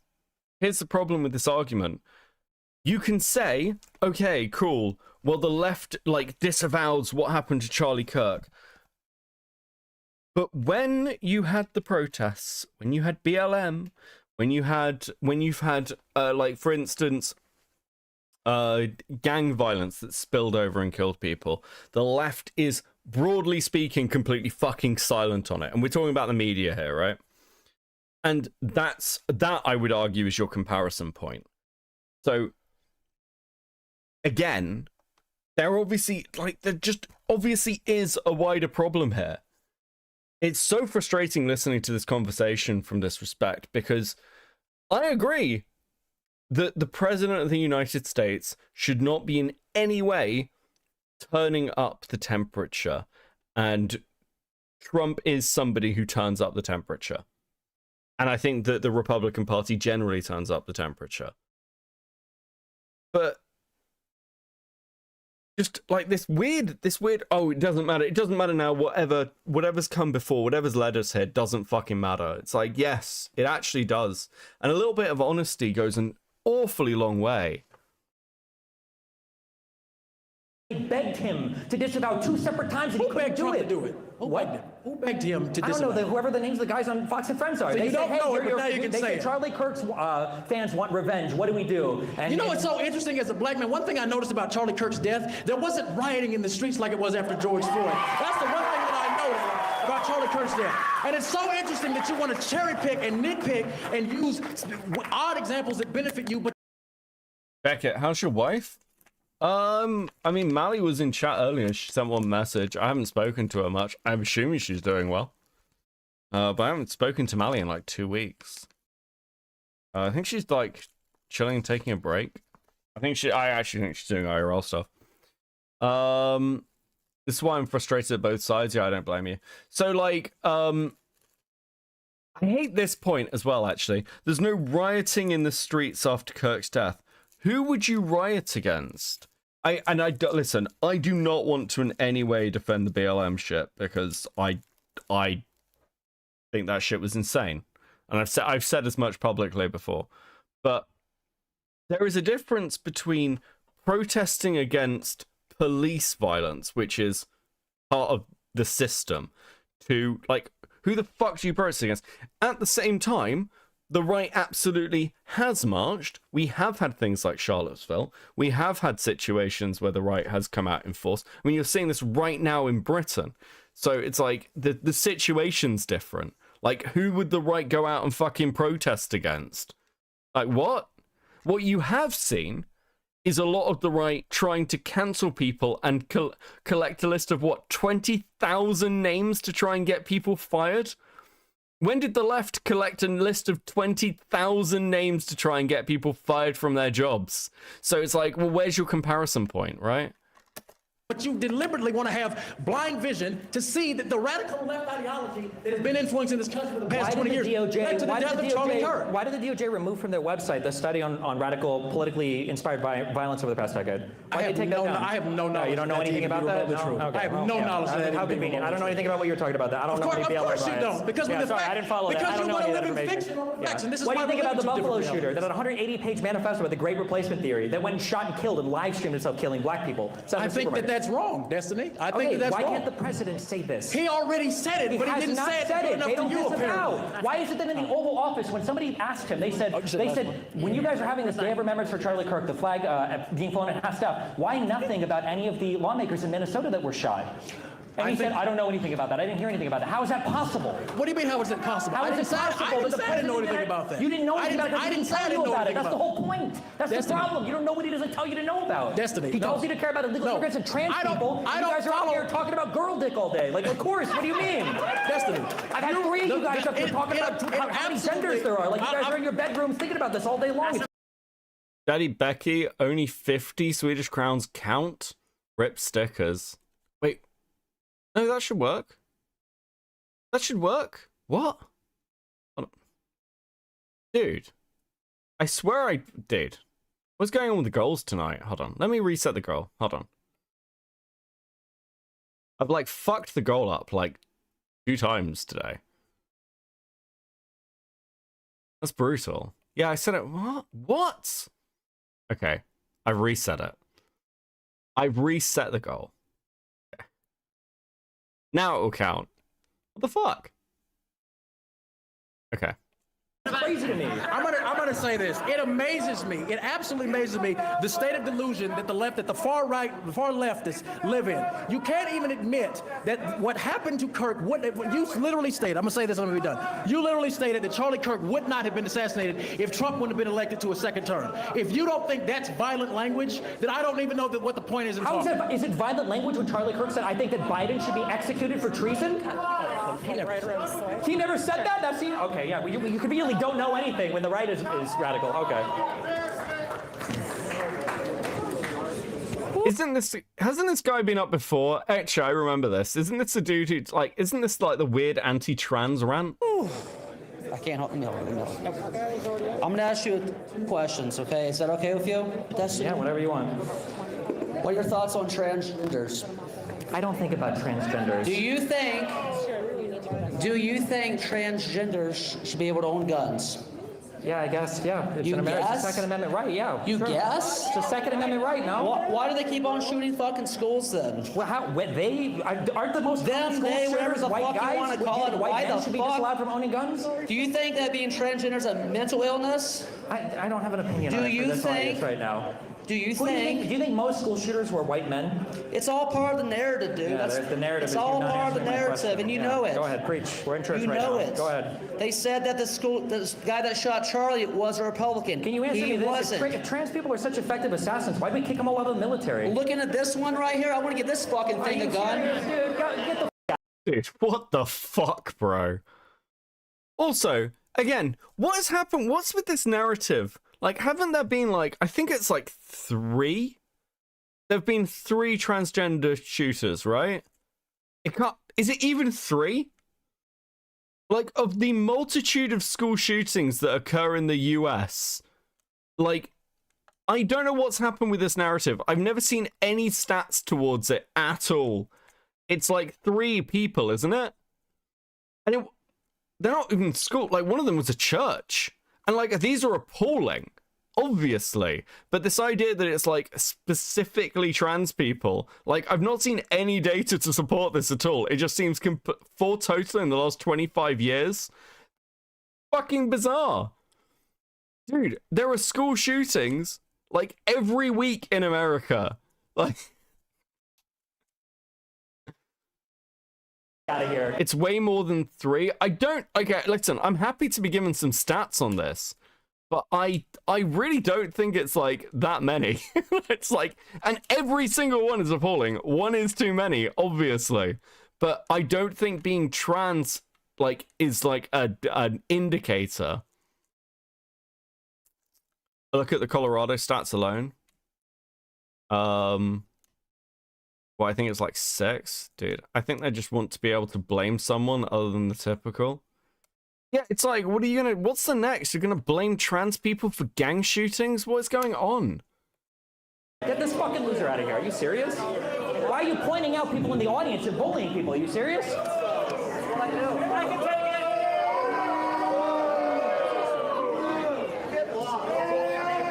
Yay. Heart, also I missed you, Becky. You bring me joy. Happy to help, Kickin. Listen, sorry that the first stream back I've done in like a week and a bit is like politics, but we'll do some more. I need to work on this video and get a video out, and then I'll feel a bit better. Bully me. I'm up here, okay? Make fun of me, all right? This is like the only base position Destiny has in this entire fucking thing. What's up, not so erudite? Hi. What's up, Stephen? Hey, what's up, man? I have noticed as people are talking, you've got a lot of caricatures. You think they get their information from certain echo chambers. You think everyone here has a certain voting pattern or party affiliation. I just want you to know that I was a lifelong Democrat. I was raised by Democrats because apparently that matters. And I knocked my knuckles bloody for Democratic candidates all throughout my teens and early 20s before I eventually came to be where I am now. What I've found is that I've actually read and digested a lot more information from across the spectrum than a lot of the people that have started to recently call me names. But here's my point. In school, we were all taught that Nazis are bad, right? Fascism is the ultimate evil, and we should do anything to stop fascism by any means necessary. A lot of us internalized that message, and around 2016, I started to see that message becoming weaponized against other people within this country. It turned internal. It started with Punch a Nazi. I remember the distinction very clearly. I remember looking at some of my friends who used to agree with me about things like free speech and having them explain to me why it was valid to punch a Nazi, etc. And I can see a very clear chain up to where we are today, even if you don't. So here's my question, Stephen. What is a Nazi? Like in the historical sense or in the current, what do you... What is a Nazi to you today in America? Because I've heard you use that term a lot. What do you mean when you call people Nazis? I don't think I even use the term Nazi a lot. I don't think the only person I usually use it about is in regards to like Sam Hyatt, who's like a neo-Nazi. I usually just use the term fascist, which is what, an authoritarian ultranationalist? What is a fascist to you? Sure, an authoritarian ultranationalist, basically, dictator-ish person. I mean, usually it's going to be a list of policies or behaviors that Do you think that the people disagreeing with you here tonight... Dude, okay. How's my sanity? Not good. Also, wouldn't trans shooters go up proportionality to their ostracization? Am I saying that right? I feel like I'm not saying that right. From society, isn't the loneliness epidemic cited as the cause for most shootings? Why would you make it worse? Okay, so let's just be realistic for a second. Trans people are a minority, and part of the problem is that, especially from an activist perspective, they are incredibly loud and they are really easy to target because of that. They're not unique in this, in the same way that, like, for instance, furries are a minority on the internet that are very easy to target because they're very loud and they're very annoying. The same is true for bronies. The same is true for, like, Muslims in particular. There's a reason you hear so much about Muslims as an immigrant, as a religious immigrant group, but you never hear shit about Hindus, despite the fact that Hindu nationalism is fucking crazy. Hindu nationalism in India is absolutely insane, but you never hear shit about it in the West because that you just don't get that loudness. You're starting to with like Indians now, but generally speaking, you just don't get that. Like, people, like, you can direct people towards something they can easily see and like have a reference point for. That's a big part of it with trans people.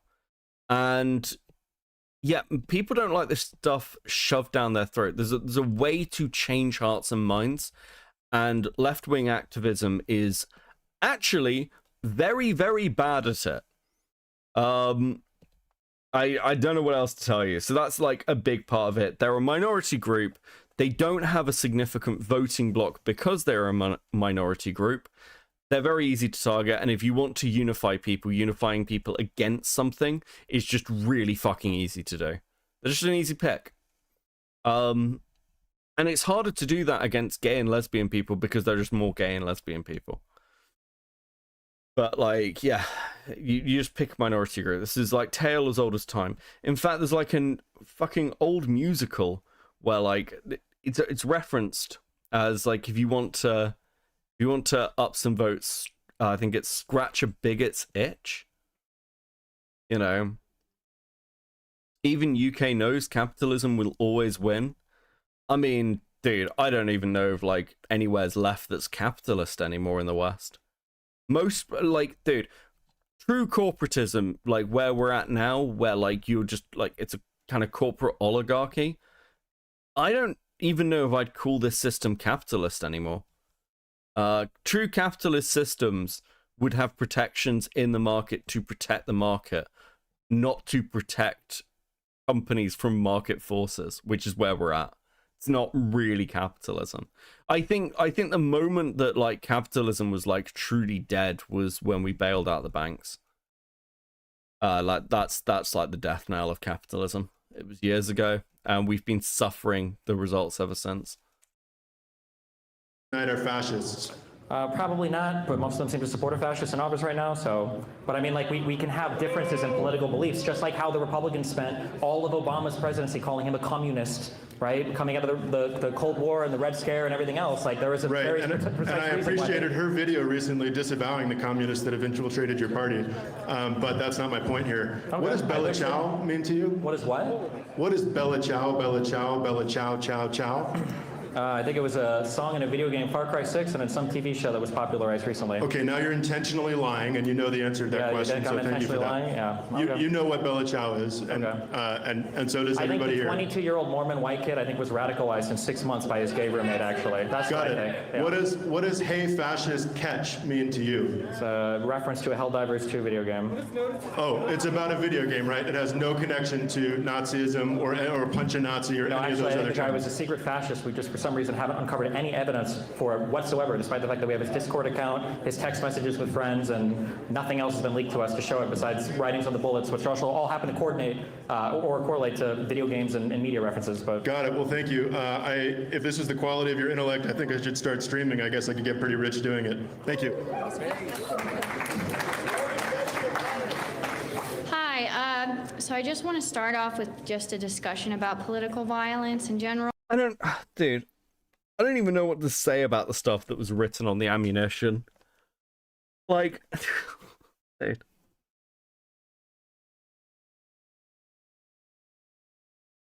It's such a stretch. I think the problem is, like, Destiny can laugh, but, like, if this dude was radicalized in, like, a couple of months, that's fully possible, to be honest. Like, it's not that wild. When you say shit like this, it's just like, bro. But I don't know. He was a schizo shooter, yeah. He was, like, again, I don't think he was Antifa. Sorry, I don't think he was a groyper.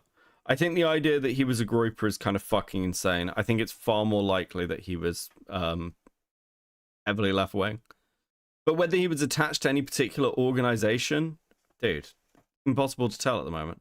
Or polarization between these two, I guess, parties. So first I want to acknowledge that Charlie Kirk's assassination was political violence. And I am very left-wing. I'm on the left. I have a lot of left-wing friends. Most of my friends are left. But I have to admit that after this happened, I did see calls for more violence. I saw jokes, and I think that's wrong. I think that's also political violence, and it's polarizing. I also have to admit the things that Charlie Kirk has said have hurt my community too. I mean, after he was shot, the first thought I had was, I'm scared for my trans community members. There's probably going to be backlash against them, and some of the stuff he has said has, I think, caused some backlash. There's a reason that the United States of America ranks third in trans feminicide. That's murders of trans women. There's a reason that our country... Okay, hold on. Oh, there's so much shit. I fucking hate stats like this. Okay. This is actually painful. So let's just start with the stats. The US objectively has more trans people in it than anywhere else on the planet. It is like you have more trans people. you are like, your stats are going to reflect that. I don't know how high these stats are, but yes, like generally speaking, you have a politically divided nation and you have more trans people. It's obviously going to be pretty high. When you're looking at, like, dude, also the jokes thing, I hate this. I remember this conversation happening over the George Floyd stuff. We shouldn't be canceling anyone for jokes. I'm sorry, I don't get, look, celebrating somebody's death is ghoulish, but if people use dark humor during an event like this, that's completely normal. It's actually just normal. You can be upset. I joked about my own mother dying because it's a coping mechanism. Like, when did we pretend that this was anything other than the case? Fuck me. Most of the revolutions in the world started with this Most of the revolutions in the world started with this anti-capitalist left idea, ended up with bankrupt country, high inflation, and some systemic corruption. Believe me, I lived in one. Listen, I'm a capitalist. I like Smith. I'm very openly capitalist. But, like, to be clear, revolutions just aren't just like a left-wing thing in that it's communism. Communism causes revolutions. Revolutions often come from just desperate people and usually well-funded leaders who can mobilize that.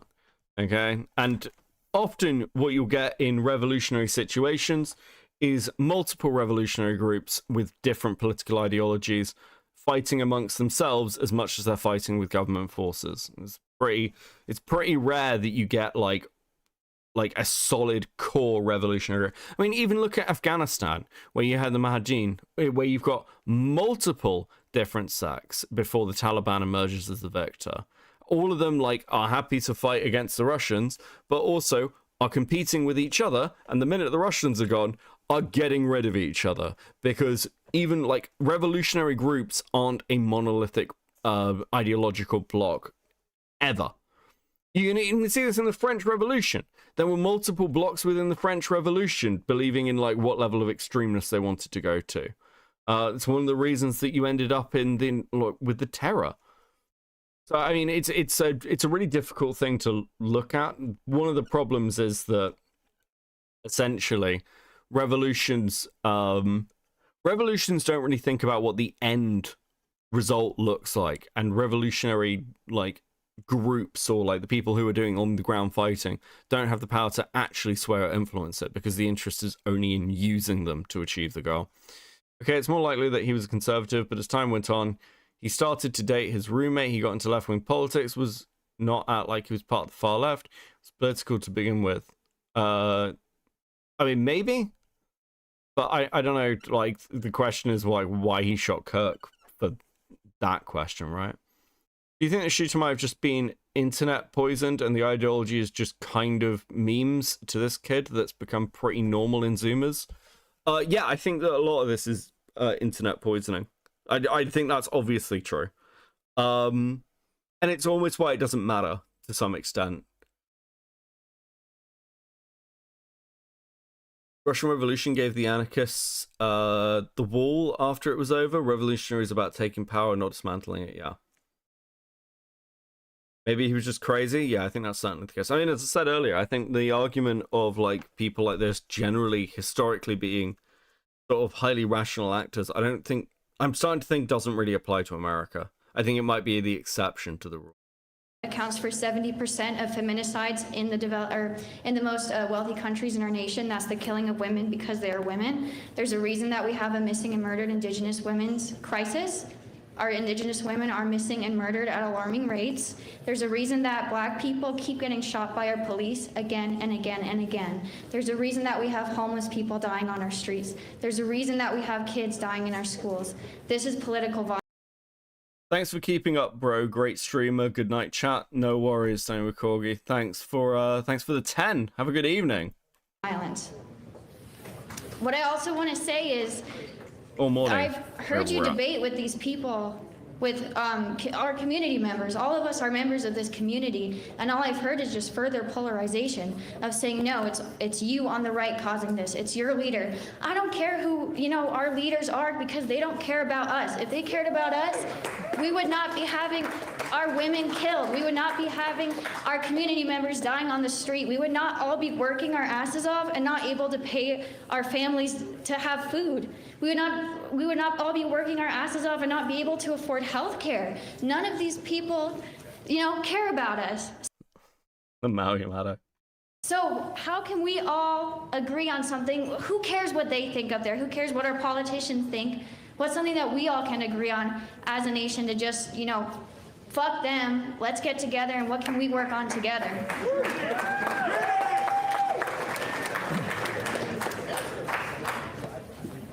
In the United States of America, every individual is allotted a single vote, and that is an awesome responsibility that I feel like, for some reason, a lot of the country has neglected lately.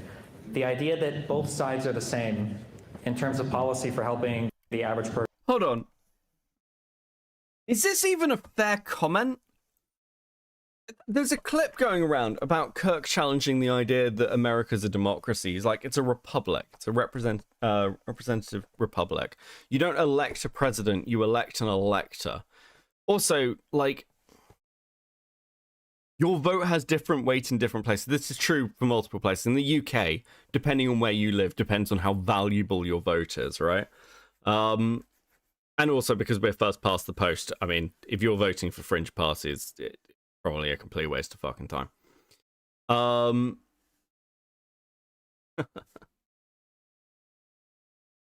Dude, it's 2025. We really not need to stop doing the whole kind of women are the primary victims of everything. It's just, we've got other, like, listen, it's part of a much wider problem. Person is just not true. Kamala Harris had an idea related to tax credits for children. You can laugh if you don't have any kids, that's fine. But for people that need the money, like, this stuff matters, right? When Biden was president, we had an extended child tax credit that went away under conservatives. When Biden was president, you know, we weren't, you know, pushing to. Maybe if the electoral college wasn't a thing, the votes would matter more. I'm actually, like, in a weird position here because I completely defend the electoral college in America, unironically. The argument for complete representation in America, to completely remove the electoral college, is kind of insane. The problem America has is that obviously your population densities are going to be in urban areas and in the north, but you can't have like small population centers in urban areas controlling an entire country, because when you have situations like that, A, they will fuck up other industries that the country may make a lot of money off, but it doesn't have the population behind it, and B, you are basically making laws that might make perfect sense. Like, let's take gun control as a very simple one in America. Let's say urban areas voted to ban firearms, like all firearms. Like, well, if you live in a rural area where you might need a shotgun, for example, or you might live in an isolated area where you might need some other form of protection, or, you know, let's say you ban, I don't know, you've got like bans on certain, like let's say you ban hunting, like in the UK. It's like certain things that make perfect sense to somebody living in a city might make no sense to somebody living in a rural environment. And that's why you kind of need representation for the state, because states in particular are very focused on doing certain things. So it does make sense. I think the big problem that America sort of has is that there seems to be like two cultures that exist in America between urban and rural environments that are way more disparate than you'd see in other developed nations, because you just don't have any of that cultural through line anymore. And America is so huge that essentially, like, and this is a problem the EU has as well, by the way. Like, the EU has a real problem with different countries in the EU understanding each other. You've got basically the same problem in the States, just on a, you know, potentially lesser scale. So you have to do something. If you just went, one person, one vote, you'd end up in a. I think the country would actually collapse. I really do. I think states would actually seek to secede. And they'd probably have reasonable logical arguments as why that would actually make sense in that case. Renew all of the Trump tax cuts for wealthy people, which Trump did, and now apparently the deficit that was supposed to be a big deal doesn't matter anymore. All of the help is going to wealthier people, all of the help is going to businesses, all of the help is going to bailing out his friends. When we tried to get a single payer option, or at least like a public option. Laters, Cal. I will finish the VOD in the AM, and I will cry bitter rageful tears at having to watch more of this ginger man. Listen, you're doing it to yourself. I saw one of the comments from Cal where, like, Cal, I think, like, said that they're going to put me in their suicide note. I'm glad that my streams are doing this to you, I guess. Glad I could help. To use an old analogy, when the house is on fire, do not worry about trying to save the drapes. Put the fire out. It's city home defense versus 50 feral hogs. It makes sense to restrict home defense in apartments, high rises, but feral hogs will destroy an entire farm given the opportunity. Yeah, this is a problem. You know, there are just things that you will not consider living in a rural environment. It's also why, like, you know, any regulation needs to be sort of slightly based around where you are and what industry you're dealing with. In the United States, it wasn't Democrats that stood against that, it was the Republicans. The ACA that we got, we only got that much of it because the Democrats were willing to push for it. So if your take is just, and I understand it, especially for young people who haven't interfaced much, I guess, with the world outside of school, but like, I mean, even for school loans and stuff, like, it's not like Democrats are the ones trying to get rid of those, it's Republicans that are trying to fight against higher education. No, it's both, man. Like, it's both, and Okay, I asked mean, like, you about can what's think that, something but, that like, we can agree on. You talked about politicians, so I'll answer myself. So Oh yeah, I'm with you, Jack. I'm with you. Don't worry. I realized it was an earlier comment. something that we all can agree on together is that we love our nation. You gotta love something before you can fix it. We love, like, these beautiful mountains out here in Colorado, our rivers, you know, everything. We love it, so whatever. He's not gonna answer, but I'll answer. If you don't have a strong opinion on it, then don't vote.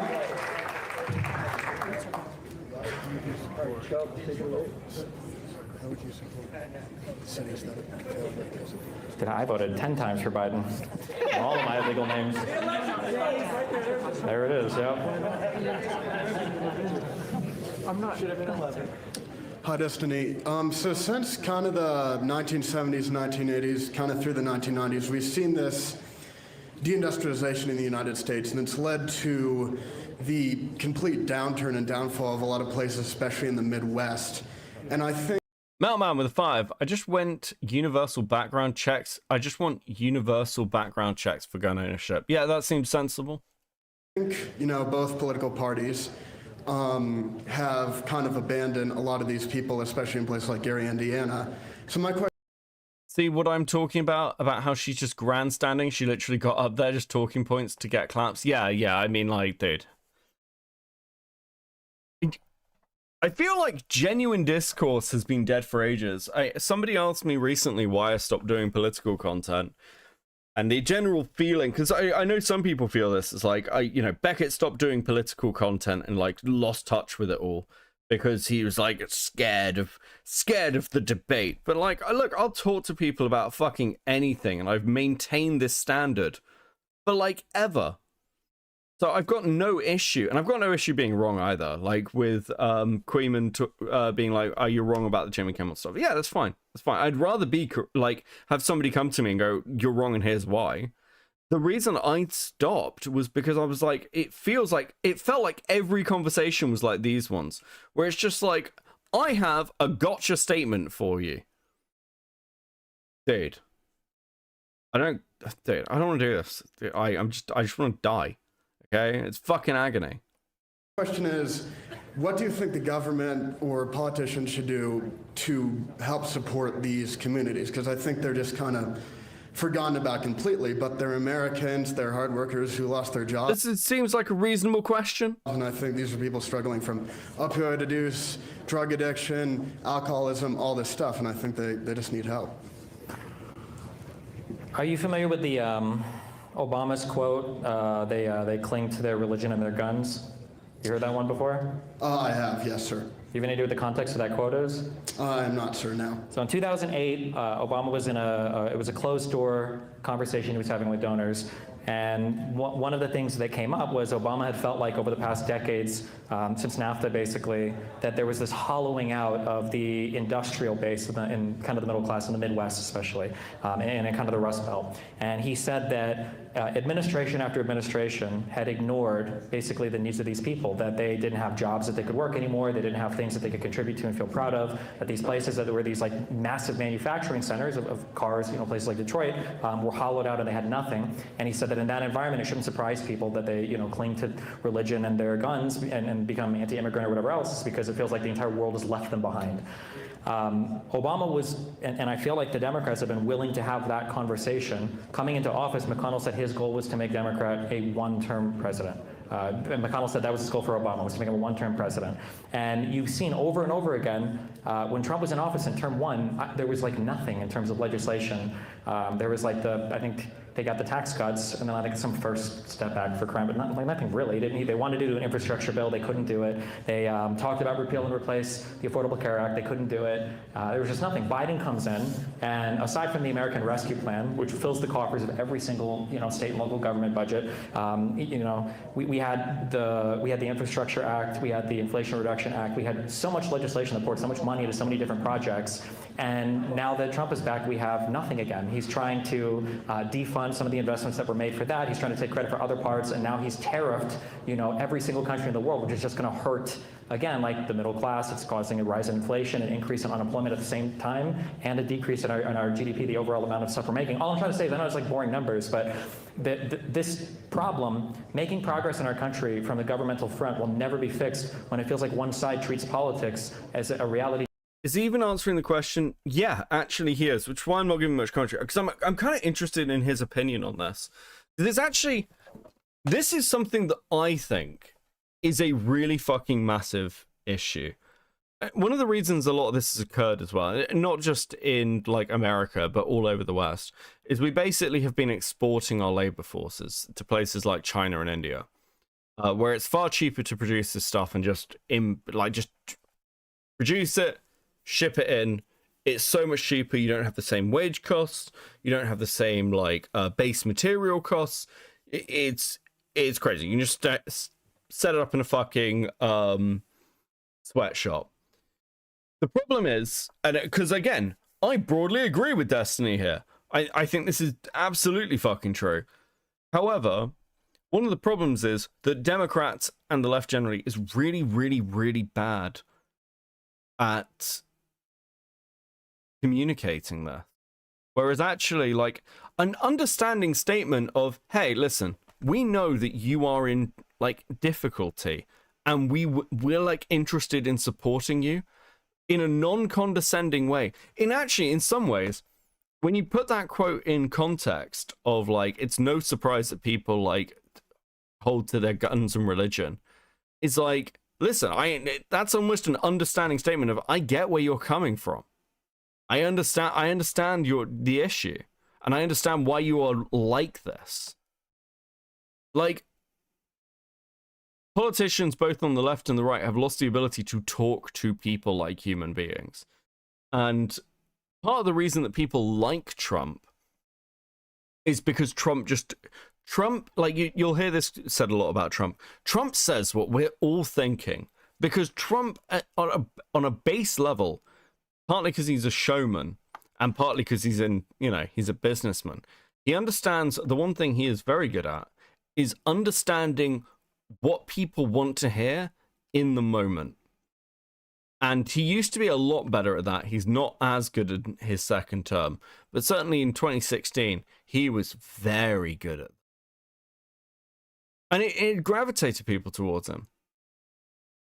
And like, almost what the left needs is somebody who can like tap into, yes, this is what I need to, this is what I'm feeling, you understand me, therefore you can represent me.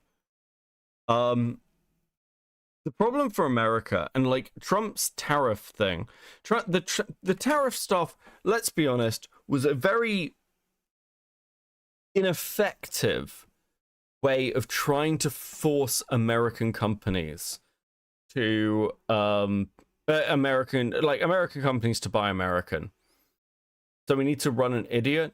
You need to, like, it's not about running an idiot, it's actually running somebody who's just normal, who doesn't sound like they were produced in a fucking factory. And politicians are terrified of this because of focus groups and because occasionally, like, those people are, like, you say the wrong thing and you, like, destroy yourself. So, like, politicians are very scared of doing it. But yeah, partly. One thing that's, like, a problem with that idea, with Trump's idea of the tariffs, and the right's proposal with the tariffs generally, is that it's a similar problem to nuclear. Let's say we all accepted today that the way to solve the energy and fossil fuels crisis was not renewables, it's nuclear power. We need nuclear power. Let's say everyone accepted that. Okay, well, do you guys know how long it takes to build a nuclear power station? Do you know how long it takes to get it operational? Get anyone? Because it's not like a couple of months, it's years. You'd need all of this infrastructure input into the system, and you'd need it in multiple places. So the problem with the tariff ideas of we need to get American companies buying American is like, well, that sounds great, except that nobody's producing it. Let's say Britain decided tomorrow that we need to use British steel. Okay. We have, like, I think it's something like 2. It might not even be 2 anymore. I think we have 2 major steel mills in the UK, which have been government subsidized to keep them going. Because if you turn a steel mill off, if the cauldrons solidify the molten steel, you can't turn it back on. You can't turn it off one day and come back 6 months later and be like, right, time to boot up the fucking steel mill again. That's not how this works.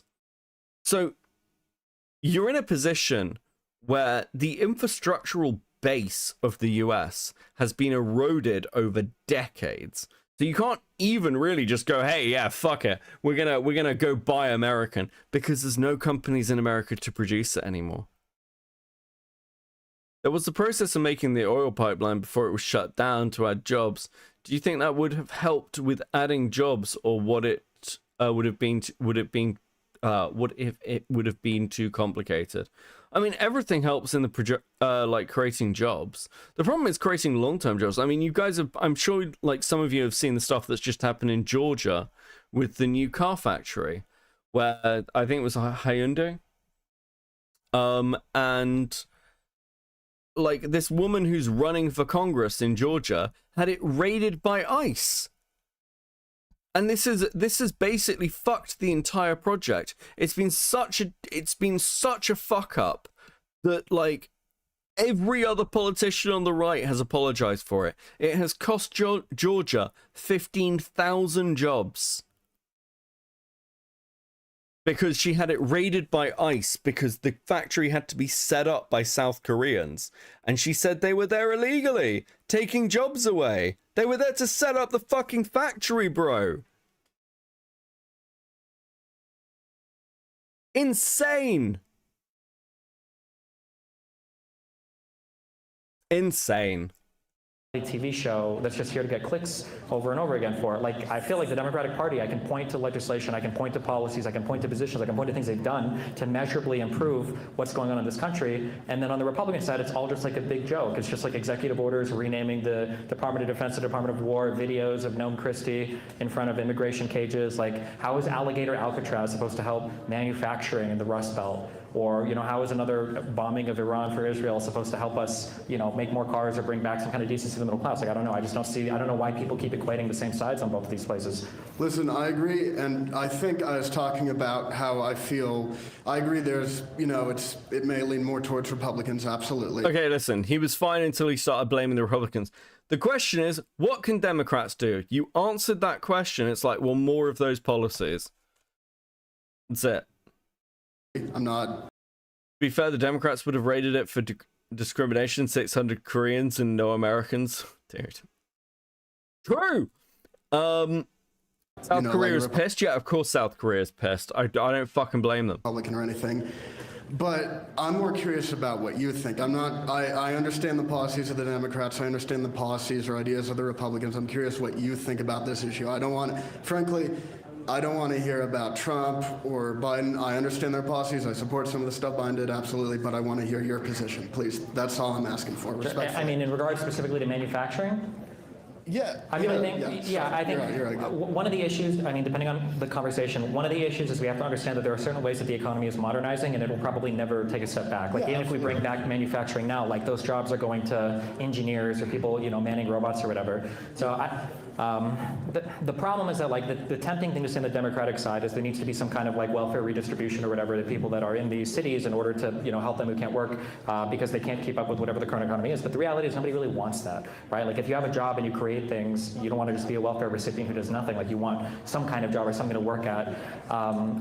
I feel like there could be, like, it has to be some kind of investment into some combination of, like, education or job training, but it has to be geared towards, like, a certain group of people. But it has to be, like, an honest conversation. It can't just be, you know, like, I think for a while liberals were, you know, like, oh, everybody can just go learn to code. Like, that's probably not going to happen. But also on the other side, it can't just be, well, we're just going to tear up the entire world until we manufacture things at home again. Like, that's not going to happen either. Even if we did manufacture things here, it's going to be robots making them. So, yeah, it would be some complicated, probably combination of retraining and education and investment in, like, certain regions of the country, but that would be the way forward, yeah. Well, I appreciate your answer, and I'd also like to say quickly I agree that I don't think manufacturing can come back. I think we're decades past that. So, yeah, thank you very much. Thank you. Thanks for the question. Have a good day. Here's the problem. If you are decades past manufacturing, and again, I'm not saying I necessarily disagree, though, okay, the answer is pretty obvious from a perspective of you sell products based at a luxury pricing that they are handmade, essentially. That these people made these. You create an entire industrial complex based around people making things. It's actually not that hard. It's just, this is a luxury product. You pay for it. Made in Georgia by Georgians. Like, dude, it's pretty much the only option. Unfortunately, Destiny is right here as well. Like, most people don't want to just be welfare recipients. Like, like, this isn't just a problem for America. It's a problem for fucking everywhere. Like, unless you do something, this is something, especially with AI, this is something that's going to really fucking hit within the next 20 to 30 years. It's already, like, you can't get a job as an admin assistant anymore. Do people know this? Like, it is so, like, most people are just killing their entire admin teams. They're just replacing them with AI. You don't need them anymore. Like, gone are the days where you'd need an admin assistant to do all the Excel work. You just don't need it. And from getting into an industry kind of position, like, that's devastating. Most people's first jobs, like entry-level jobs, are admin. It's how you learn about the company. It's how you learn about the industry. And if those jobs disappear, you lose your onboarding jobs. You can, but it's very limited. Yeah, sure. Okay, broad brush statement. But yes, like, it's just not what it was. The days of the typing pool are gone. Oh, both? Okay. Hey, so we talked on stream last week, and I think you can tell I'm progressive. Anything you're about to say about Trump, like, we both agree. I can't be bothered to listen to Soy Pilled. I just don't care. What's this one say? The first thing I want to ask you about is, earlier I heard you say something, unfortunately it was very loud in here so I couldn't hear it all, about Charlie Kirk and how he was addressing college-age students, and that was who he Okay, I also don't care. are the future. We are the future. God help us. We're gonna. What was MAGA hack? You want to say? A lot of people towards the left don't ever. Okay, I don't care about this. I want to hear Erudite's question. Okay, I'm gonna go for an erudite question.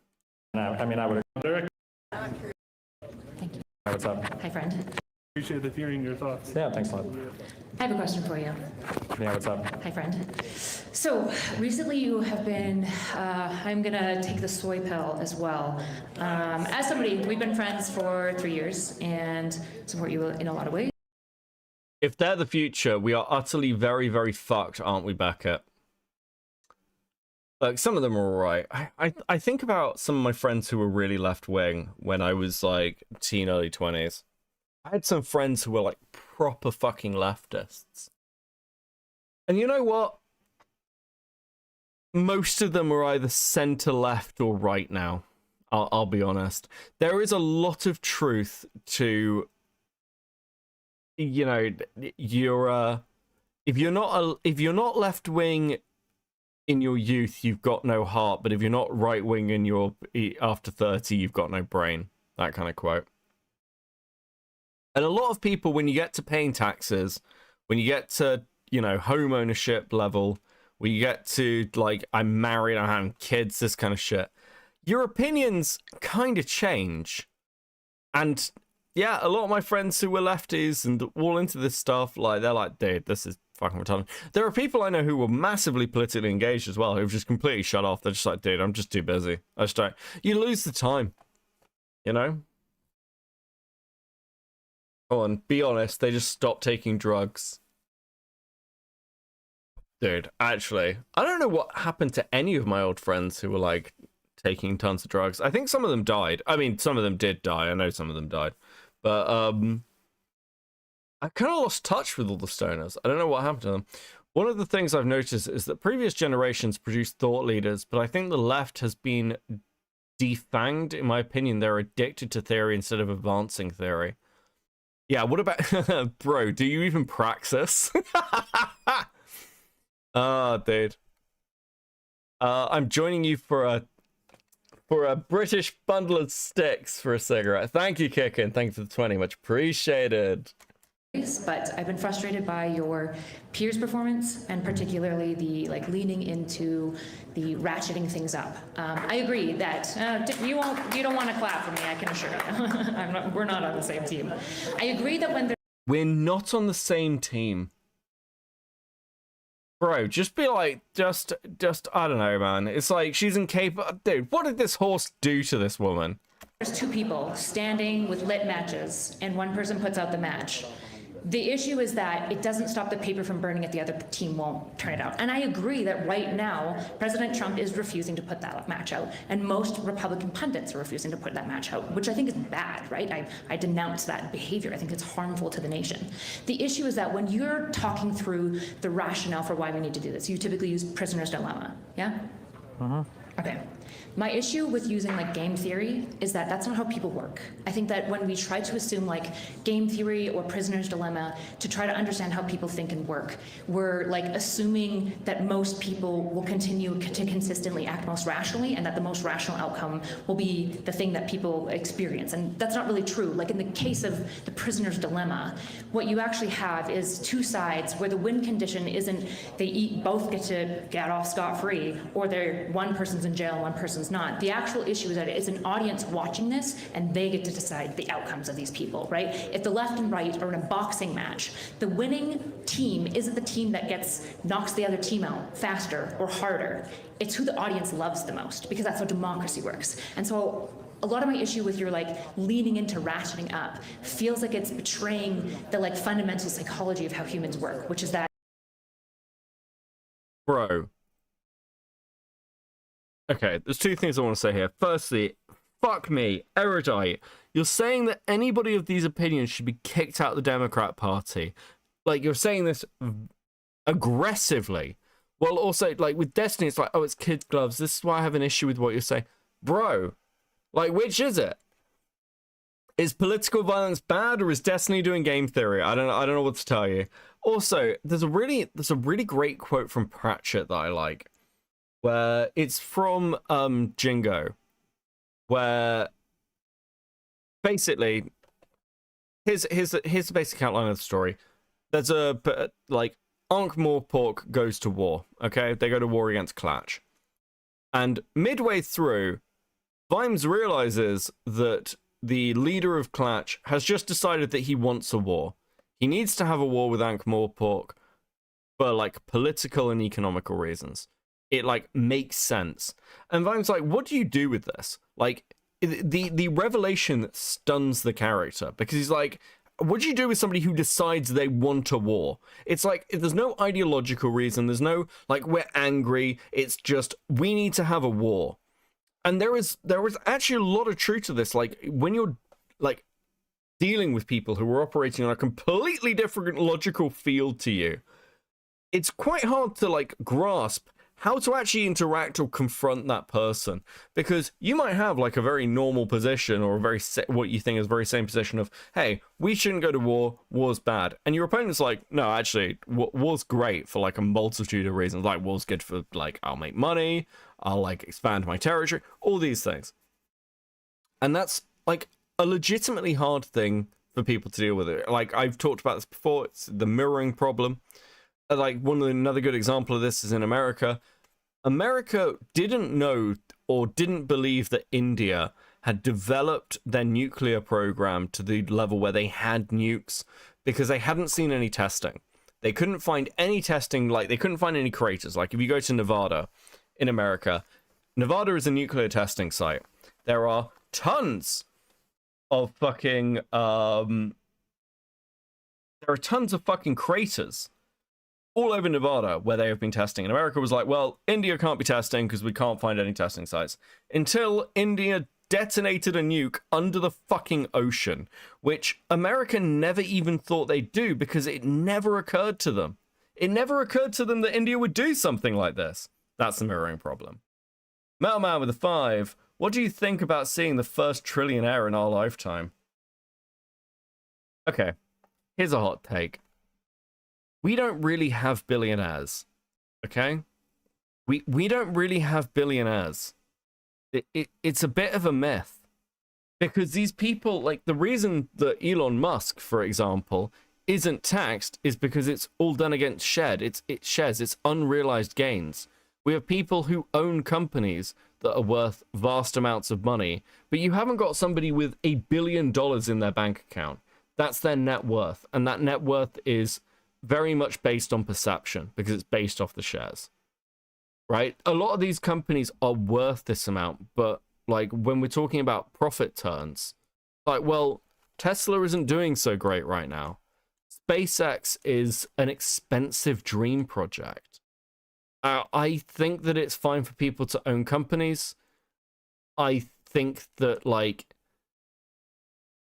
sure, you can leverage that status and wealth into massive things, but it's not really the same as people think it is. It's like, oh, you're a billionaire. Okay, cool. Well, actually, you just own a massive company. And it's like, well, those people have always comparatively existed. Remember when Facebook lost 800 billion when it announced Meta? Yeah, shit like this. It's like, okay, comparatively, does it really fucking matter when historically we've got people who've owned countries?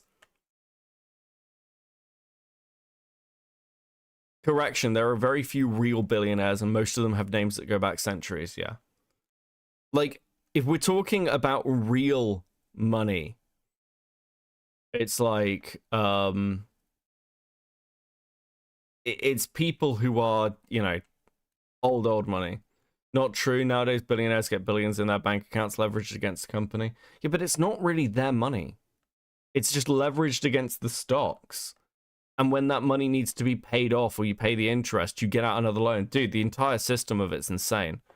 Like, the money exists, but it's just, it's not even physical. I mean, it literally is just random fucking numbers being printed. Dude, the economy, like, our actual monetary economy is such a fucking nightmare. It's a total mess. It's a total mess. Should never have started printing money. There is a real argument against like devaluing the gold standard. It's wild. It's crazy. It's crazy how many warnings got completely ignored in between the 70s to 90s that have just completely come to fruition. Having real money costs too much. Most billionaires live in a total debt they will never pay off because they get absolved of it when they die. Yeah.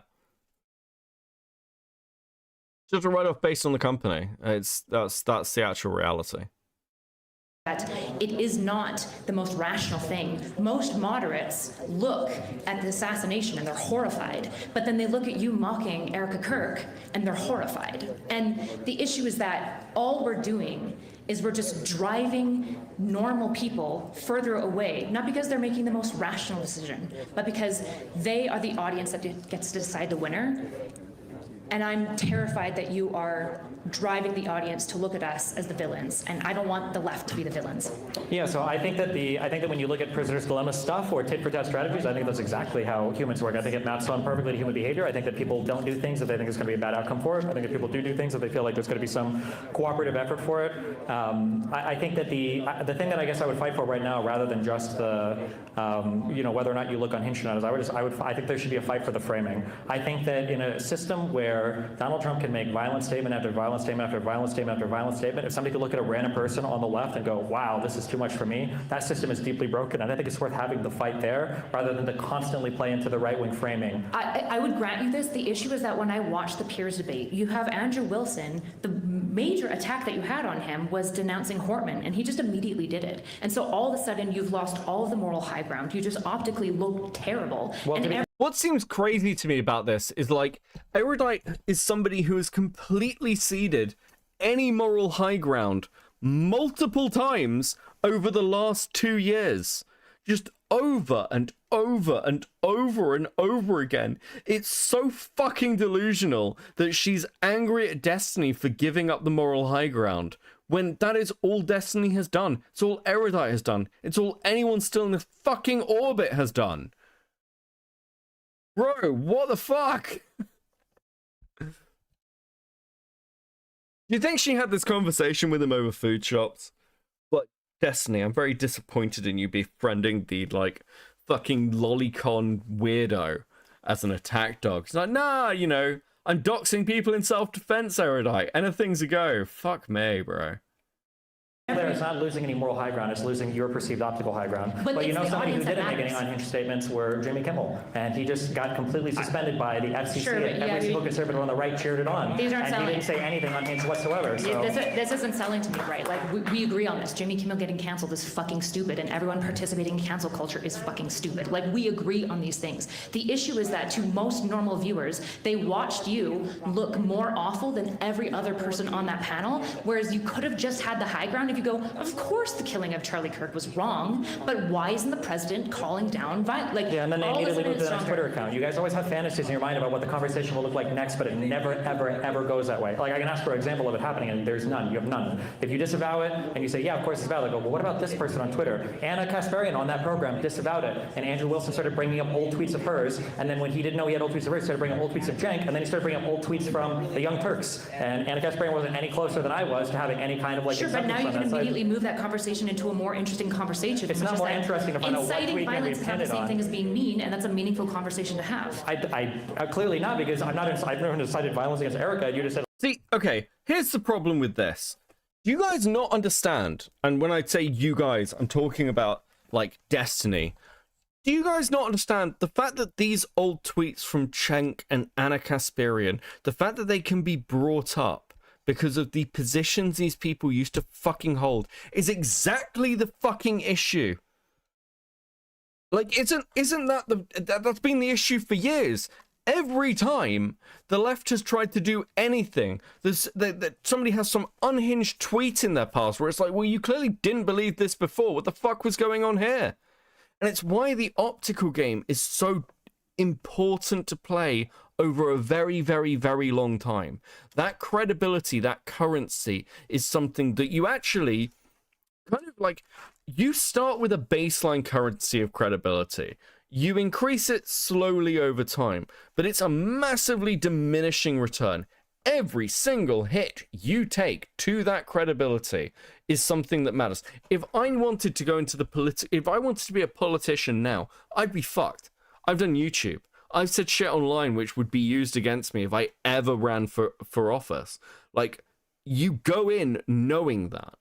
So this is why when, like, with Anna Kasparian, yeah, sure, she can, like, do the, like, Destiny's right. The disavow from her makes no fucking difference. But then the argument isn't, hey, we need like, fuck it, whatever. It's like, well, none of you have been clean, so maybe stay out of mainstream politics and accept that you are fringe political figures.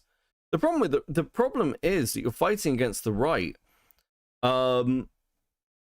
who essentially have just shifted their own Overton window over time. And the irony of it is that the left has helped them do it. By constantly threatening to cancel them, the left has diminished its ability to actually have impact. If you've got a right-wing commentator and you bring up a tweet, it's like, hey, this time you said that, like, lynchings were fine. They're like, yeah, I did say that. And it was based. And, like, because... like, it's become so overplayed, it's actually reduced the left's ability to effectively fucking criticize anybody. It's such an insane situation to end up in. It really is. Like, I occasionally, like, think about it. Like, I'm just like, oh yeah, okay, this is where we're at. I'm like, okay, well, this is just absurd. Like, we've done it to ourselves. What the fuck is wrong with any of you? Dude, it's so frustrating. It looks bad to, you know, say anything about the fact that she's fundraising for Charlie Kirk, you know. On by the way, we're still doing it, by the way, because, like, this very thing, this exact situation is, like, you can see it in immediately going, oh, the shooter was a groper, the shooter was a grouper, the shooter was a groper. Like, that kind of shit is actively diminishing your ability to effectively criticize the right. Because what happened? Well, we had a whole meme thing where people were, like, being contacted by their parents, being like, Johnny, what's a groiper? It's like, dude, this is fucking ridiculous. Wait, what's going on? President's death, which I think is crazy in the immediate aftermath of that. So, I mean, I would rather have, I mean, I don't know, we'll see, I guess in a year or two how it pans out, but I think I would rather have the argument over, like, the framing needs to change, that it can't constantly be that one side has to act, you know, 50 million levels of morality above the other side to be taken seriously. That's just a very unserious, and if that is where the moderate is at or the normie is at, then I guess we just go to the next, whatever the next form of government is, because the current one is not working, yeah. Hi, Stephen. Hey, guys. Sorry. Can we just have the conversation? My question is, what is something that you think that we all could do, yourself included, to promote unity in politics, in the culture, just unity? What do you think would help? I think one of the most corrosive aspects to conversation is when people assume the other person is operating in bad faith. That when somebody says they want the whole country to be religious, it's... Holy fuck, bro. One of the most corrosive things you can do is assume everyone's acting in bad faith. Every single speaker that's come up, he's like, well, you voted for Trump. Dude. What about this thing your side did? I did. I'm fucking done. I'm done. I've got it out of my system now. I feel all politically ranted out. I'm good. Okay.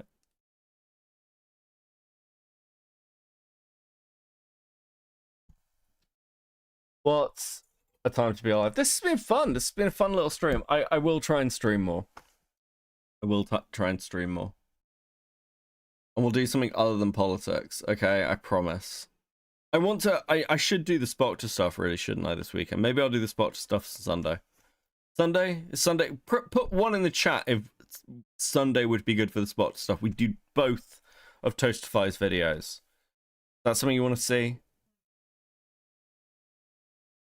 Do that. That's fun. Be a long stream.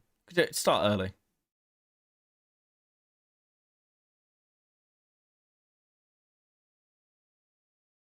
Oh god. Okay.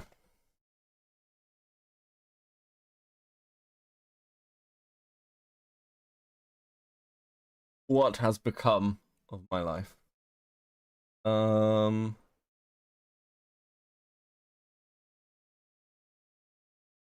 Is Chud even live? Oh, he's not live yet, is he? Is no one live? Am I the only one that's live? This is a dark time to be alive. This. Someone playing Kamen Rider? Or a sword? The fuck is it? Can we get a sticker? Yeah, sure. Actually, we can get a sticker. Because I haven't shown Cammy's one. I like the Cammy one. No, great sticker. Because also, I fucked up the goals like twice, so that's probably fair. Only the ginger remains. Like afternoon there, it's like 11 o'clock. But I couldn't sleep last night. Maybe I'll go to sleep after this.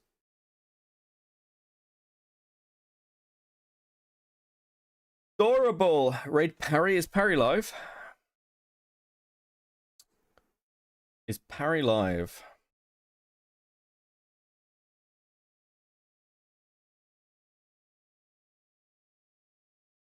Purple Parry.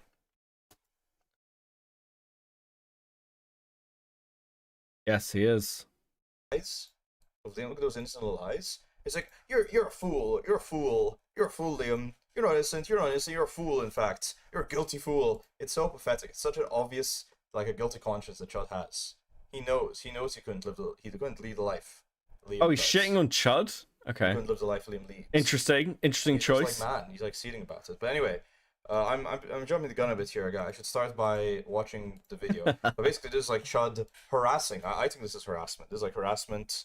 This is beyond anything that's okay on YouTube, in my opinion. There we go. This is like, there we go. This is the kind of stuff that, like, this is like... Look, this has been fun. This has been fun. I've enjoyed the chill out. Becky, if you need to Google sometime, watch the clip of Chris I sent you. It's cute. I will have a look, Rocky.